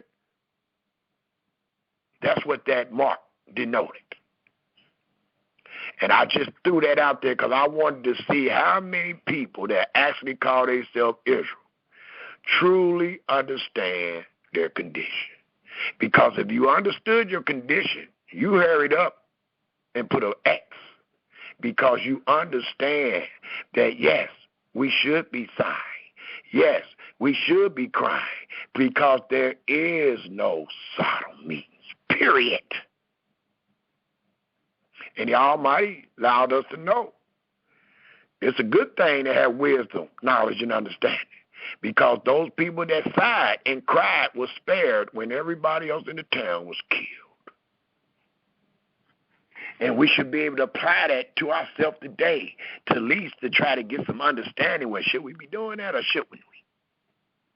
Well, based on what the testimony, the Almighty killed all those that wasn't.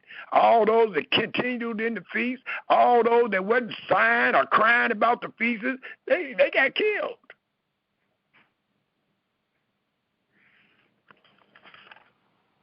All of them was doing it their own way, they got killed. All of them that say we still under the law, we still supposed to keep this day, they got killed. All of them that said, well, at least get rid of the leaven, they got killed. Because you wasn't sighing, nor were you crying doing that mess. Thus it tells us again in the 14th verse, your new moons and your appointed feasts, my soul hates. They are a trouble unto me. I am weary to bear them. And hold up. And when you spread forth your hands by way of prayer, it says, I will hide my eyes from you.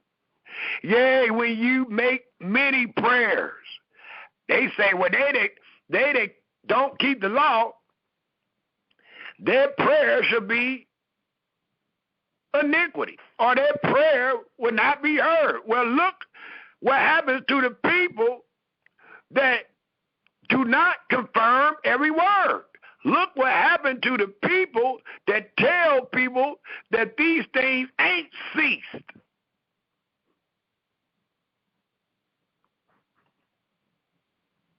It says, when you spread forth your hands, I will hide my eyes from you. Yea, when you make many prayers, I will not hear. Your hands are full of blood. And then it tells them, wash you, make you clean, put away the evil, as we teach, depart from evil, put away the evil of your doings from before my eyes, cease to do evil. That means stop. Same way when he say the Sabbath has ceased. It means stop. Learn to do well. Seek judgment. Relieve the oppressed. Judge the fatherless. Plead for the widow. Come now and let us reason together, said Yahweh. Though your sin be as scarlet, they shall be white as snow. If you repent, if you take heed to every word, because you're going to stop and drop the rest of your foolishness. You're going to, as it said, cease to do evil. The 18th verse, come down and let us reason together, said Yahweh. Though your sin be as scarlet, they shall be white as snow. Though they be red like crimson, they shall be as wool. If ye will be willing and obedient, ye shall eat the good of the land. But if ye refuse and rebel, as Yahweh told Ezekiel they would, ye shall be devoured with the sword, for the mouth of Yahweh has spoken it. It also tells us, if we take a look in the book of 1 Samuel, the 15th chapter. 1 Samuel, the 15th chapter. And what we find in 1 Samuel, the 15th chapter, is another testimony that there is only one way that you can do all that Yahweh has said. And if you do that one way, it is considered righteousness. If you don't, it is considered sin. Thus, we will revisit 1 Samuel, the 15th chapter, and just allow your brother to read 2 verses. I think we might have touched on these the last presentation, but I want to touch on these 2 verses. It go hand in hand with what has been revealed thus far, dealing with what means you by this service and who was to answer that and who was to ask that. That was our children to ask, and our fathers supposed to answered it with justice and judgment. Well, we know that if they broke the covenant, they wouldn't be asked that. And if they broke the covenant and they was asked that the fathers could only lie to them. Unless they rather be a recipient of a sacrifice than of obedience. Because we're about to find out this man hearkened to the people over Yahweh. It tells us in 1 Samuel, the 15th chapter, I'll start at the 22nd verse, and I will read all the way to the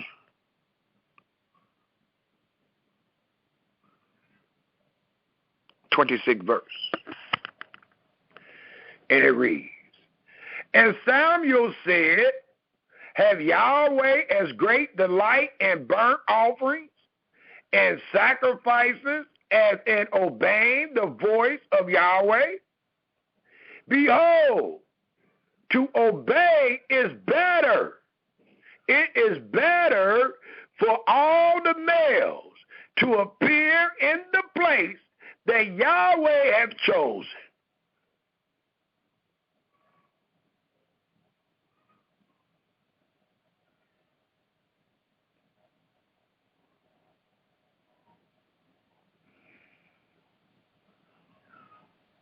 For it is better to obey. Behold, to obey is better than your sacrifice. And to hearken than that fat little lamb or ram. For rebellion is as the sin of witchcraft. And today we got a lot of witches among us, just like our Creator had a lot of witches among him that was perpetrating witchcraft. It says, and stubbornness is as iniquity and idolatry. So when you ready to point the finger at your Christian brother, calling them idolaters, well, make sure you ain't added. Make sure you haven't taken away.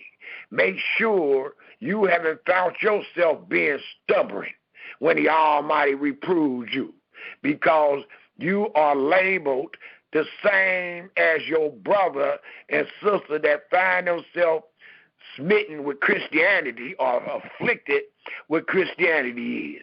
Just like you see them, so are you. Just like when Yahweh sent Nathan the prophet to David and told David about his sin, David being a good king, a righteous king, knowing the judgment, he heard of and said, that man should die. Well, Nathan had to tell him, "Thou art that man." And that's what I'm telling you today. If you are being stubborn, you're being rebellious, you ain't no different than the finger you pointing at your brother and sister that call themselves worshiping Christ, because they are idolaters just like you. Or they are committing the sin of idolatry just like you when you are committing witchcraft, being rebellious and stubborn. To hear the word of Yah now. That's all it's talking about. You being stubborn against his word. That's all it's talking about. It says, because thou hast rejected the word of Yahweh. If you don't acknowledge these words when we show you, it's only two ways. Choose life or death. You either accepting them or you're rejecting them. It says, because thou hast rejected the word of Yahweh, he have also rejected thee from being king. And Saul didn't reject all the words. He didn't listen to everything the people said. He just listened to some of the things. That's enough. That's enough. That's called rejecting. If I don't come out here and preach to y'all what is written, I just rejected the word.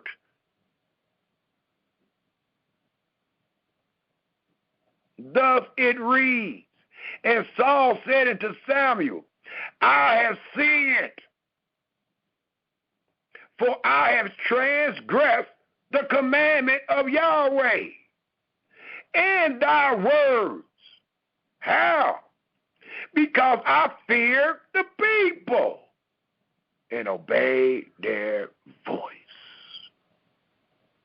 Even though the brother corrected me, I brought it to the people. And all the people say, no, brother, we need to keep doing what we're doing. Damn, Samuel. No, brother, we need to keep doing what we're doing. Well, the Almighty said, that's something like Saul. And Saul had to commit, once he understood his error, that he has sinned. He even know how he sinned, for he said, because I feared the people and obeyed their voice. I didn't fear you, nor did I obey your voice. I feared them. I obeyed their voice. And like I say all the time, when you put a man words before Yahweh words, you have made that man a God. Because you don't fear Yah, nor do you hearken to his word. You fear the man and you hearken to his words. The Almighty call that sin. The Almighty call that rejecting me, the Creator.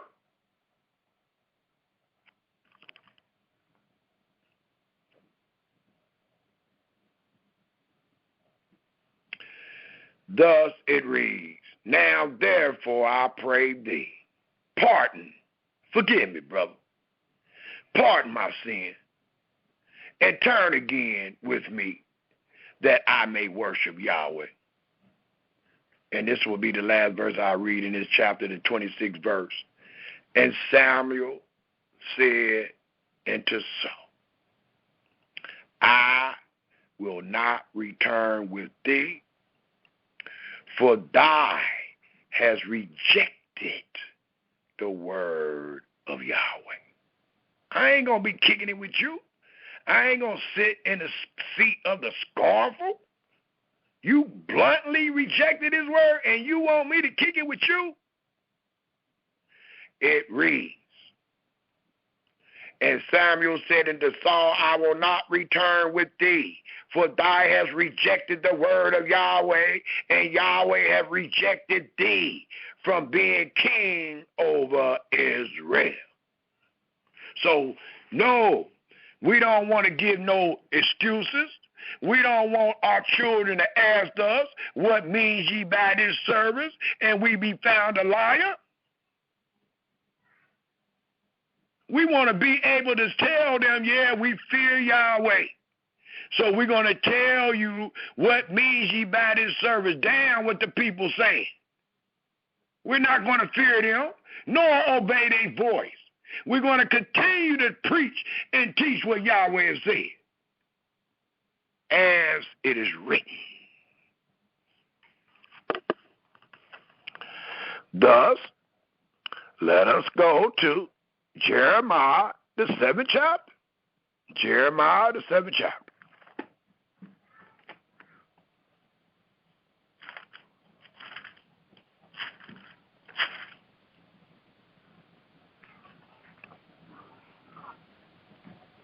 And what we find in Jeremiah, the 7th chapter,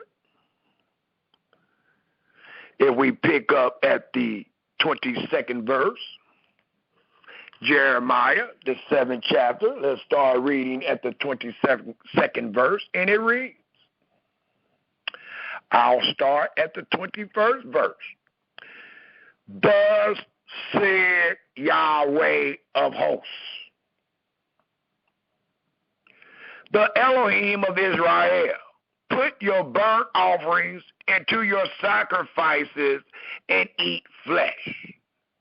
For I speak not unto your fathers, nor commanded them in the day that I brought them out of the land of Egypt, concerning burnt offerings or sacrifices.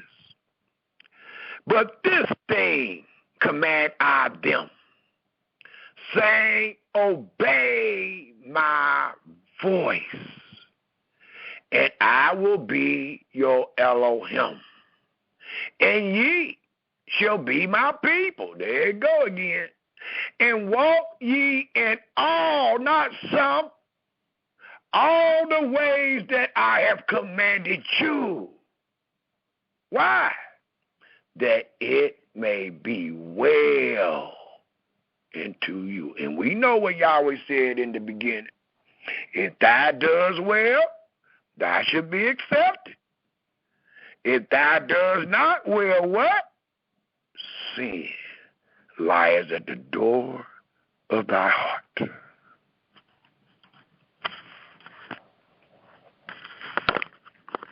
But they hearken not, nor incline their ear, but walked in the counsels. That's what they're doing today. And in the imagination of their evil heart, and went backwards. What you're doing is backwards. You never go forward. You're never finding yourself free. After every Passover and Feast of Unleavened Bread, memorial, or whatever you want to call it, that you done perpetrated in your enemy's land, you never go forward. It's only taking you backwards. You only falling backwards because you're doing it backwards.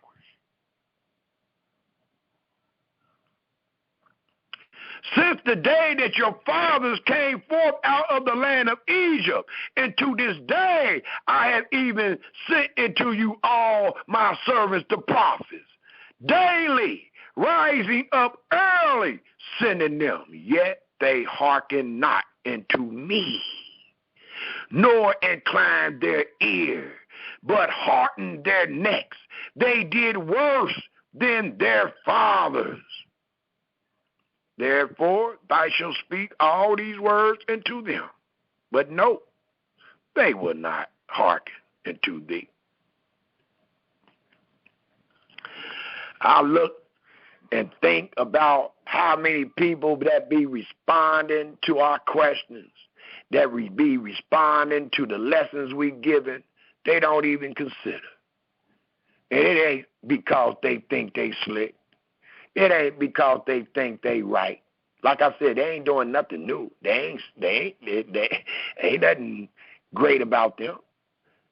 You walking around talking about we under the covenant of the law, that ain't nothing new. That don't make you special. It just make you follow the footsteps of some of your fathers back in the day. They said the same thing. But here it says, therefore thou shalt speak all these words unto them, but they will not hearken to thee. Thou shalt also call unto them, but they will not answer thee. They will even say, he ain't called me. I didn't get the call. But thou shalt say unto them, this is a nation that obey not the voice of Yahweh their Elohim, nor receive correction, because I've been given it. Truth is perished, truth is perished and cut off from their mouths. It also tells us, if we take a look in the book of Micah, let's take a look at the 6th chapter, the book of Micah.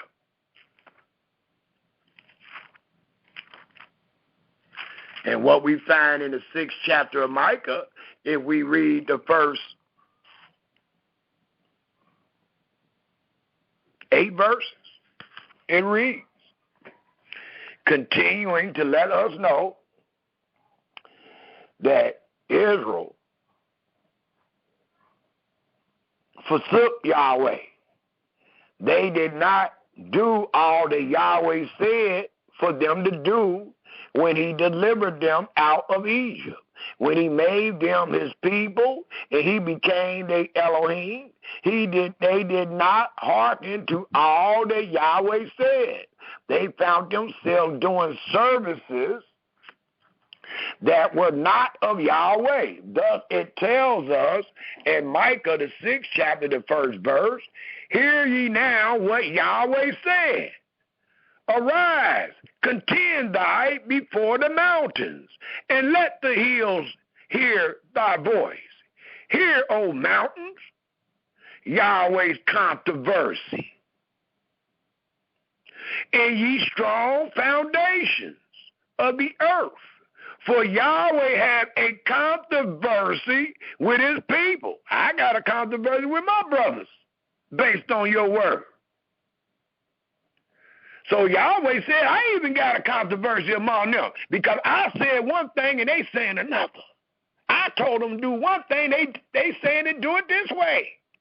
I told them that the Sabbath or the tithes was every year, every 3 years. They said it's another way of doing it. I said that you're supposed to take care of your brother with the increase of the land. They said, no, we're going to take care of the brother out of our pocket. We're going to do it by way of our job.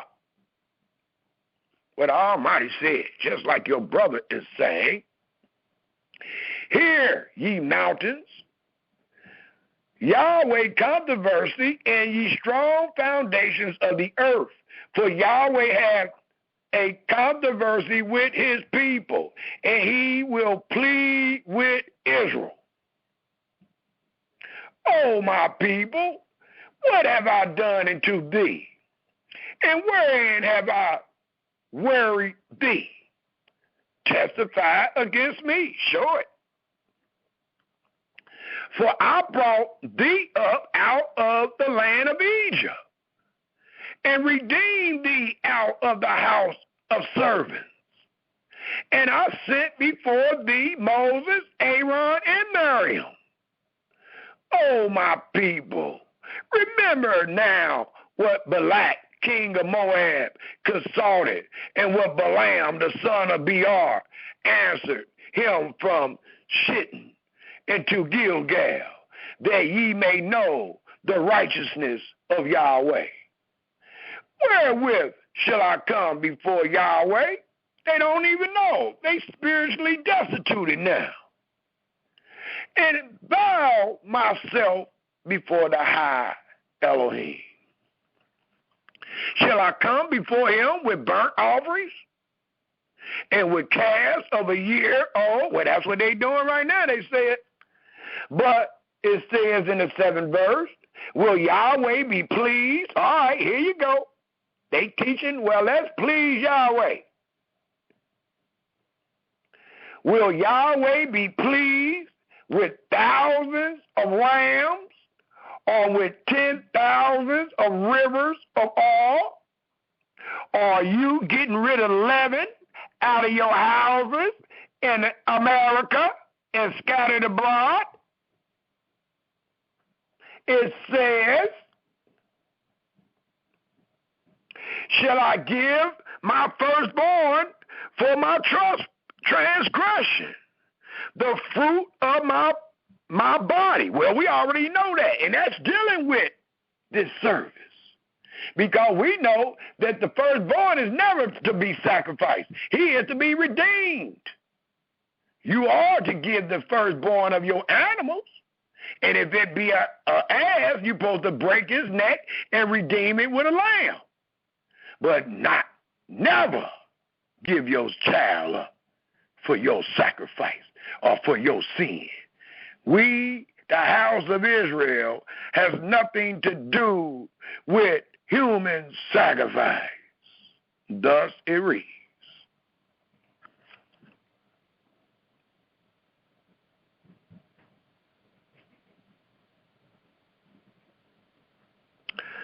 Will Yahweh be pleased with thousands of rams, or maybe a lamb, or with 10,000s of rivers of oil, or maybe some wine? Shall I give my firstborn for my transgression? Absolutely not. The fruit of my body for the sin of my soul? Absolutely not.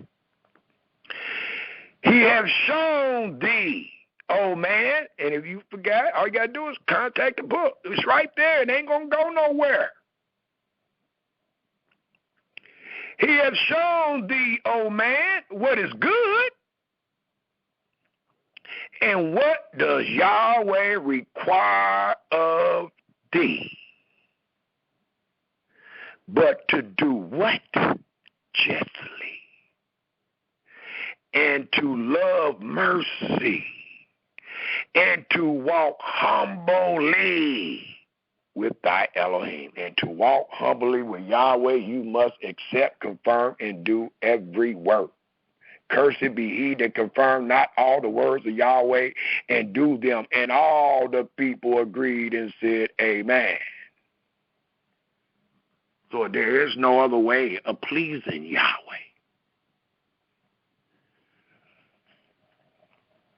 It tells us, if you don't believe me, it says, He have shown thee, O man, what is good, and what does Yahweh require of thee? But to do justly, and to love mercy, and to walk humbly with thy Elohim. It also tells us, if we take a look in the book of wisdom, let's take a look at the book of Ecclesiastics. The book of Ecclesiastics.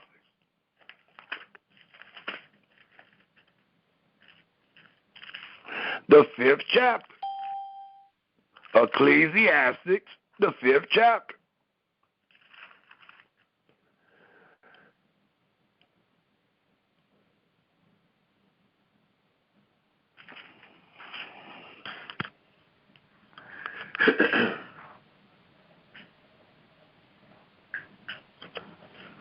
And it tells us in Ecclesiastes, the 5th chapter,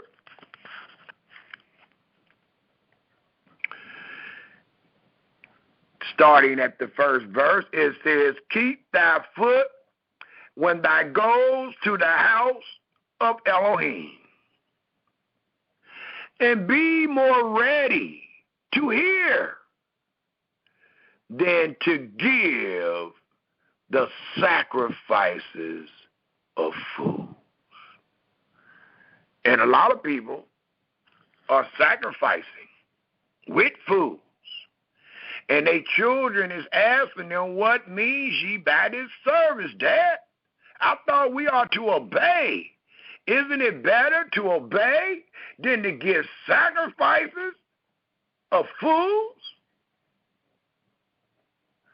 For they consider not that they do evil. And that's what I was saying about the sister. At least consider what I'm saying, sister. Don't you dare lean your heart. Let that man flesh be your strength. You better consider. I'm showing you thus said Yahweh. I'm giving you chapter and verse. You better not block that. For the respect of a man, you got to be kidding. You better at least consider. Yeah, I got to look at it. I know they said about the brother, but he is showing me the chapter and verse. I got to at least consider it. I cannot just lean on what my teachers and them saying. Well, that's Brother Samuel. Don't pay him no mind. No, the brother is giving me chapter and verse, though. I got to pay that to mind. I ain't got to pay him no mind, but I got to pay mind to the chapter and verse. For it tells us, again, in the first verse, keep thy foot when thou goest into the house of Elohim, and be more ready to hear, than to give the sacrifice of fools, for they consider not that they do evil. Be not rash with thy mouth, and let not thy heart be hasty to utter anything, especially a wrong thing, before Elohim. For Yahweh is in heaven, and thy upon earth. Therefore let thy words be few. For a dream come through the multitude of business, and a fool voice is known by the multitude of his words. When thy vows are vowed unto Elohim, defer not to pay it, for he have no pleasure in fools. Pay that which thou hast vowed. Better is it that thou should not vow, shut up, don't lie, than that thou should vow and not pay. Suffer not thy mouth to cause thy flesh, what? To sin. Neither say thy before the angel that it was an error. Wherefore should Elohim be angry at thy voice, and destroy the work of thy hands? For in the multitude of dreams and many words there are also devours vanities, but fear thy Elohim. So no matter what the words is, check those words with your Creator. And if you see any difference in that book, fear Yahweh, not your brother, not what he just told, but fear Yahweh in those words that you are looking at with your own eye. Not your brother. It also tells us, if we take a look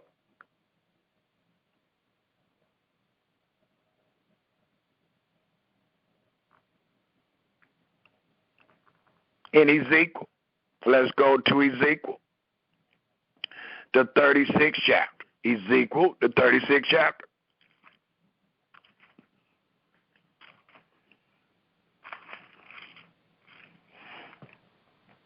A few more chapter and verses, and we're going to close. Well, we're almost done, not too far. We still got about 3, 6, 9. We got about 11 more chapter and verses that we need to entertain. So I'm going to try my best to get it out instead of making a part 2. Let's go real quick to Ezekiel 36.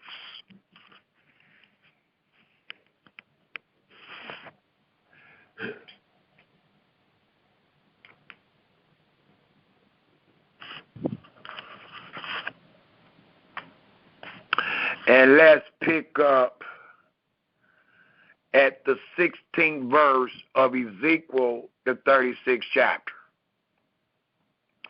And here it talks about the future restoration of Israel, but it also allows us to know what they did to where they would have to be restored. So let's pick up at the 16th verse. And let's read.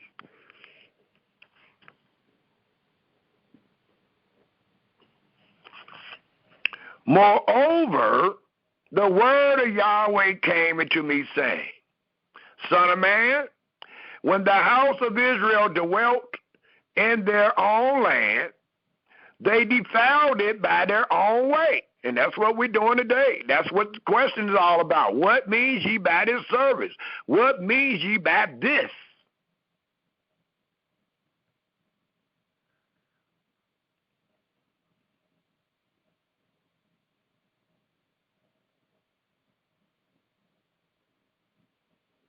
It says, and by their doings, their way was before me as the uncleanness of a removed woman. Wherefore I poured my fury upon them for the blood that they had shed upon the land, and for their idols wherewith they had polluted it. And I scattered them among the heathen, and they were dispersed throughout the countries, according to their way and according to their doings. I judged them. So you're being judged for what you did in the land today. How in the heck are you going to be doing it in the enemy's land when the Almighty judged you for what you did in his land? Oh, boy. It reads, and when they entered into the heathen, whether they went, they profaned my holy name. They wasn't holy. They wasn't keeping no laws or nothing. Because it wouldn't even denote that. You wouldn't even be there if you was obedient. Thus it reads. And when they entered into the heathen, wherever they went, they profaned my holy name. When they said unto them, these, you mean these black niggas here? These are the people of Yahweh, and are gone forth out of his land. You mean these are the people of Yahweh and they done deliberately just went forth? Or I was able to have them in my hands and these are the children of Israel? It reads, but I had pity for my holy name. Not no people having pity for my holy name. Not no people trying to do what please Yahweh for my holy name. The Almighty said, I am the only one that can do that. Thus it reads, but I had pity for my holy name, which the house of Israel have profaned among the heathens wherever they went. Therefore, say unto the house of Israel, thus said Yahweh Elohim, I do not this for your sake. It ain't nothing you doing. He's saying, I do not this for your sakes, O house of Israel, but for my holy name's sake, which ye have profaned among the heathen, whither ye went. And I will sanctify my great name, which was profaned among the heathens, which ye have profaned in the midst of them. And the heathen shall know that I am Yahweh, said Yahweh Elohim, when I shall be sanctified in you before their eyes. For I will take you, just like he did out of Egypt, for I will take you from among the heathens and gather you out of all countries and will bring you into your own land. Then you will be holy. Then you will be mine. Then you find yourself under the covenant of the law, being obedient. Then will I sprinkle clean water upon you, and ye shall be clean. From all your filthiness and from all your idols will I cleanse you. A new heart also will I give you, and a new spirit will I put within you, and I will take away the stony heart out of your flesh, and I will give you an heart of flesh, and I will put my spirit within you, and cause you to walk in my statutes, and ye shall know that what you'll be under in that day, and ye shall keep my judgments and do them.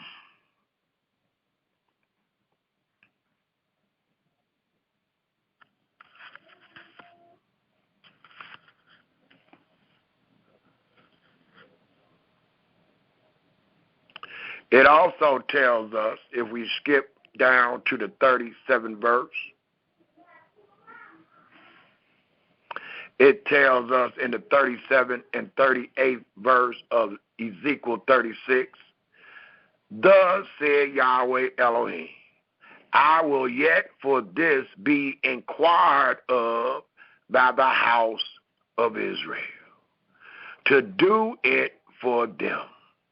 I will increase them with men like a flock, as the holy flock, as the flock of Jerusalem, in her solemn feasts. So shall the waste cities be, filled with flocks of men, and they shall know that I am Yahweh. Also, it tells us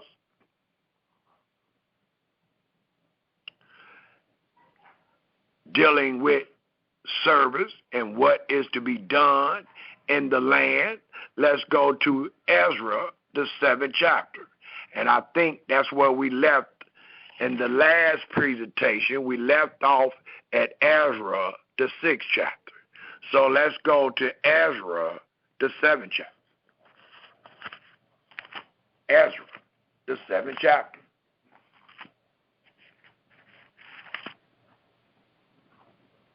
And just like we explained in the presentation before this one, which was called the Hebrews Passover in the diaspora, we explained and used that presentation to show that there is not one record in world history where the Israelites kept the Passover and the Feast of Unleavened Bread in any other land than the land that Yahweh commanded them to keep it in.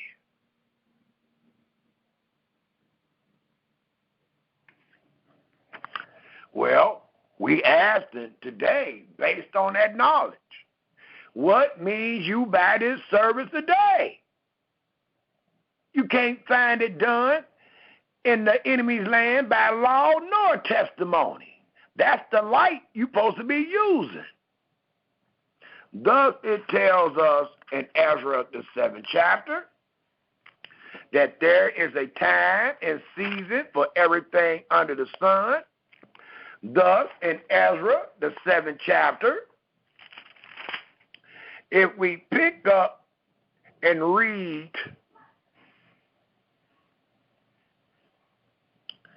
the 10th verse, the 10th verse in the 7th chapter reads this wise, for Ezra had prepared his heart to seek the law of Yahweh and to do it and to teach in Israel. Note where he's doing it at. He learned it. He seeked it. He prepared his heart for it. But he also got the understanding to teach, to do it, and to teach in Israel statutes and judgments. Not in the land he was in. He's in the land of Persia right now.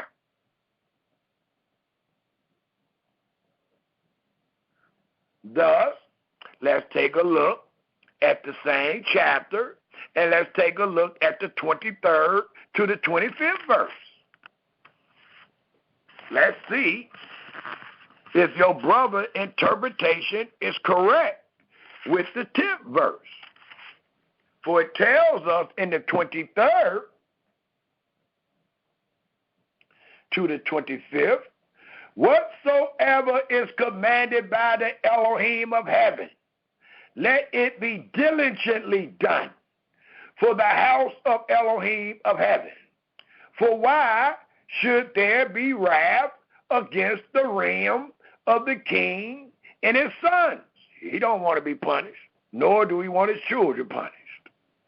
Also, we certify you that touching any of the priests and Levites, singers, porters, Nethiums, or ministers of the house of this house of Elohim, it shall not be lawful to impose toll, tribute, or custom upon them. They are no longer slaves. They are no longer servants in another man's land. We are. Thus, we find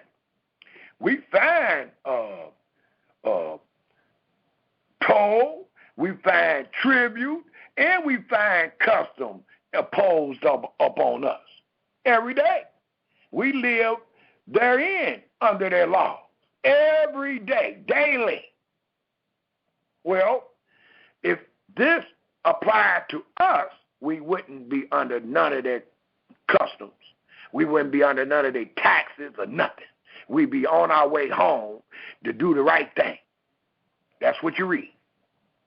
Thus, the 25th verse reads, "And thy Ezra, after the wisdom of thy Elohim," like you read in the 10th verse, "that is in thy heart," or in thy hand, "set magistrates and judges, which may judge all the people." Where? The ones in America that are beyond the river. "All such as know the laws of thy Elohim." And this is a proof that the Almighty never commanded Israel to keep the laws in captivity, nor America. I just stated earlier, y'all ain't even considering what your brothers and them are saying. They are teaching you that you are under the law, and then you read how Israel came under the law, and you cannot compare yourself with not one word, but you believe them when they tell you you're under the law. Well, all you got to do is go back, consider how Yahweh brought the Israelites out of Egypt and how they were brought under the law. And then ask yourself, is that my condition? Thus it tells us in this 25th verse, the last sentence, it says, "And teach ye them that know them not." Ain't no way in the world the Almighty going to put a spirit on a man to teach somebody something that they were already supposed to know, that they were already commanded to do. These words sound like the same words you find in Deuteronomy, the 6th chapter, the first 4 verses, where it talk about teach your children. When you rise up, when you sit it down, when you walk by the way. That means he wants you to know them, execute them, live therein. Well, they don't fit us today. Nor did it fit them. That's why we reading again all the people that are beyond the river, the 25th verse of Ezra 7, "as such as know the laws of thy Elohim, and teach ye them that know them not. And whosoever will not do the law of thy Elohim, and the law of the king, let judgment be executed speedily upon him." What type of judgment? What type of judgment? It says, whether it be into death, and you'll never do that here, you'll be a fool, or into banishment, or to confiscations of goods, or to imprisonment.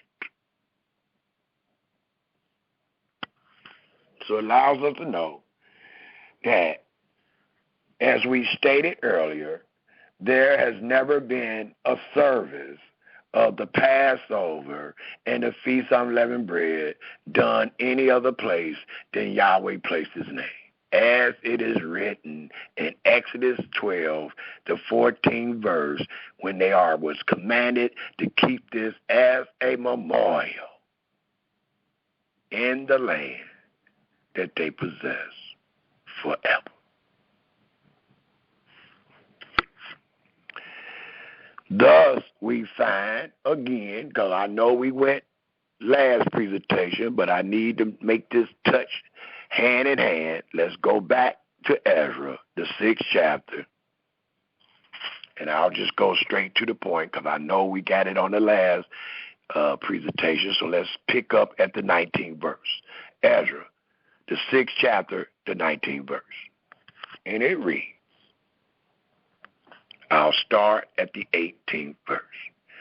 But they set the priests in their divisions, and the Levites in their courses, for the service. What means ye by this service? It reads, for the service of Elohim, which is at Jerusalem, as it is written in the book of Moses.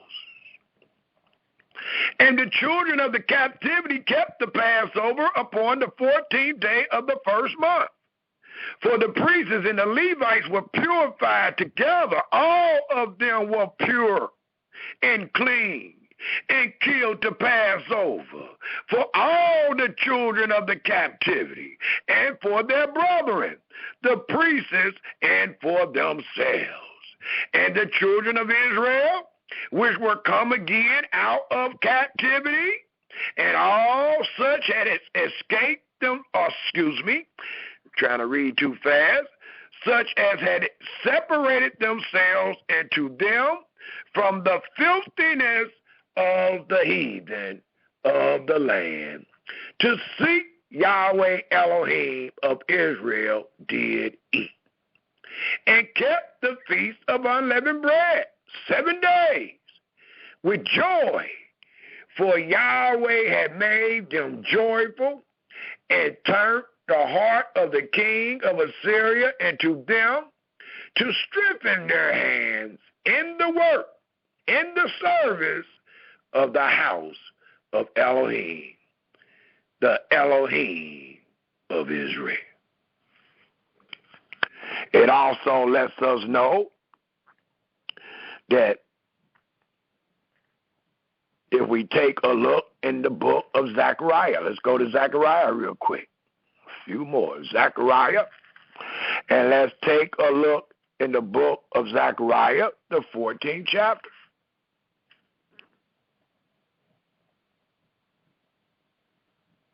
And what we find in Zechariah, the 14th chapter, it just lets us know, if we pick up at the 8th verse and read, and it shall be in that day that living waters shall go out from Jerusalem, half of them toward the former sea, and half of them toward the higher sea.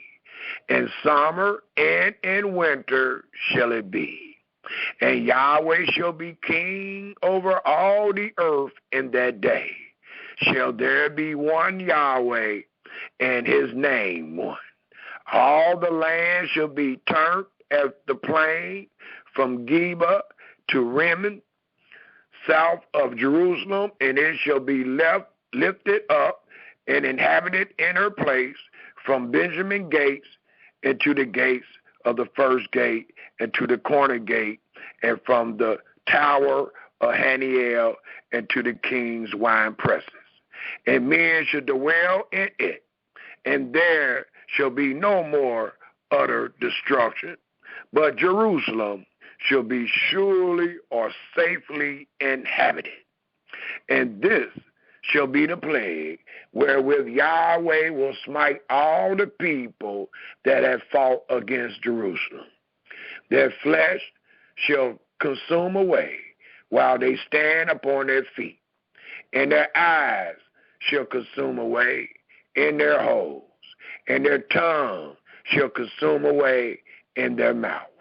And it shall come to pass in that day that a great turmoil from Yahweh shall be upon them, and they shall lay hold everyone on the hand of his neighbor, and his hand shall be raised up against the hand of his neighbor. And Yehuda also shall fight at Jerusalem, and the wealth of all the heathen round about shall be gathered together, gold and silver, a pearl in great abundance. And so shall be the plague of the house, of the horse, of the mule, of the camel, and of the ass, and of all the beasts that shall be in these tents as this plague. And it shall come to pass that everyone that is left of all the nations which came against Jerusalem shall even go up from year to year to worship the King, Yahweh of hosts, and to keep the Feast of Tabernacles.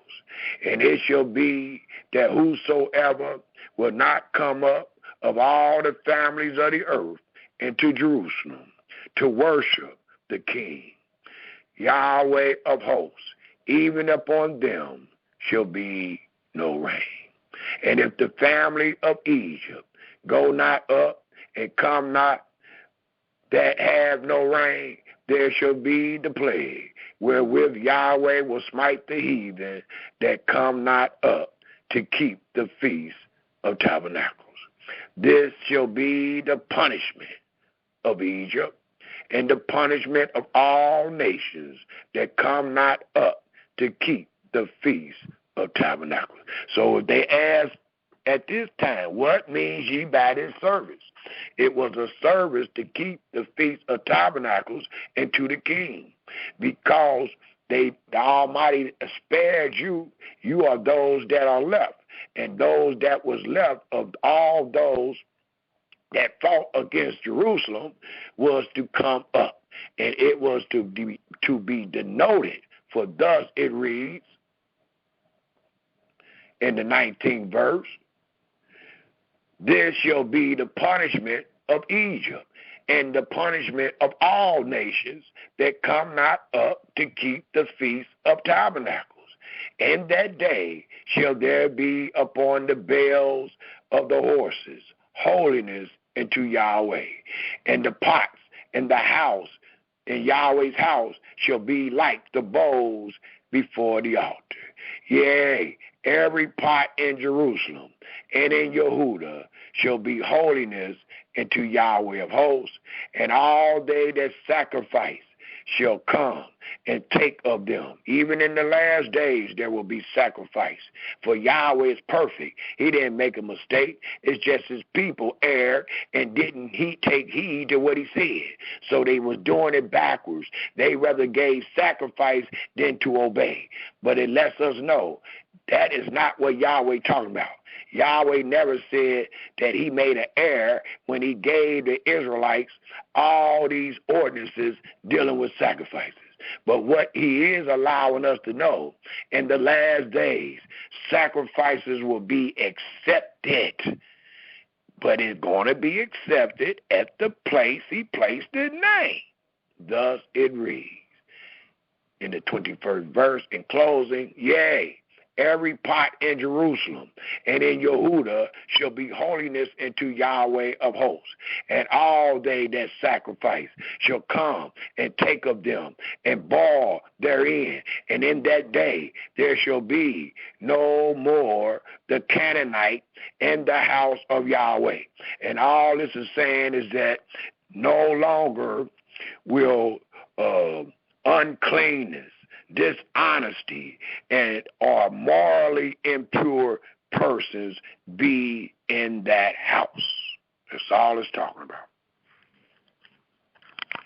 Also, let's go to Exodus 32 right quick. Exodus 23. Exodus 23. And what we find in Exodus 23, if we pick up at the second verse, it reads, Exodus 23 and 2.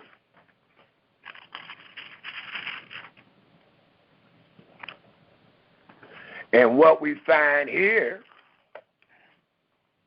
is giving warning to our brothers and sisters that find themselves in unity at these services and following their ruler to where they are becoming wicked, because their ruler have hearkened to lies. He have taught those lies to the people, and the people have become wicked. Thus, the law tells us in Exodus, the 23rd chapter, the first and second verse, it reads, "Thou shalt not raise a false report. Put not thy hand with the wicked to be an unrighteous witness. Thou shalt not follow a multitude to do evil. Neither shall thou speak in a cause to decline after many to wrest judgment." And that means to twist, alter, or pervert. It also tells us, if we take a look in the book of Proverbs, the 29th chapter, where we went earlier, I just want to reiterate on a verse, which is the 25th verse. Proverbs, the 29th chapter, the 25th verse. And it reads again,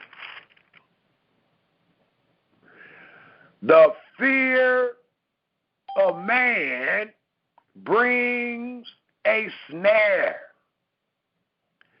but whoso put their trust in Yahweh shall be safe."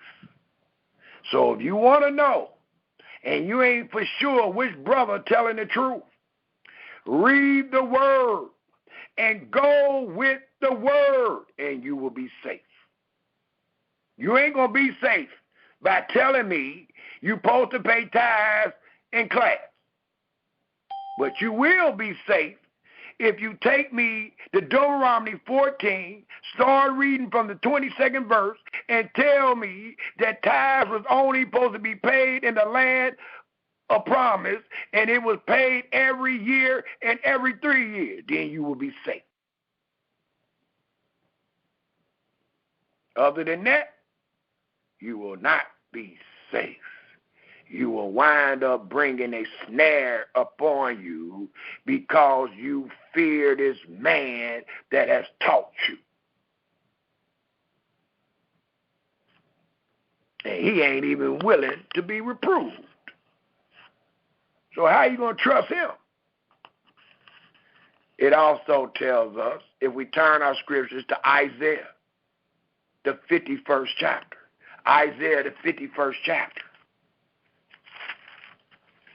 And what we find in Isaiah, the 51st chapter, if we pick up at the 12th and 13th verse, it tells us this.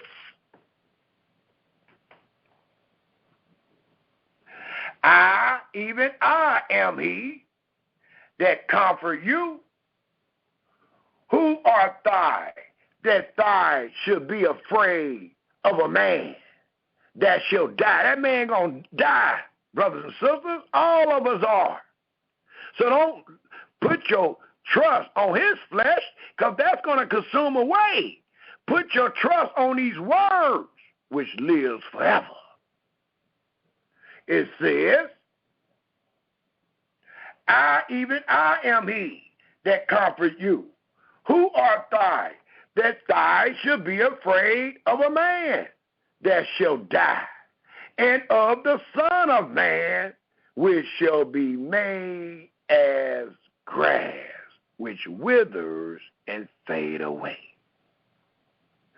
And forgettest Yahweh thy maker. Because if you hearken to his word, you forgetting his. You heard what Saul said. If you hearken to these brothers and sisters' words that is not written, you have rejected the word that is written. It says in the 23rd, I can hardly see right now, in the 13th verse, and forgettest Yahweh, thy maker, that has stretched forth the heavens, and laid the foundations of the earth, and has feared continually every day because of the fury of the oppressor, as if he were ready to destroy. And where is the fury of the oppressor? So it letting you know that we are only to fear Yah. We are not to put no trust in the man. We're not to fear the man, even if he's our enemy. It also tells us,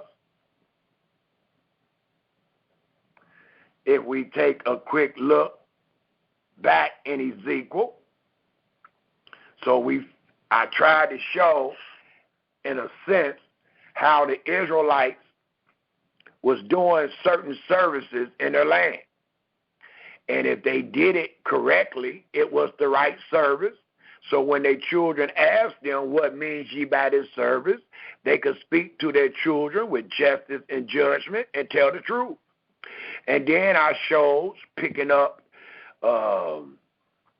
in Ezekiel, the 2nd chapter, to show how the Almighty had to send his prophets rising up early to them, warning them, telling them to change from their own ways, to change from them services that they were doing on their own. And then I tried to show and allow you to know that that was known as sin, and that was the things that was going to get them kicked out as we find ourselves kicked out. Then I showed how they re-entered and kept that service, dealing with Ezra, the 7th chapter and the 6th chapter.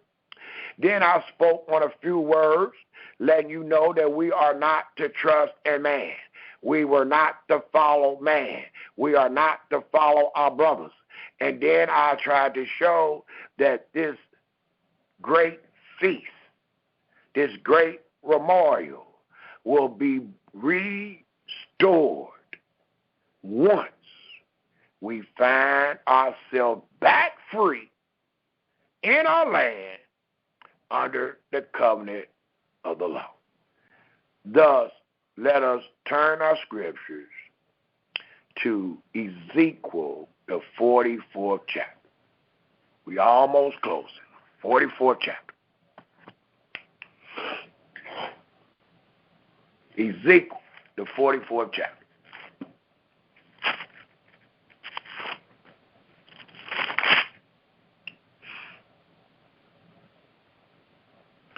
Matter of fact, just write that one down. Write Ezekiel 44 down. And let's go to Ezekiel 45. Write Ezekiel 44 down. Read that whole chapter in your spare time. Let's go to Ezekiel 45. And in Ezekiel 45, let's pick up at the 18th verse. For it reads in Ezekiel, the 45th chapter, the 18th to the 25th verse, these great words will allow us to know that the Passover memorial and the Feast of Unleavened Bread was always and only commanded to be done in the land of promise. Always. If the Almighty make it cease, then it is not done until he restores it. Thus it reads in the 18th verse of Ezekiel, the 45th chapter. Thus said Yahweh Elohim, in the first moon, in the first day of the moon, thou shalt take a young bullock without blemish and cleanse the sanctuary. And the priests shall take of the blood of the sin offering and put it upon the posts of the house and upon the four corners of the settle of the altar and upon the posts of the gate of the inner court. And so shalt thou do the 7th day of the month for everyone that err, and for him that is simple, so shall ye reconcile the house. Note, in the first moon, and the 14th day of the moon, ye shall have what? The Passover. a feast of 7 days. Unleavened bread shall be eaten. Well, here, this is after Babylon and everything. Matter of fact, these verses are even known as eschatological verses that can denote even to the end. So here it is again. We find ourselves in another captivity. We find ourselves being in a diaspora. But the Almighty let us know, well, wherever you at, and once I bring you back, this is back established. My words are perfect. I said I need y'all to remember the memorial of the Passover all the days of your life. You're still living. So every time you reestablished, you are restored. Every time Yahweh bring you back under the covenant, these words stand. For he changes not. Thus, you see with your own eyes, according to the 21st verse, it reads, in the first month, and the 14th day of the month, ye shall have the Passover, a feast 7 days, unleavened bread shall be eaten. And upon that day shall the prince prepare for himself and for all the people of the land a bullock for a sin offering. And 7 days of the feast he shall prepare a burnt offering to Yahweh. 7 bullocks, 7 rams without blemish, daily the 7 days, and a kid of the goat daily for a sin offering. And he shall prepare a meat offering of an ephah for a bullock, and an ephah for a ram, and an hen of all for an ephah. And the 7th month, and the 15th day of the month, shall he do the like, and the feast of the 7 days. And what is that talking about? The 7th month and the 15th day of that 7th month. If you don't know, all you got to do is go again in Deuteronomy, the 16th chapter, look at the 16th verse. It tells us in closing in this chapter, 7 days according to the sin offering, according to the burnt offering, and according to the meat offering, and according to the oil. And then it tells us in the 46th chapter, and I'll just read the first 3 verses, and it reads, thus said Yahweh Elohim, the gate of the inner court that look toward the east shall be shut the 6 working days. But on the Sabbath it shall be open. And in the day of the new moon it shall be open, and the prince shall enter by the way of the porch of that gate without, and shall stand by the post of the gate, and the priest shall prepare his burnt offerings and his peace offerings, and he shall worship at the threshold of the gate. Then he shall go forth, but the gate shall not be shut until the evening. Likewise, the people of the land shall worship at the door of this gate before Yahweh in the Sabbaths and in the new moon. And the burnt offering that the prince shall offer unto Yahweh in the Sabbath day shall be 6 lambs without blemish and a ram without blemish. And the reason I wanted to include this is because we have many people that hear our controversy among our own brethren, and they being persuaded by Christianity and all these other forms of idolatry, they readily put in their 2 cents. And they'll say, well, the Almighty didn't require no sacrifice anyway. Y'all don't understand this. But you want to hurry up and tell us your character is the sacrifice. But it lets us know that they're in error. And I just wanted y'all to know, if you ever thought that, well, maybe the sacrifices ain't required, maybe he never wanted us to do it. Well, I am showing you eschatological prophecies that let you know and deal with the last days that the Almighty never made a mistake. When he speak against the sacrifices, the greatest example that you can use to get a good understanding of what he is saying is in 1 Samuel, the 15th chapter. The same thing that Saul did. And the Almighty let Saul know, no. That is not what I said in the wilderness. I told them to obey. I didn't tell them to give me no sacrifice. I didn't tell them to get on the altar. I said obey. They brought sacrifices. They the one was bringing other things than obeying my voice to obey.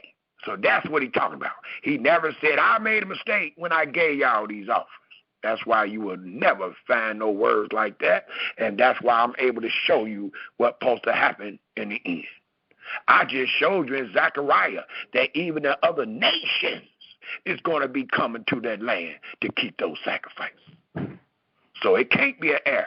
It can't be Yahweh never wanted us to sacrifice. That is only told to us based on the lack of understanding our brothers have read in our book and the establishment of idolatry dealing with the New Testament.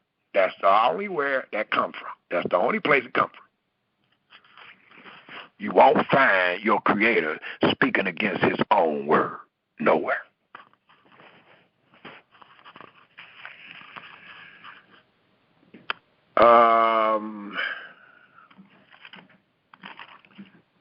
Is that all I want out of Ezekiel?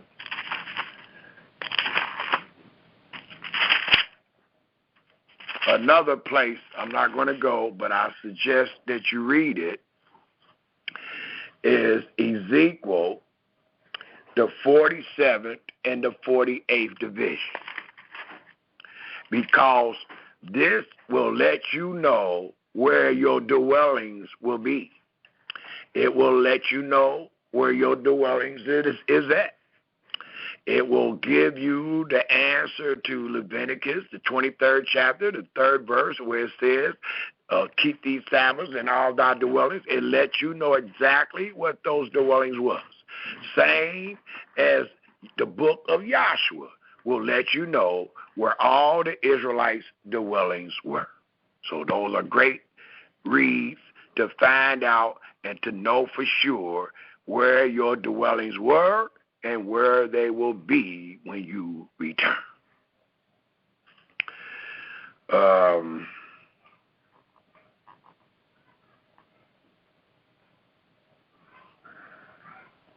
Let us take a quick look. What time is it? Okay, because we're not going to have a lot of time for comments and questions. So let us go Isaiah 61, and we will close with Zechariah 8. Let's go to Isaiah 61, and we will close with Zechariah 8. Isaiah 61. Due to time restraint, we got to go this way. I didn't even realize what time it was. When you're having fun, time go fast. Let us go to Isaiah 61 and read, and we will close on Zechariah 8. And it reads in Isaiah 61. The Spirit of Yahweh Elohim is upon me, because Yahweh hath anointed me to preach good times and to the meek. He has sent me to bind up the brokenhearted, to proclaim liberty to the captives, and the openings of the prisons to them that are bound, to proclaim the acceptable year of Yahweh. For there is a time and season for everything, and the day of vengeance of our Elohim, to comfort all that mourn, to appoint unto them that mourn in Zion, to give into them beauty for ashes, the oil of joy for mourning, the garment of praise for the spirit of heaviness, that they might be called trees of righteousness, the planting of Yahweh, that he might be glorified. And they shall build the old wastes, they shall raise up the former desolations, and they shall repair the waste cities, the desolations of many generations. The stranger shall stand and feed your flock, and the sons of the aliens shall be your plowmen and your vine dressers. But ye shall be named the priests of Yahweh. Men shall call you ministers of our Elohim. Ye shall eat the riches of the Gentiles, and in their glory shall ye boss yourselves. For your shame ye shall have double, and for confusion they shall rejoice in their portion. Therefore, in their land they shall possess the double. Everlasting joy shall be into them. For I, Yahweh, love judgment. I hate robbery for burnt offerings, and I will direct their work in truth, and I will make an everlasting covenant with them. And their seed shall be known among the Gentiles, and their offspring among the people. All that see them shall acknowledge them, that they are the seed which Yahweh hath blessed. I will greatly rejoice in Yahweh. My soul shall be joyful in my Elohim. For he hath clothed me with the garment of salvation. He hath covered me with the robe of righteousness, as a bridegroom decks himself with ornaments, and as a bride adorn herself with her jewels.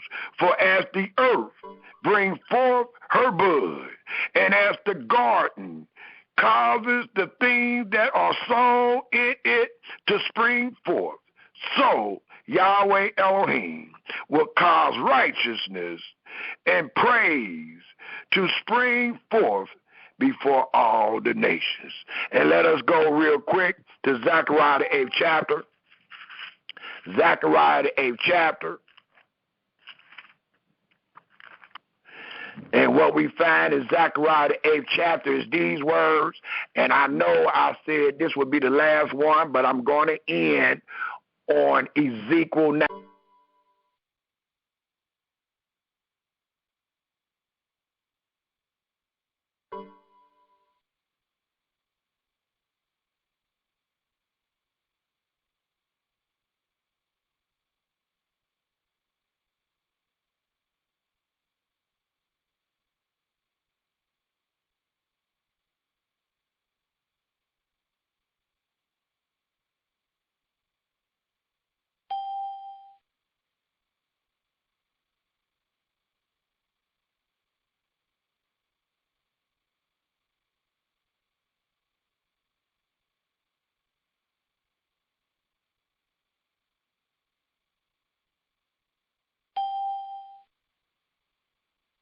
Sorry about that, Israel. They kicked me off.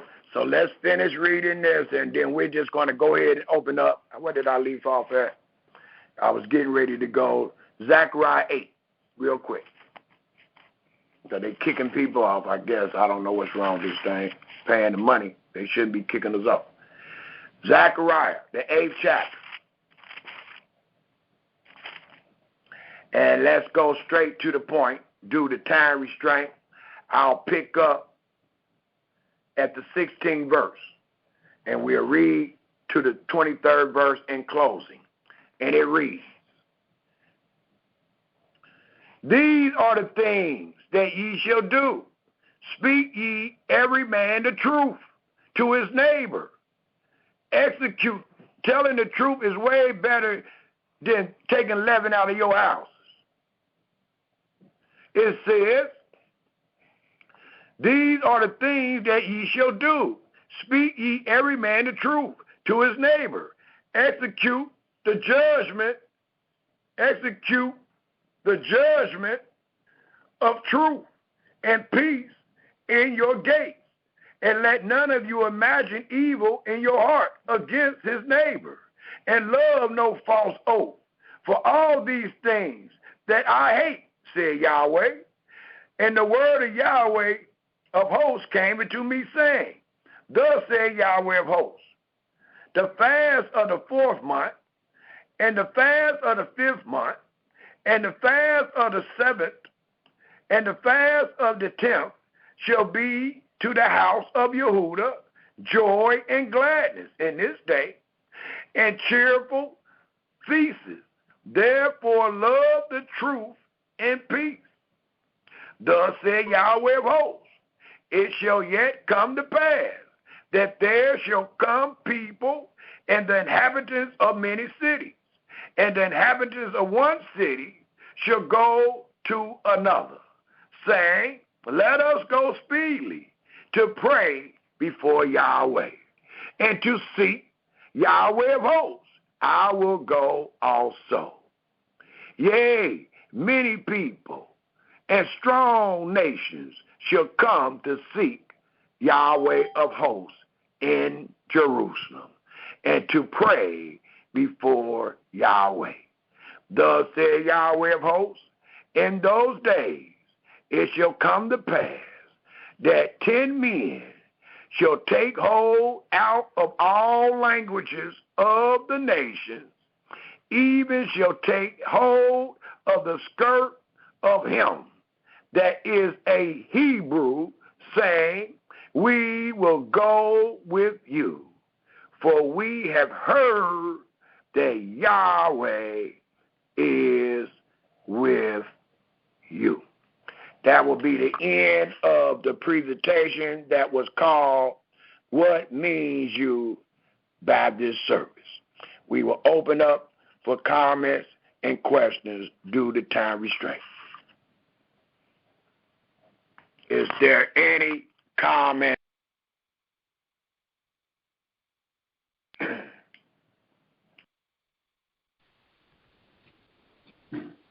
Is there any comment?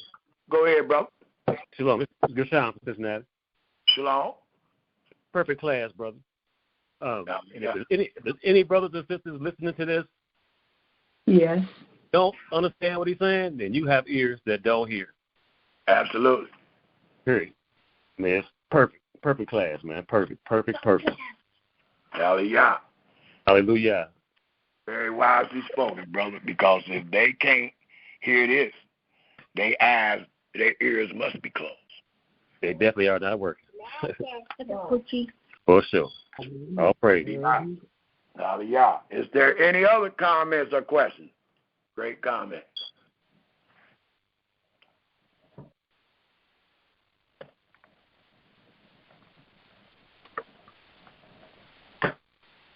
No comment? No questions? great teaching as always. Well, we're gonna bang this subject for the whole month. The Almighty told the children of Israel that this month was the beginning of months for thee. And in that month, it denoted a great deliverance. What do y'all think? What do y'all think about the statement I made about? It kind of slipped my mind when you did that. Just tell them when they're kicking them off. Oh, well, y'all already know that they might kick you off if you want to continue in the conversation. Just call back. But I think they already know that. It was a question I had on my mind. It just slipped my mind. It'll come back. Is there any other comments or questions? Oh, they can go all the way up to it and record it. I don't care. They're going to keep going. It just won't be recorded. Hallelujah. Is there any other comments or questions? I'm trying to find my question. Has anybody answered y'all questions? If y'all asked anybody what means you by this service, have anybody answered y'all? Yeah. Shalom, my brother. Shalom, my brother. How you doing? I'm just great. Was you able to listen? Yes, sir. I sure was. I just want to give a comment. Okay, great. Yeah, I'd like to give all glory and honor to the mighty Yahweh, first of all. Yeah. And I just want to thank you for the teaching. First, I want to thank Yahweh for the opening of my eyes, for it's better to obey 1 Samuel 15:22. Yeah. And 1 Samuel 1:14. You, not mine. It's the difference, what I see. You, not mine. You're not mine, what I'm saying. Yeah, it's the difference. Yes, sir. And he's not accepting our sacrifices right now. That's the difference. So evil is evil to do them. Told I for clarity through what Yahweh is saying to us through you. Brother, you are something else. And I just want to give you your props. And it was a great teaching. Hallelujah. That's very wisely. Go ahead, brother. Go ahead. Hallelujah. Hallelujah. That's very wise. That's very wisely spoken, brother. School of teachings. So it's a great joy for Yahweh to open up our eyes and deliver us out of the congregation of the dead. There's only one truth. There is only one truth. And Yahweh told his children, choose life or death. There's only one truth. So if you're not dealing with life, you got to be dealing with a lie. You got to be dealing with death. You got to. And the Almighty called it the congregation of the dead because you're dealing with death. You chose death over life. When you choose Yahweh, when you fear Yahweh, you have chosen life. Hallelujah. That's one of my songs that I sang. Choose life or death. Yes, sir. Praise Yah.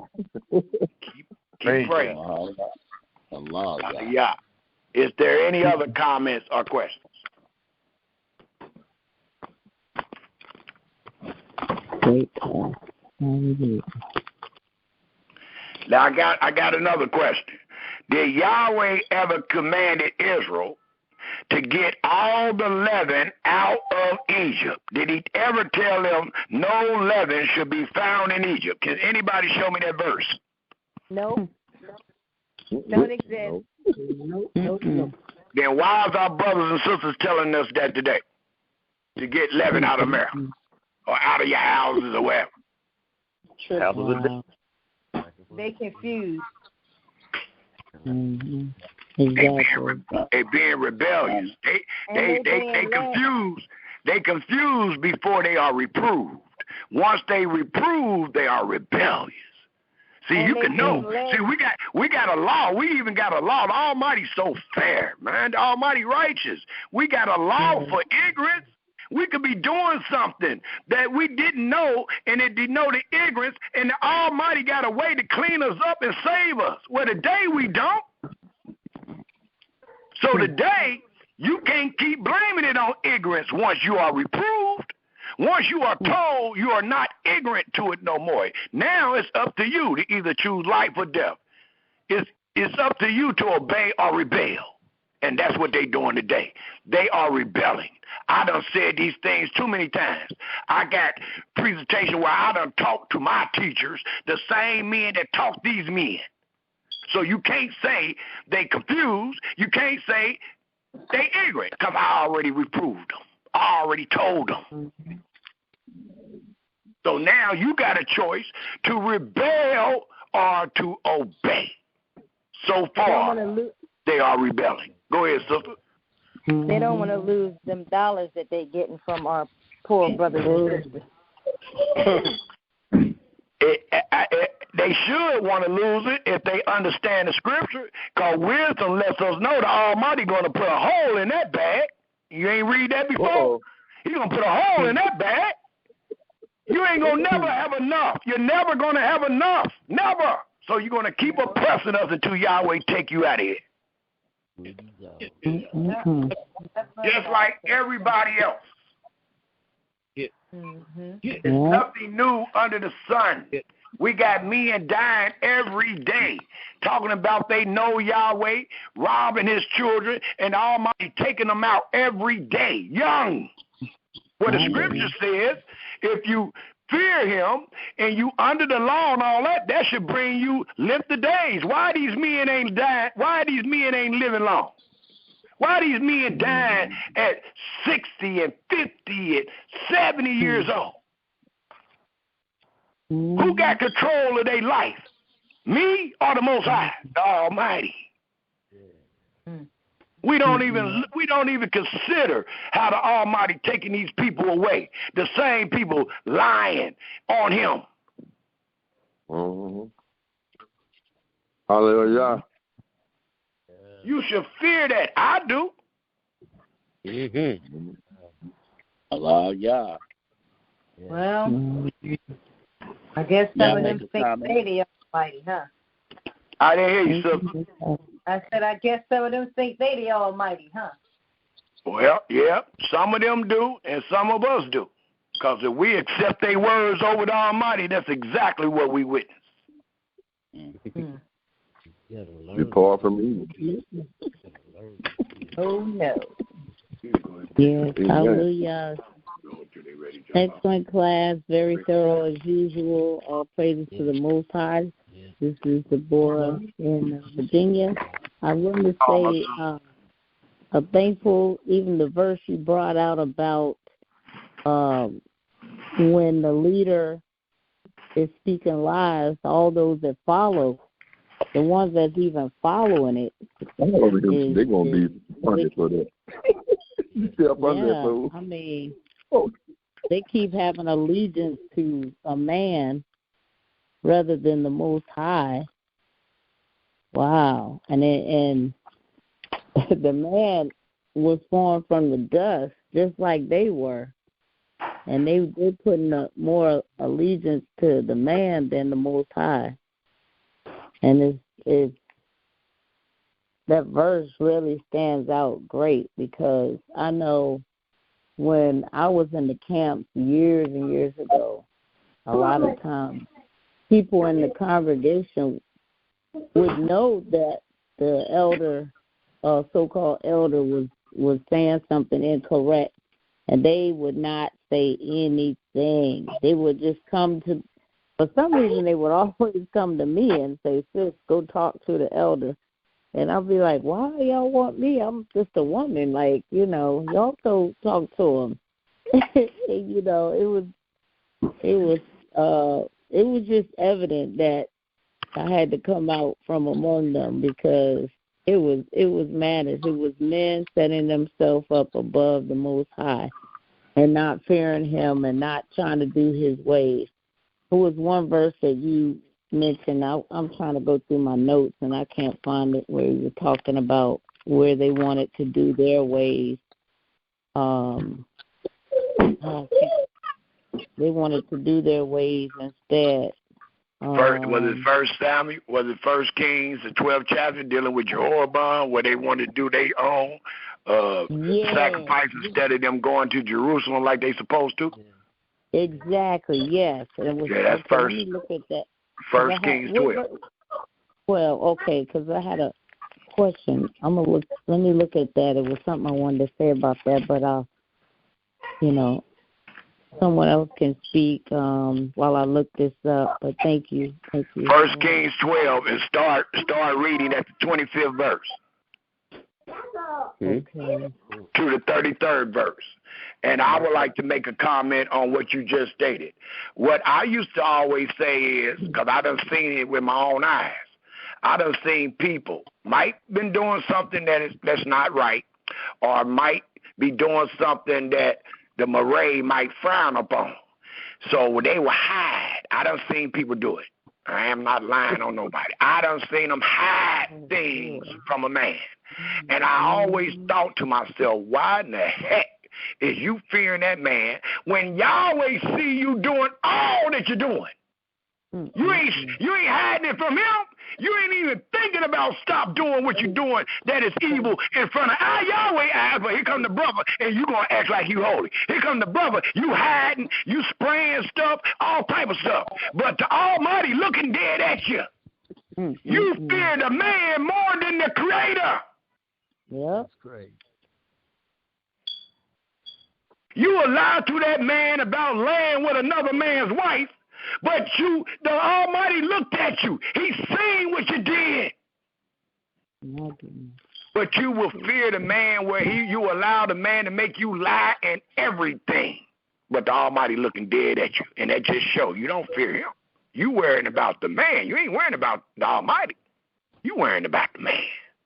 That's what it is, Atlanta. Go ahead, brother. Come on. No, you were like. I thought somebody was talking from Atlanta. What was that comment about Atlanta?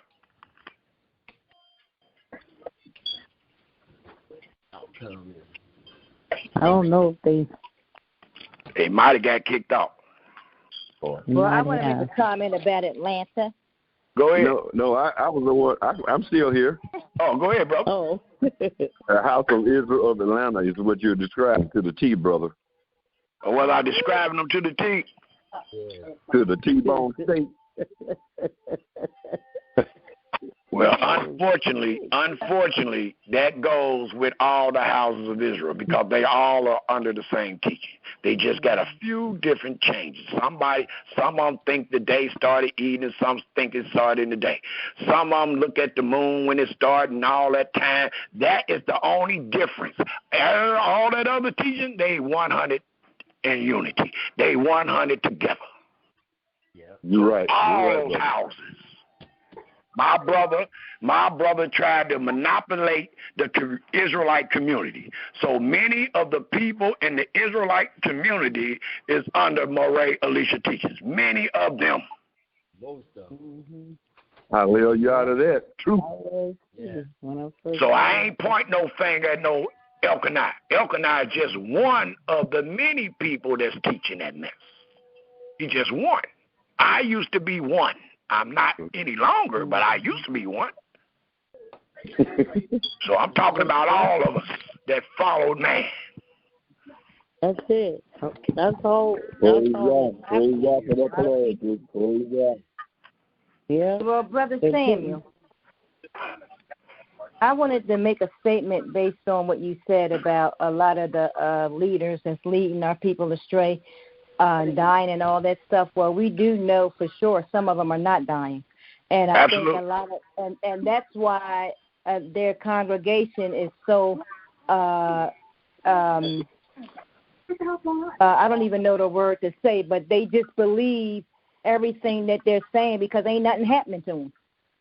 There's nothing happening that people can see, but it's definitely some things happening in the spirit realm for sure. But the people can't see it. So they're not realizing that they're being lied to, and because a lot of them are not studying themselves. Absolutely. And he's so smooth, and he's so smooth with it, just like a pimp would be. He's so smooth with his words, and because they're not studying and they're smitten also, they're not really looking to Yah. They looking to the man. Well, that's only because they do not possess wisdom, because wisdom tells us because sentence against an evil work is not executed speedily, and that's what you're speaking on. Because you don't see no punishment coming speedily, therefore the hearts of the sons of men is fully set in them to do evil. Though a sinner do evil 100 times, and his days be prolonged. Listen to this. Yet surely I know that it is them that fear Elohim, which fear before him. So the Almighty say, yeah, I might prolong the wicked. And many times the wicked days are being prolonged where he can continue to be afflicted. Man, when we stand, let me just say this. When we stand before each other, we can walk past each other every day. Mm-hmm. And I might look just fine, and you might look just fine. But that don't have nothing to do with the trials and tribulations that I endure each and every day. That don't have nothing to do with what I'm afflicted, which I ain't told you about, which you have no knowledge of. Yeah. That's right. We got people we think they doing good, and they can't even keep their wife. They can't even keep a marriage, but you doing good. You can't even, I mean, come on. We got so many trials and tribulations in our life that nobody knows about. Ain't nobody walking around here perfect. You're so right, especially somebody lying.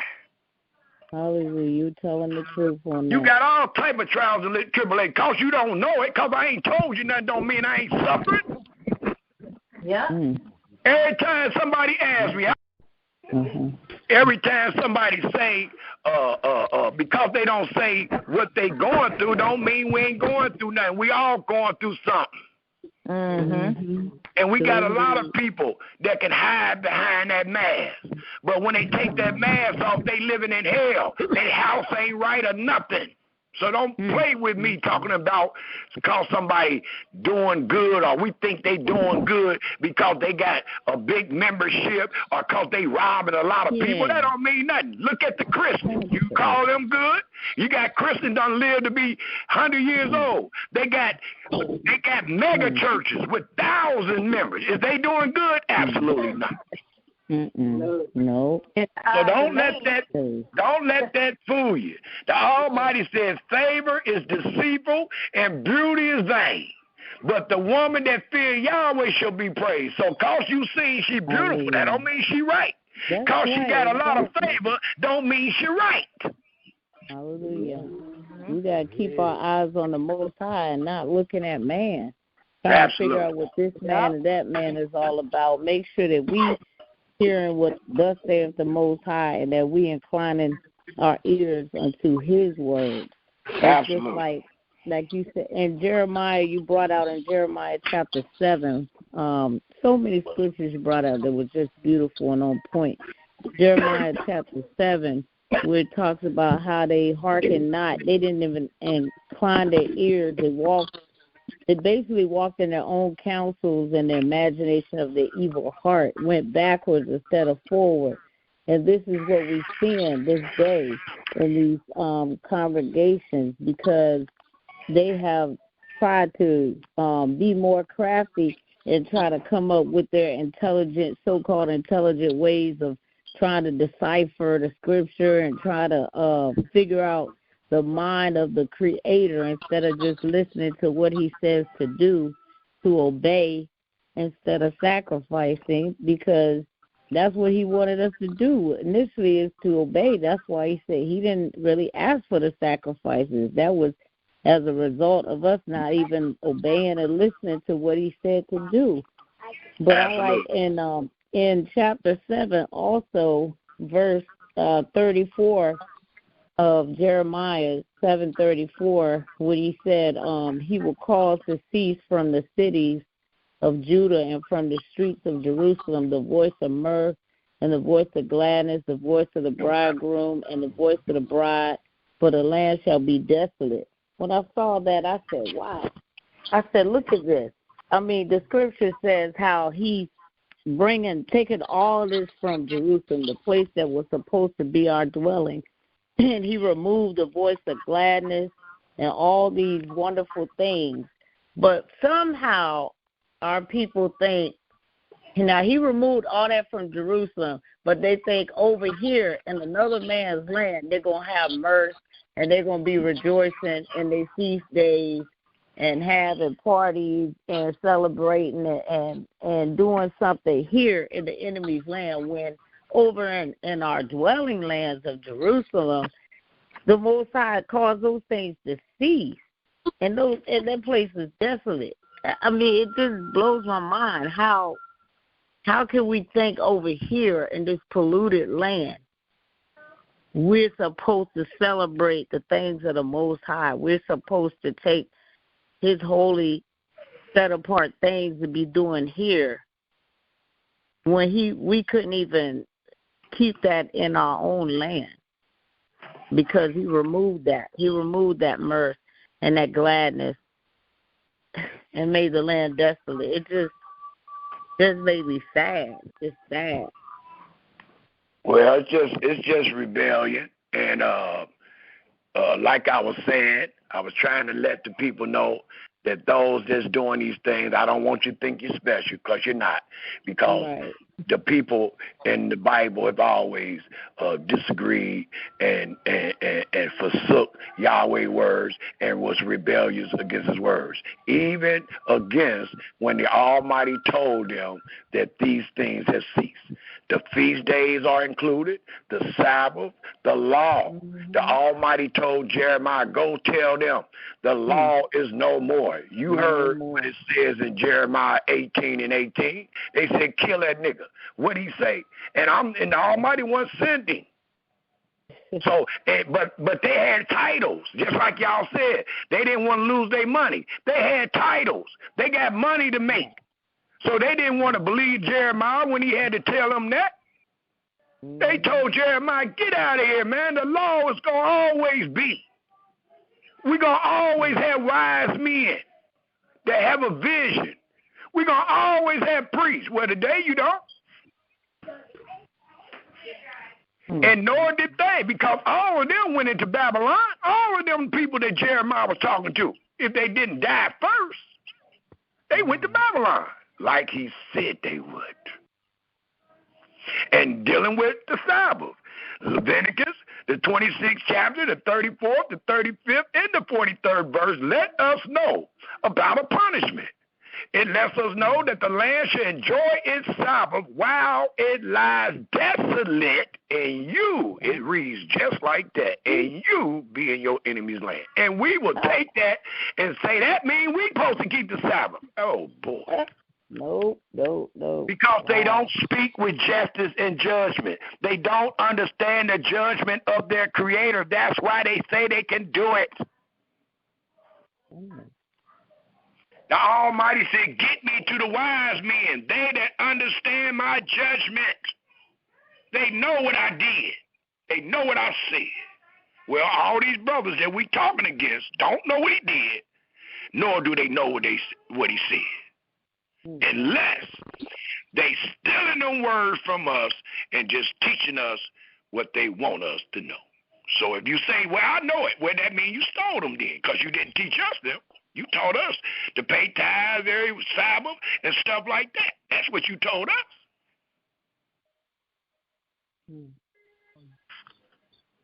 The law and the testimony is a great avenue. It is the best avenue to use against your brother and sister. Use that law. Look at their testimonies. See what your fathers and them did. And if you can't see your fathers and them doing nothing that we have done, and it was accepted, then don't do it. Don't do it. Your example is the testimonies. That's why every time they try to tell me that weak stuff, I say, well, show me where they did it, brother. You ain't got to fuss with me all night. Just give me one testimony and I'll believe you. They can't. They can't. Because there is no light in their conversation. There is no light in throwing leaven, getting rid of your children's food. It is no light to have a burden like that while you are a slave, while you are poor. Blasphemy.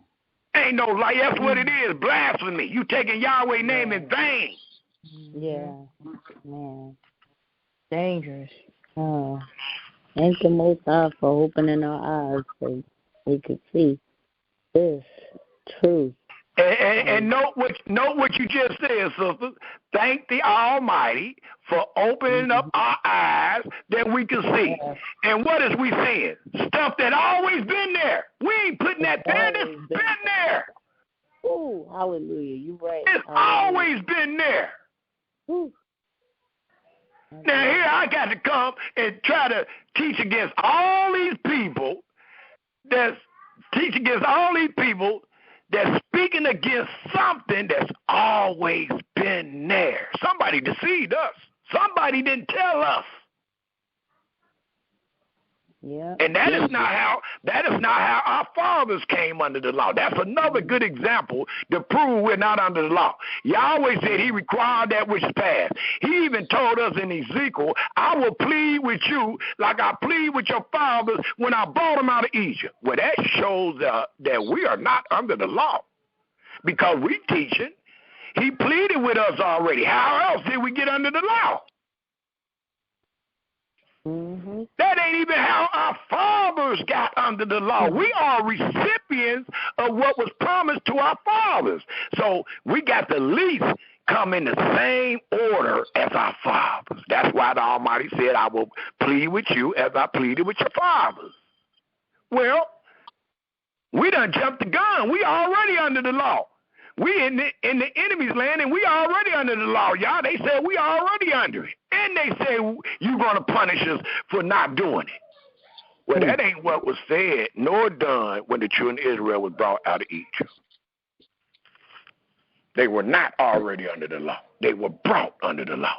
They was taught. And I mean, they was taught each day they was in that wilderness. Not they was taught when they turned 25. No, it didn't mean they was taught when they wind up being 40 and 50. We got men that call themselves Israel, only been Israel for a year or two, and they are almost 70 years old. Come on, man. That ain't, you can't show me that nowhere in your Holy Scripture. Because that is not how it was done when Israel was brought out. The Almighty promised Israel's seed that you're going to come out, and I'm going to plead with you just like I pleaded with your fathers. You got people twisting that, talking about we under the law. I had a brother, I don't know if he's from Elkanah class or not. I think his name was Nathan or something like that. I was talking to the young man, and he gave me a couple of scriptures trying to justify why they teach they under the law. He gave me Jeremiah 31, 34. He gave me, I can remember him because I can believe it. He gave me Amos 9. He gave me Amos 9. He gave me Jeremiah 31, Amos 9. It was about two more he gave me, which was terrible. I mean, it was terrible. Terrible.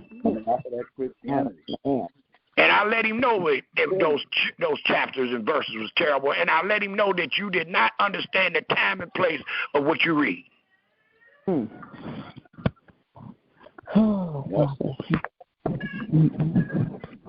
If he say he's going to bring you under the new covenant, how you going to tell me you under the law now, brother? You gave me a scripture that crushes what you're telling me. Because it tells us, see, what they miss is like in Ezekiel 20, when you deal with him bringing you back under the bond of the covenant, they forget this verse. They don't read this verse. The verse that is found in Ezekiel 20, the 33rd verse. Let me get there. I know the verse, but let me get there first.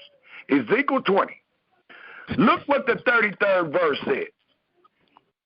And this is the introduction to what you read in the 36th verse when it says, like as I plead with your fathers in the wilderness of the land of Egypt, so will I plead with you, said Yahweh.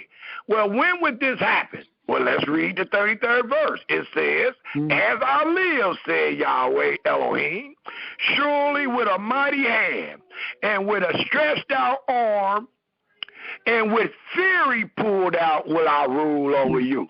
So what's going to happen before Yahweh plead with you like he pleaded with your fathers? What must happen first? He'll bring us out. Gathering. Huh? We're going to come out of this captivity. Yeah, but that's the second thing was going to happen. The first thing is you're going to find yourself in captivity. You're going to find yourself under the fury of Yahweh. You're going to find Yahweh beating you all upside the head. And then he's going to save you and bring you out. Well, let's go to Jeremiah 31 right quick. Let's see what happened before he saved you. Jeremiah 31. All you got to do is look at the... Oh, yeah.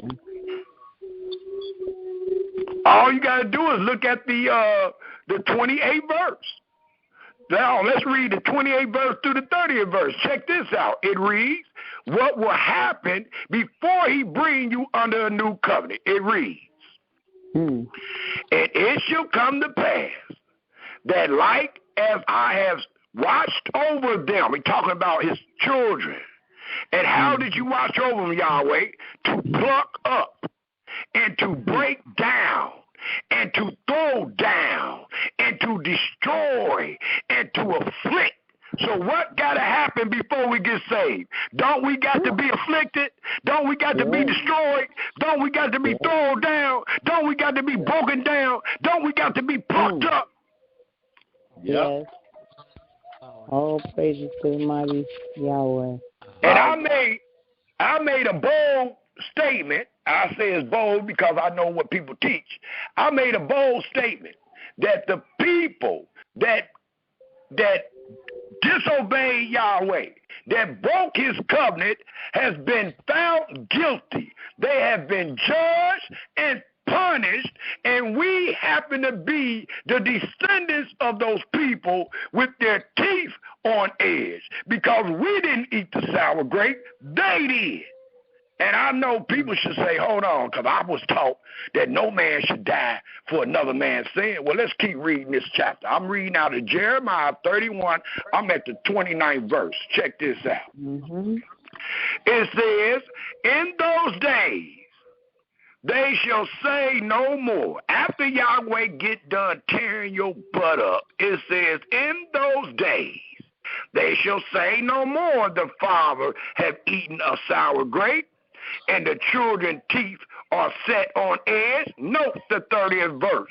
For the 30th verse will let you know what that 29th verse just said. It reads, but everyone shall die for his own iniquity. Every man that eat the sour grape, his teeth shall be set on edge. That's after we are saved. After we are saved, no longer will I punish you for the grape your father ate. But right before you saved, you're going to find your butt being punished for the grapes that your father ate. Ain't we being punished? Ain't we crying right now? Don't we tell people we are here based on Deuteronomy, the 28th chapter? Ain't that what we teaching people? Yes. Yep. Well, that means we are being punished for the grapes that they ate. We ain't ate them yet. We ain't never been under the law. We've been born in hell, so it can't be talking about us. It's talking about the people in the land that was under the covenant that disobeyed and they ate the grape. And their children's teeth are set on edge as it is this day. That's right. If I'm wrong, tear these pages out.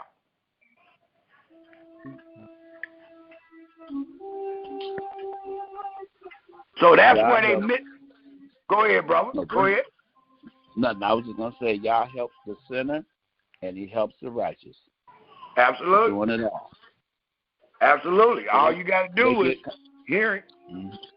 Yep. They get confused because the delusion, the spirit of the lie, have come down to create false pride in people in getting caught up on being called Israel or thinking they look like Israel. You taught on that one time, I think, something close to it. And it also has to do with people not realizing that it's anything that has to do with pride, Yahweh hates. And while we in this condition being beat down and stuff, it's till he's satisfied. We just might well get used to it. Take our whooping because we getting whooped for what our forefathers did, and that pleases Yahweh. Until he's satisfied, we just got to deal with it, be humble, seek after his heart, and listen to what you're saying, because this is what opened my eyes.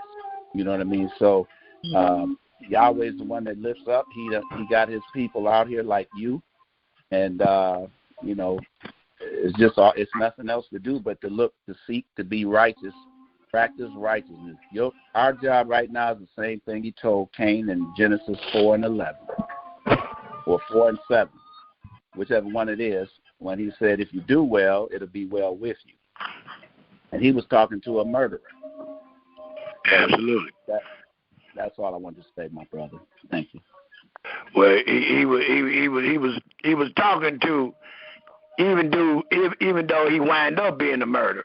When the Almighty said he wasn't a murderer yet, he didn't kill him yet. So he wasn't talking to a murderer, but he wound up being a murderer.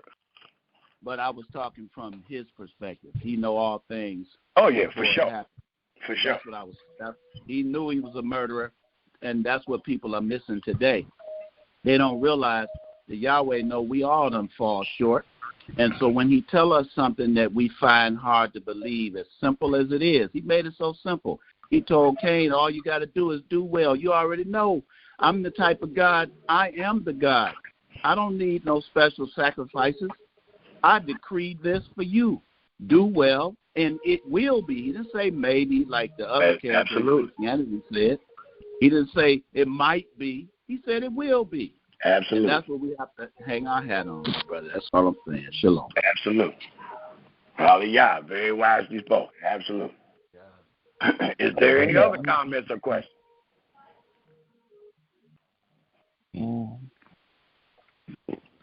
And that was brother Eliakim from Michigan. That's right. Yeah, because I ain't heard you. I was going to call you this week because I ain't heard you in a couple of weeks. So I was going to call and make sure you're all right because I haven't heard from you in a couple of weeks. I appreciate that, brother. I felt that. I felt that today. I was in the bathtub. I told my son, call Steve Get him on the phone. So that's why we're here today. Thank you, brother. It's been a while. It's been going through some things, but we'll talk I about understand. I understand. We all going through things every day. I understand. That's one of the reasons why we got this type of lesson, because we know that we all going through things. Some people gotta work and all that, and you tricking these people. So I'm trying to make it this lesson and these presentations as available as possible, as convenient as possible. Every time I miss a day, I always tell y'all, sorry for the inconvenience, because it is inconveniencing you if I can't get this message out to you. I don't care what you doing. We done had sisters and brothers on this call talking about, well, I'm at work. They sneaking to hear the lesson. And I'm telling them, go on back to work, little sis. I don't want you to get fired. Right. So we trying our best to get this out to our people, knowing the situation we all in. We all under trials and tribulation. We in trouble. You know, brother, just to add to that, when they put that burden on our people, talk about they keeping the law, you know, it makes it even harder for them to survive and take care of their families and to do what they're supposed to do while they're in this man's land. Yeah. That's why it's a burden. That's why it's a burden. Because you trying to run and keep the days, and your boss is saying you got to be at work, and it's a conflict that the Creator ain't even put on us.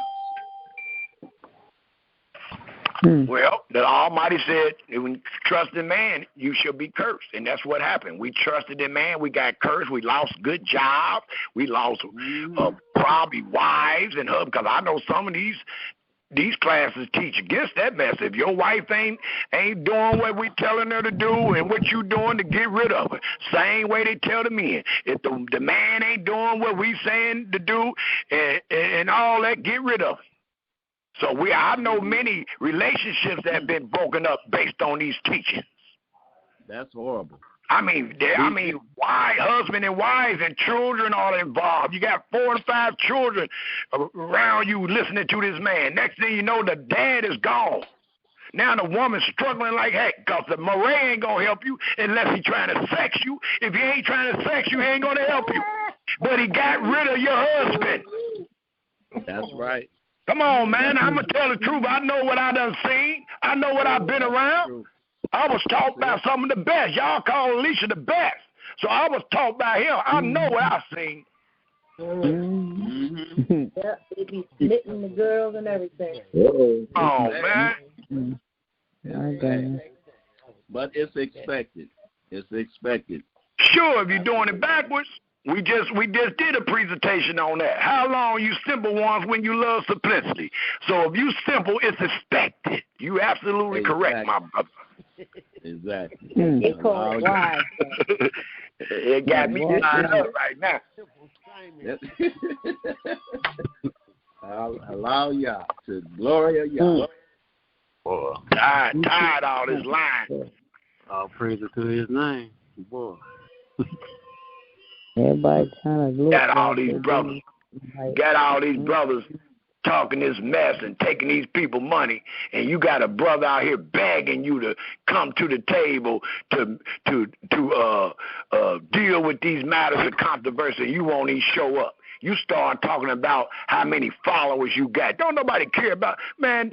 You talk about these Christian preachers all the day. They got mad followers, 5 times more than you. So the followers don't mean nothing. That just means you got a bunch of people that don't know.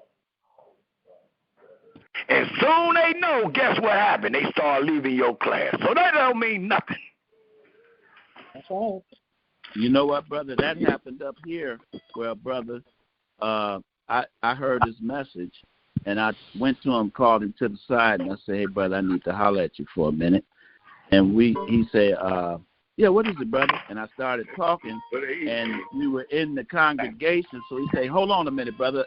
Follow me outside. So we went out to the door. I stopped at the door to start talking. We kept walking. He said, no, come on with me. Follow me for a minute. He took me way out into the parking lot, and he said, what is it that you're trying to tell me? I said, how come you ain't telling these people the truth? And he said, what you mean? So I told him, and then he said, you know, brother, I can't tell them the truth. I said, why not? I said, you know, Yahweh wants you to tell them the truth. He said, well, if I tell them the truth, they'll leave. Guess what happened? Less than, I don't know how much time went by, every single member. He shows up every day to this day at his building, and it's empty. It's been empty. It's been Yahweh took his congregation from him. They left him anyway. So that's amazing. But I ain't picking on the brother, you know, but you know, and to this day I call him every now and then to check up on him, make sure he's all right, and I see him pull into his building and on the empty very rarely, and I keep talking to him, and so, you know, I see 1 or 2 cars show up every now and then, but he used to have the place packed. Well, that's the same thing. That's the same thing I told a sister about when she said they don't want to give up that money. And I let her know the words of wisdom. The Almighty going to cut a hole in that bag. That bag ain't going to get filled. It's going to cut a hole in that bag. You're going to keep on doing this. And when we look at a lot of the teachers that we know, even though we know they got some money, but we know they ain't got as much money as they was hoping. They ain't get as much money as they was wishing, but they got a lot of us. But they ain't get as much money as they was hoping because the Almighty keep cutting the hole in their bag. Yep, He the one that's controlling what you get. You know, hallelujah. Yeah, you're going to keep needing. That's why the Almighty called them greedy dogs, because you're going to keep needing. You ain't going to never have enough. I ain't going to allow it. No, don't. Yeah, I know that's right. It's just some more of like we read in Ezekiel chapter 20, you know, all these things that they're doing, they're polluting the Sabbath, they're polluting, they're going astray from his command, his statutes and his word, basically. And he said, all these things they're going to remember, and they're going to loathe themselves in their own sight for the evils that they committed. So it's even more when he brings us into the land, as he says in Ezekiel 20. He says that's where, and there we're going to remember our ways and our doings.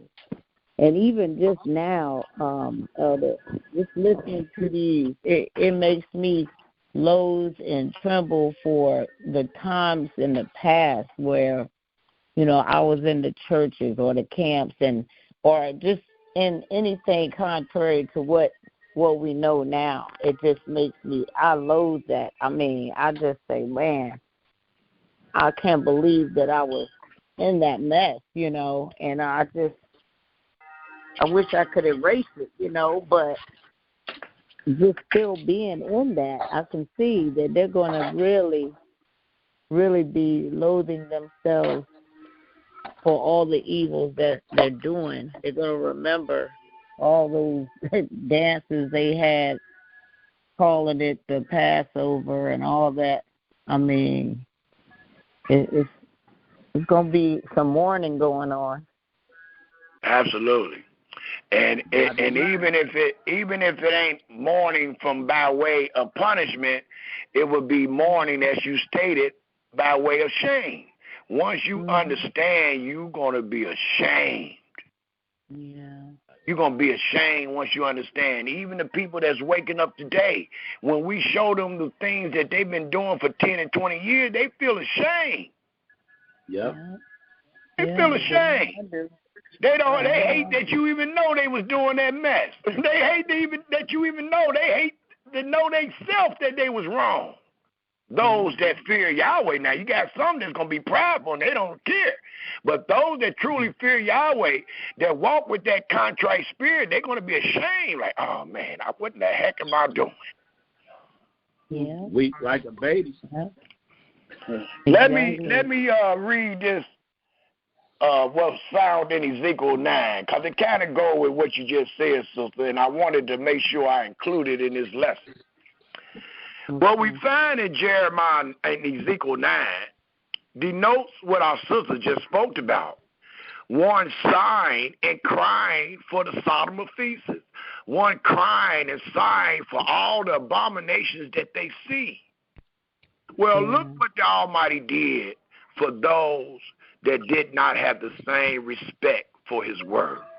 That he found them not crying. He found them not sighing and mourning for his feast days, for the abominations that was done in the city. Ezekiel, the 9th chapter. And it reads, he cried also in my ear with a loud voice, saying, cause them that have charge over the city to draw near, even every man with his destroying weapon in his hand. And behold, 6 men came from the way of the higher gate, which lieth between the north, and every man a slaughter weapon in his hand. And one man among them was clothed with linen, with a writer's inkhorn by his side. And they went in and stood beside the brazen altar. And the glory of Yahweh of Israel was gone up from the cherub, whereon he was, to the threshold of the house. And he called to the man clothed with linen, which had the writer's inkhorn by his side. And Yahweh said unto him, go through the midst. Please take note, y'all. And Yahweh said unto him, go through the midst of the city, through the midst of Jerusalem, and set a mark upon the foreheads of the men that sigh and that cry for all the abominations that be done in the midst thereof. And to the others he said in my hearing, go ye after him through the city, and smite, let not your eyes spare, neither have ye pity on any of them that you find not crying. It reads, slay utterly old and young, both maids and little children and women, but come not near any man or woman that's been crying, that's been sighing, that is mournful for the feast days and mournful for all the abominations they see. The Almighty told them, but come not near any man upon whom is the mark. And where do you want me to start, Yahweh? Where you want me to start killing them? It says, and begin at my sanctuary. Then they began at the ancient men which were before the house. And he said unto them, defile the house, and fill the courts with their slain. Go ye forth. And they went forth and slew in the city. And it came to pass, while they were slaying them, and I was left, that I fell upon my face, and cried and said, O Yahweh Elohim, will thou destroy all the residue of Israel in thy pouring out of thy fury upon Jerusalem? Then he said unto me, the iniquity of the house of Israel and Yehuda is exceedingly great, and the land is full of blood, and the city full of perverseness. For they say, Yahweh hath forsaken the earth, and Yahweh seeth not. And as for me, also my eyes shall not spare, neither will I have pity, but I will recompense their way upon their head. And behold, the man clothed with linen, which had the inkhorn by his side, reported the matter, saying, I have done as thou hast commanded me. That means he went through the city and killed everybody that didn't cry about the Sodom feast days and the abominations that was found in that city. Allah, Yah. You better be crying. Yep. If you are crying, it lets you know that you have understanding, because it was a bunch of people in that day, in that city, that didn't have the same understanding that you had, sister, and we just found out they all was killed. I don't care if it was a baby. I don't care if it was a maiden. I don't care if it was old. I don't care if they was young. I don't care if they was man. I don't care if they was woman. I don't care if they was little children. If they didn't have the mark, if they was not crying, they died. My goodness. Ooh. My goodness. Sound like we better be crying just in case. Yeah. Hey, I know I'll I'm find lately. Sound like we better be crying just in case. Y'all should hear me crying. Tears be coming down my eyes just on their own now. I won't even be daily for me. It's like taking a bath. Exactly. Like, yeah. Ain't no joke. Well, we got every right to be depressed. Grandkids looking at me like, man, what's wrong with Pepper? Why are you crying? I know. They don't understand. They will. They will. They say, don't worry, be happy. Yeah. But like I said, but like I love to say, it only worked in class, and it only worked in class under your delusion. Because at the class, I don't care who you are, if you ain't robbing the people and you don't have your own business or whatever, you went right back to work at the class, and you are back under the bull crap that you complain about for 6 days, and then Saturday you back in this building, and then you hold it down for those couple of hours, and then you leave that building, and you back that same nigga that you was when you first went in there. Knock it off, y'all. We know what we endure. We know what we going through. Sometimes the Morays don't even know what we going through. Come on, y'all. Right. We hurting. We in trouble. The Almighty didn't say he going to come and save a bunch of people got it going on. He said, I'm going to come and save a bunch of people that's in trouble. We're in trouble. In need of being saved. Hallelujah.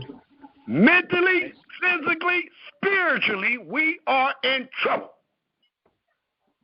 And you know, this is something that I noticed was that I was reading, and the scriptures say he told his people, when you don't pray for sinners. Now that was a shock to me. Don't pray for the sinner. When you come across, don't pray for the sinner. Don't give him no help. Which I'm still studying that, but I was shocked on that. I didn't know if you might have had something to say on that, but I'm letting Yahweh is the guy. Agreement. Said don't pray for the sinner. That's something that's huge in the world about praying for the sinner, and I believe it has to do with what God has given, what Yahweh gave us all, which is that soul is called reasoning. And if you reject what you see and know is the truth, that's because that's on you. Yahweh said he didn't make anybody that didn't have that ability to reason. And if there are those that came to this, which it didn't say that in the scriptures, he said he gave everybody reasoning ability. So those who don't have it, they don't have nothing to worry about. But the ones who do have the reasoning ability, we can make all kind of excuses that we want. But God, Yahweh is the God of trickery, the God of deceit, the God of truth. And he never intended, he created evil and good. He's the master of it all. He ain't suffering from what evil doing. Evil's serving him. So if he gave us the way out, which is just simply, he said, do well. Do the right thing. Make the right choice. That's the only requirement. He required of the whole world before he caused the first deluge, the first flood, the first world destruction. He had the same requirement. He didn't give a bunch of laws and a bunch of this and a bunch of that. He said, just do right. Treat your brother right. Treat the stranger right. Treat the widow right. Treat the fatherless right. Check yourself. When you know you ain't being truthful, check yourself. It's all he made it real simple. So ain't nobody going to be able to escape his wrath, period. Right. It's just flat out the truth. Nah, ain't nobody gonna escape his wrath. But I don't recall the verse that you stated, but I got a verse similar to that. And that is found in 2 Chronicles 19, when Jehoshaphat was Jehu and Jehoshaphat was talking. If you pick up in 2 Chronicles the 19th chapter, the second verse says this: and Jehu, the son of Hanani, the seer, went out to meet him and said to King Jehoshaphat, should thy help the unelohimly and love them that hate Yahweh? So that could be a sinner. So he's saying, should thy hate the unelohimly and love them that hate Yahweh? Therefore is his wrath upon thee from Yahweh. So he's letting you know, no, you don't never want to truly help the unelohimly, nor love them that hate Yahweh. And a sinner hates Yahweh.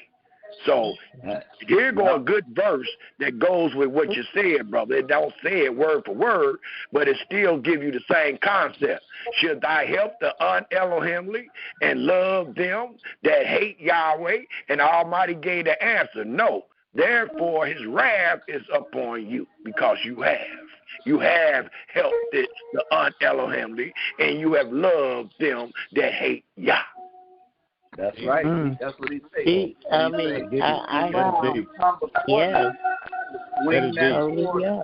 Well, some people just share that with their family.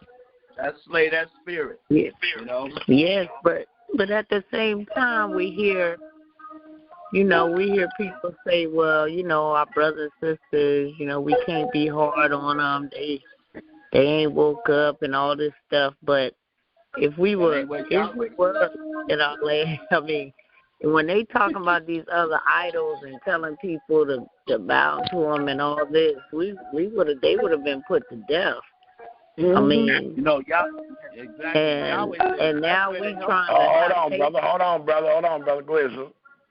Go ahead. So now we trying to have patience, you know, with them because we were once, you know, in blindness as well. So it's kind of confusing. Like, you know, you hate what they stand for and the things that they're doing, but at the same time, it's like you feel, like you say, you ashamed yourself that you was once a part of it, you know, and that you came out. And so it's like, where do we, you know, if we was in the land, we would hate them. We would put them to death. Over here in this captivity, what are we, you know? You ain't going to do nothing. You ain't doing nothing. We can't do no judgment. I know. We just got to say, well, we all in this. I mean, the curses, like the Most High's word is true. You know, you were going to go after God's newly formed, and then you was going to worship wood and stone. Like, those things were going to happen because it wouldn't come back void. So now... Well, we read, remember we read in Ezekiel 2, where Ezekiel had to go tell them that they hear or forbear. So kind of answering to what you're saying, we are not in that day, but all we can really do if we try to emulate or try to use our integrity based on these words we find, all we can do is tell our brother if they hear or forbear. Because we know that wisdom tells us, if thou be wise, thou should be wise for who? Your brother or yourself? No, I'm asking the question. Yourself? For yourself. Don't it say for yourself? Yeah. Yeah. So we ought to be wise for ourselves. No matter who take heed, no matter who want to fear Yahweh, you are to fear him for yourself. Hallelujah. Now, you can talk to your brother and sister all day, and they might not even pay you no attention, but please be wise for thyself. Hallelujah. Hallelujah. And it's hard. Daniel and Job was going to put. I'm sorry. Go ahead, sister. No, go ahead, brother. Okay, I was just gonna say, thank you. What do you think will happen when your brother and our brothers and our sisters see the tightening up of those that can see, and we all start swinging that sword of truth, not holding back? You know, our people are slick. They're gonna hate us. No, they not. A lot of them. What's going to happen is, see, when how many black folks you know that don't start trying to straighten up once they see the door closing? I don't know, they brother. Feel like they're running out of time. It's like every time you try to come against what they saying, they be coming with hatred. I mean, they will go off like the elder said. They will scandalize your name. They will say all kinds of stuff. Well, that's why Yahweh said his servants, his prophets, they slaughtered, they did everything to them. You know what I mean? Belittled them. So that's why I always felt that was talking about the prophets, but it also means those who are also taking up that walk. You know what I'm saying? Even though it's directly referring to the prophets, we get our inspiration from them. You know, the fact that we holding on to Yahweh. But I was just saying, you know, that's just my little point. I'm nobody. I'm learning just like the rest of us. And you know, I'm just sharing to learn and also bounce off the wall so I see what I get back to help me too. And it's all about us doing that, because that is what Yahweh said. Come reason with me, for I am the God of knowledge. So a lot of these, when I came out of Christianity, I didn't even know God was a God of knowledge. I thought he was just a big spirit, puff of smoke. You know, because listen to them talk, he looked like a cloud and he was sitting on some clouds. So that's all I'm saying. Out of whatever delusion I came out of and still coming out of, it's a journey, and it is his work. He's doing it. Beautiful, Jay. Eliakim, Yahweh raises up. We don't do it. He does it. So we try to, you know, it's hard. I know, because I do it too. I'm guilty of a lot of things, and so, but I'm aware of them, and as I'm aware of them, I struggle with them. And I'm grateful that his mercy give me time in my life while I'm still living to know that it's important to strive toward getting that thing under control. You know what I'm saying? So that's the thing. That's all I'm saying is that can't nobody walk in your shoes for you. Jesus can't walk in your shoes for you. Muhammad can't walk in your shoes for you. Who are they? Five can't walk in your shoes, you know.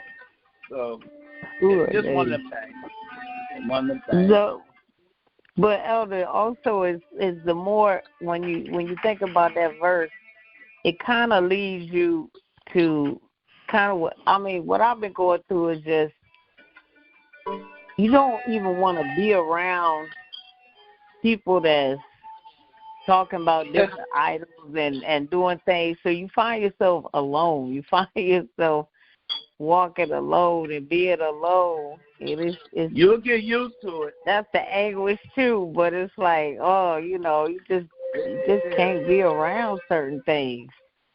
You know, you call people that have the right mindset.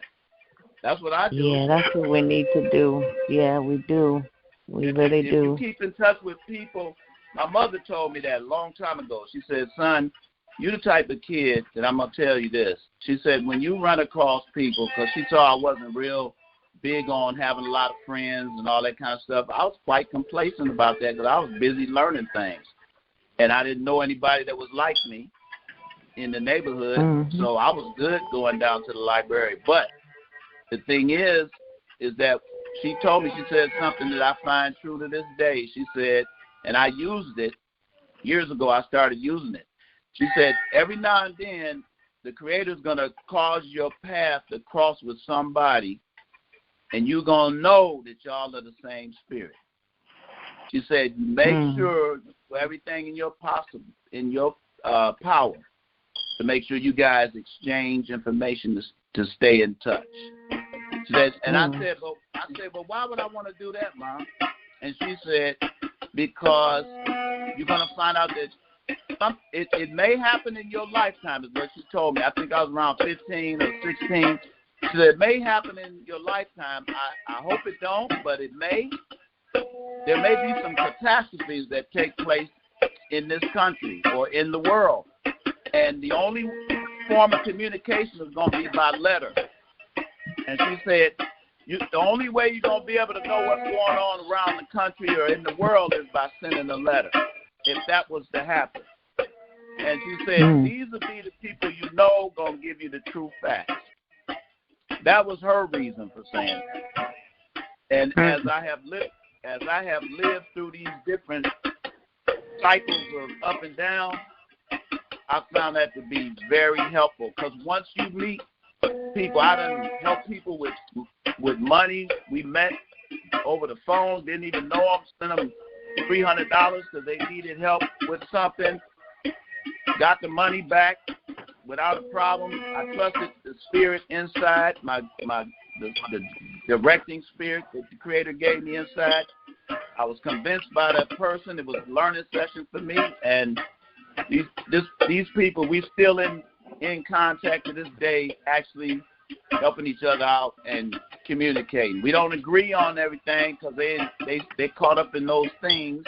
And I thought I was supposed to tell them about what I know and all that kind of stuff. But I found that all I'm supposed to do is lead by example, follow the Creator the way I do, And when it comes up, I can explain things to them if it comes up. But I found out that most likely it don't. And the way that they have been coming to me is that when they blow up and get upset and don't want to talk to me, I don't worry about that. They end up calling me back, and they be on a different tone, and I tell them then, I say, hey, listen, we can't talk until we talk about how that last phone call ended. Hey, no, they try to skate around it. They want to skate around it. Exactly. But I don't let me make a comment right quick with some scriptures. Dealing with what you were saying, sister, about like being sorrowful and how we wish that we can contact people and talk to them, but instead they give us hate, character assassinate us, ostracize us. Let's take a look. Okay. Let's take a look at Jeremiah the 8th chapter. Let's take a look at Jeremiah the 8th chapter and Jeremiah the 9th chapter, and let's see what a person felt and what they said when they was experiencing things like you just described. Let's take a quick look at Jeremiah 8. Hallelujah. And let's read the 18th verse to the 22nd verse, and then I would like to read the first 5 verses of the 9th chapter. That would be my comment based on what y'all done said so far. And what we find here in the 8th chapter, the 18th verse of Jeremiah, it reads, when I would comfort myself against sorrow, my heart is fainted in me. Behold, the voice of the cry of the daughters of my people, because of them that dwell in a far country. Is not Yahweh in Zion? Is not her king in her? Why have they provoked me to anger with their graven images and with strange vanities? The harvest is past. The summer is ended, and we are not saved. For the hurt of the daughter of my people am I hurt. I am black. Astonishment have taken hold upon me. Is there no balm in Gilead? Is there no physician there? Why then is not the health of the daughter of my people recovered? Now look what Jeremiah continued to say. Oh, that my head were waters and my eyes a fountain of tears, that I might weep day and night for the slain of the daughter of my people. Oh, that I had in the wilderness, note, a lodging place. This man is hoping that he just had a lodging place, because he's sent to his brothers and sisters all the time, and they hate him. They talking about him. They want to kill him. And and they call Jeremiah the weeping prophet, because Jeremiah loved the Yahweh, and he loved his people. So he wept for them all the time.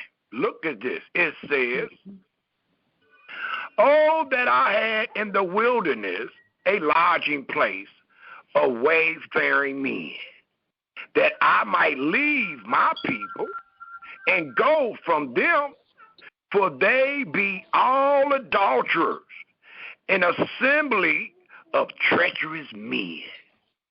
And they bend their tongue like their bow for lies, but they are not villain for the truth upon the earth. For they proceed from evil to evil, and they know not me, said Yahweh. Thus Yahweh tell them, take ye heed every one of his neighbor, and trust ye not in any brother, for every brother will utterly supplant, and every neighbor will walk with slanders.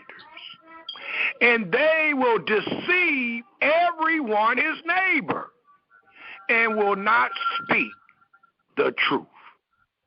They have taught their tongue to speak lies, and weary themselves to commit iniquity. So the Almighty is saying to Jeremiah, allowing us to know the imagination of Jeremiah, that the situation is so sad. And I am so tired of crying for them. I am so tired of keep on warning them. I am so tired of trying to help them, to where I wish that I can just go somewhere that denote a lot of water where you won't see me crying. And I can just cry day and night. Or maybe I can find a place where some wayfaring men where I can just be among them. Because the Almighty let me know to take ye heed everyone his neighbor, and trust ye not in any brother. For every brother will utterly supplant, and every neighbor will walk with slander. So we're talking about during times of affliction.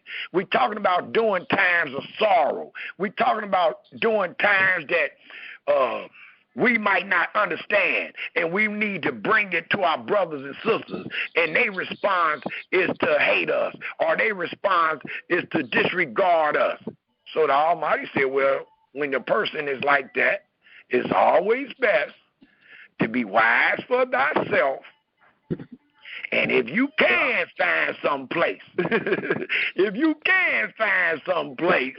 where you can lodge alone by yourself, it is well done. That's what I do. My goodness. The Almighty is not telling us to keep going to them to try to get acceptance. No. Tell them, or if they hear or forbear. I don't care if you in the same situation or not. The same judgment was going to befall all Israel. Well, Ezekiel had to tell them if they hear or forbear. Yeah. He was going to be a recipient of it too. He still had to tell them. So tell them if they hear or forbear and keep it stepping, because you can't do nothing. You in the same boat.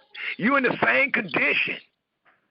We look like fighting our brothers and sisters. Well, I ain't fighting them.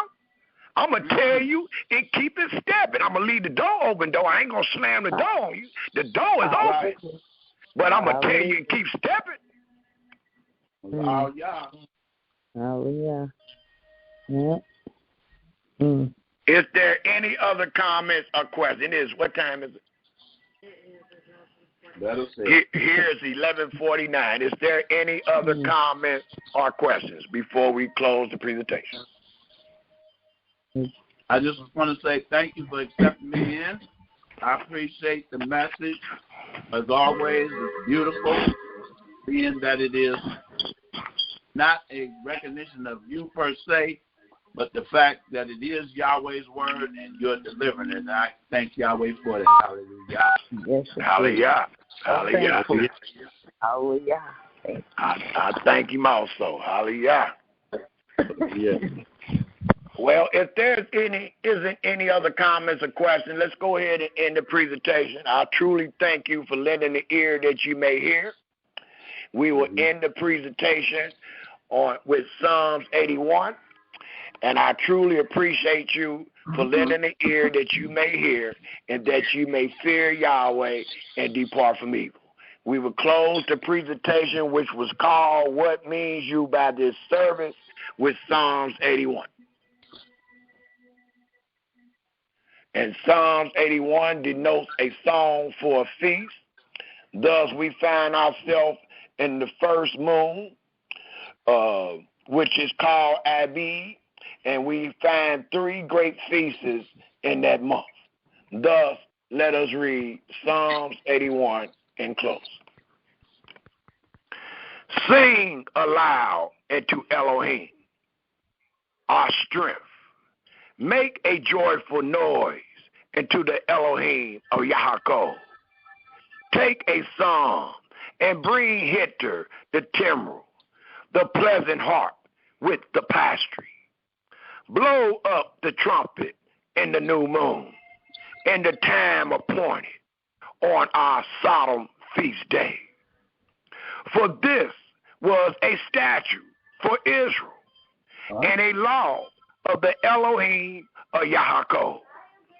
This he ordained in Joseph for a testimony when he went out through the land of Egypt, where I heard a language that I understood not. I removed his shoulder from the burden. His hands were delivered from the pots. Thy callest in trouble, and I delivered thee. I answered thee in the secret place of thunder. I proved or test thee at the waters of Meribah, Selah. Hear, O my people, and I will testify unto thee, O Israel, if thou wilt hearken unto me. There shall no strange God be in thee, neither shall thou worship any strange God.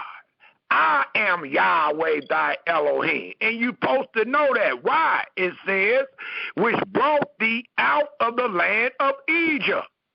Open thy mouth wide, and I will fill it. But my people would not hearken unto my voice, and Israel would none of me. So I gave them up into their own heart lust, and they walked in their own counsels as they do this day. Oh, that my people had hearkened unto me, and Israel had walked in my ways. I should soon have subdued their enemies, and we would still find ourselves under the Passover, the Feast of Unleavened Bread, and the other 5 feasts that you find in Leviticus 23. Thus it reads again in the 14th verse, I should soon have subdued their enemies and turned my hand against their adversaries. The haters of Yahweh should have submitted themselves unto him. But their time, you think it's forever? You think you're going to get away? It says, but their time should have endured forever if they were under righteousness, if they were under the covenant of the law, if they were in their land. Then I just stated we would be keeping the Passover and the Feast of Unleavened Bread as it is written. But our fathers did not hearken. Their heart went after the lust. They walked in their own counsel.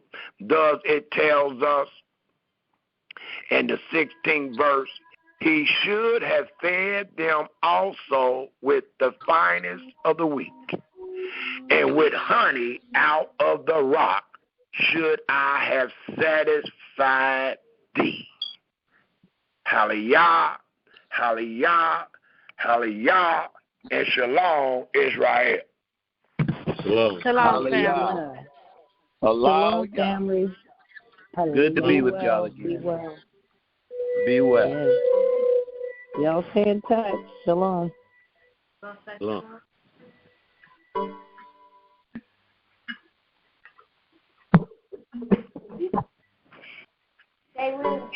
Shalom.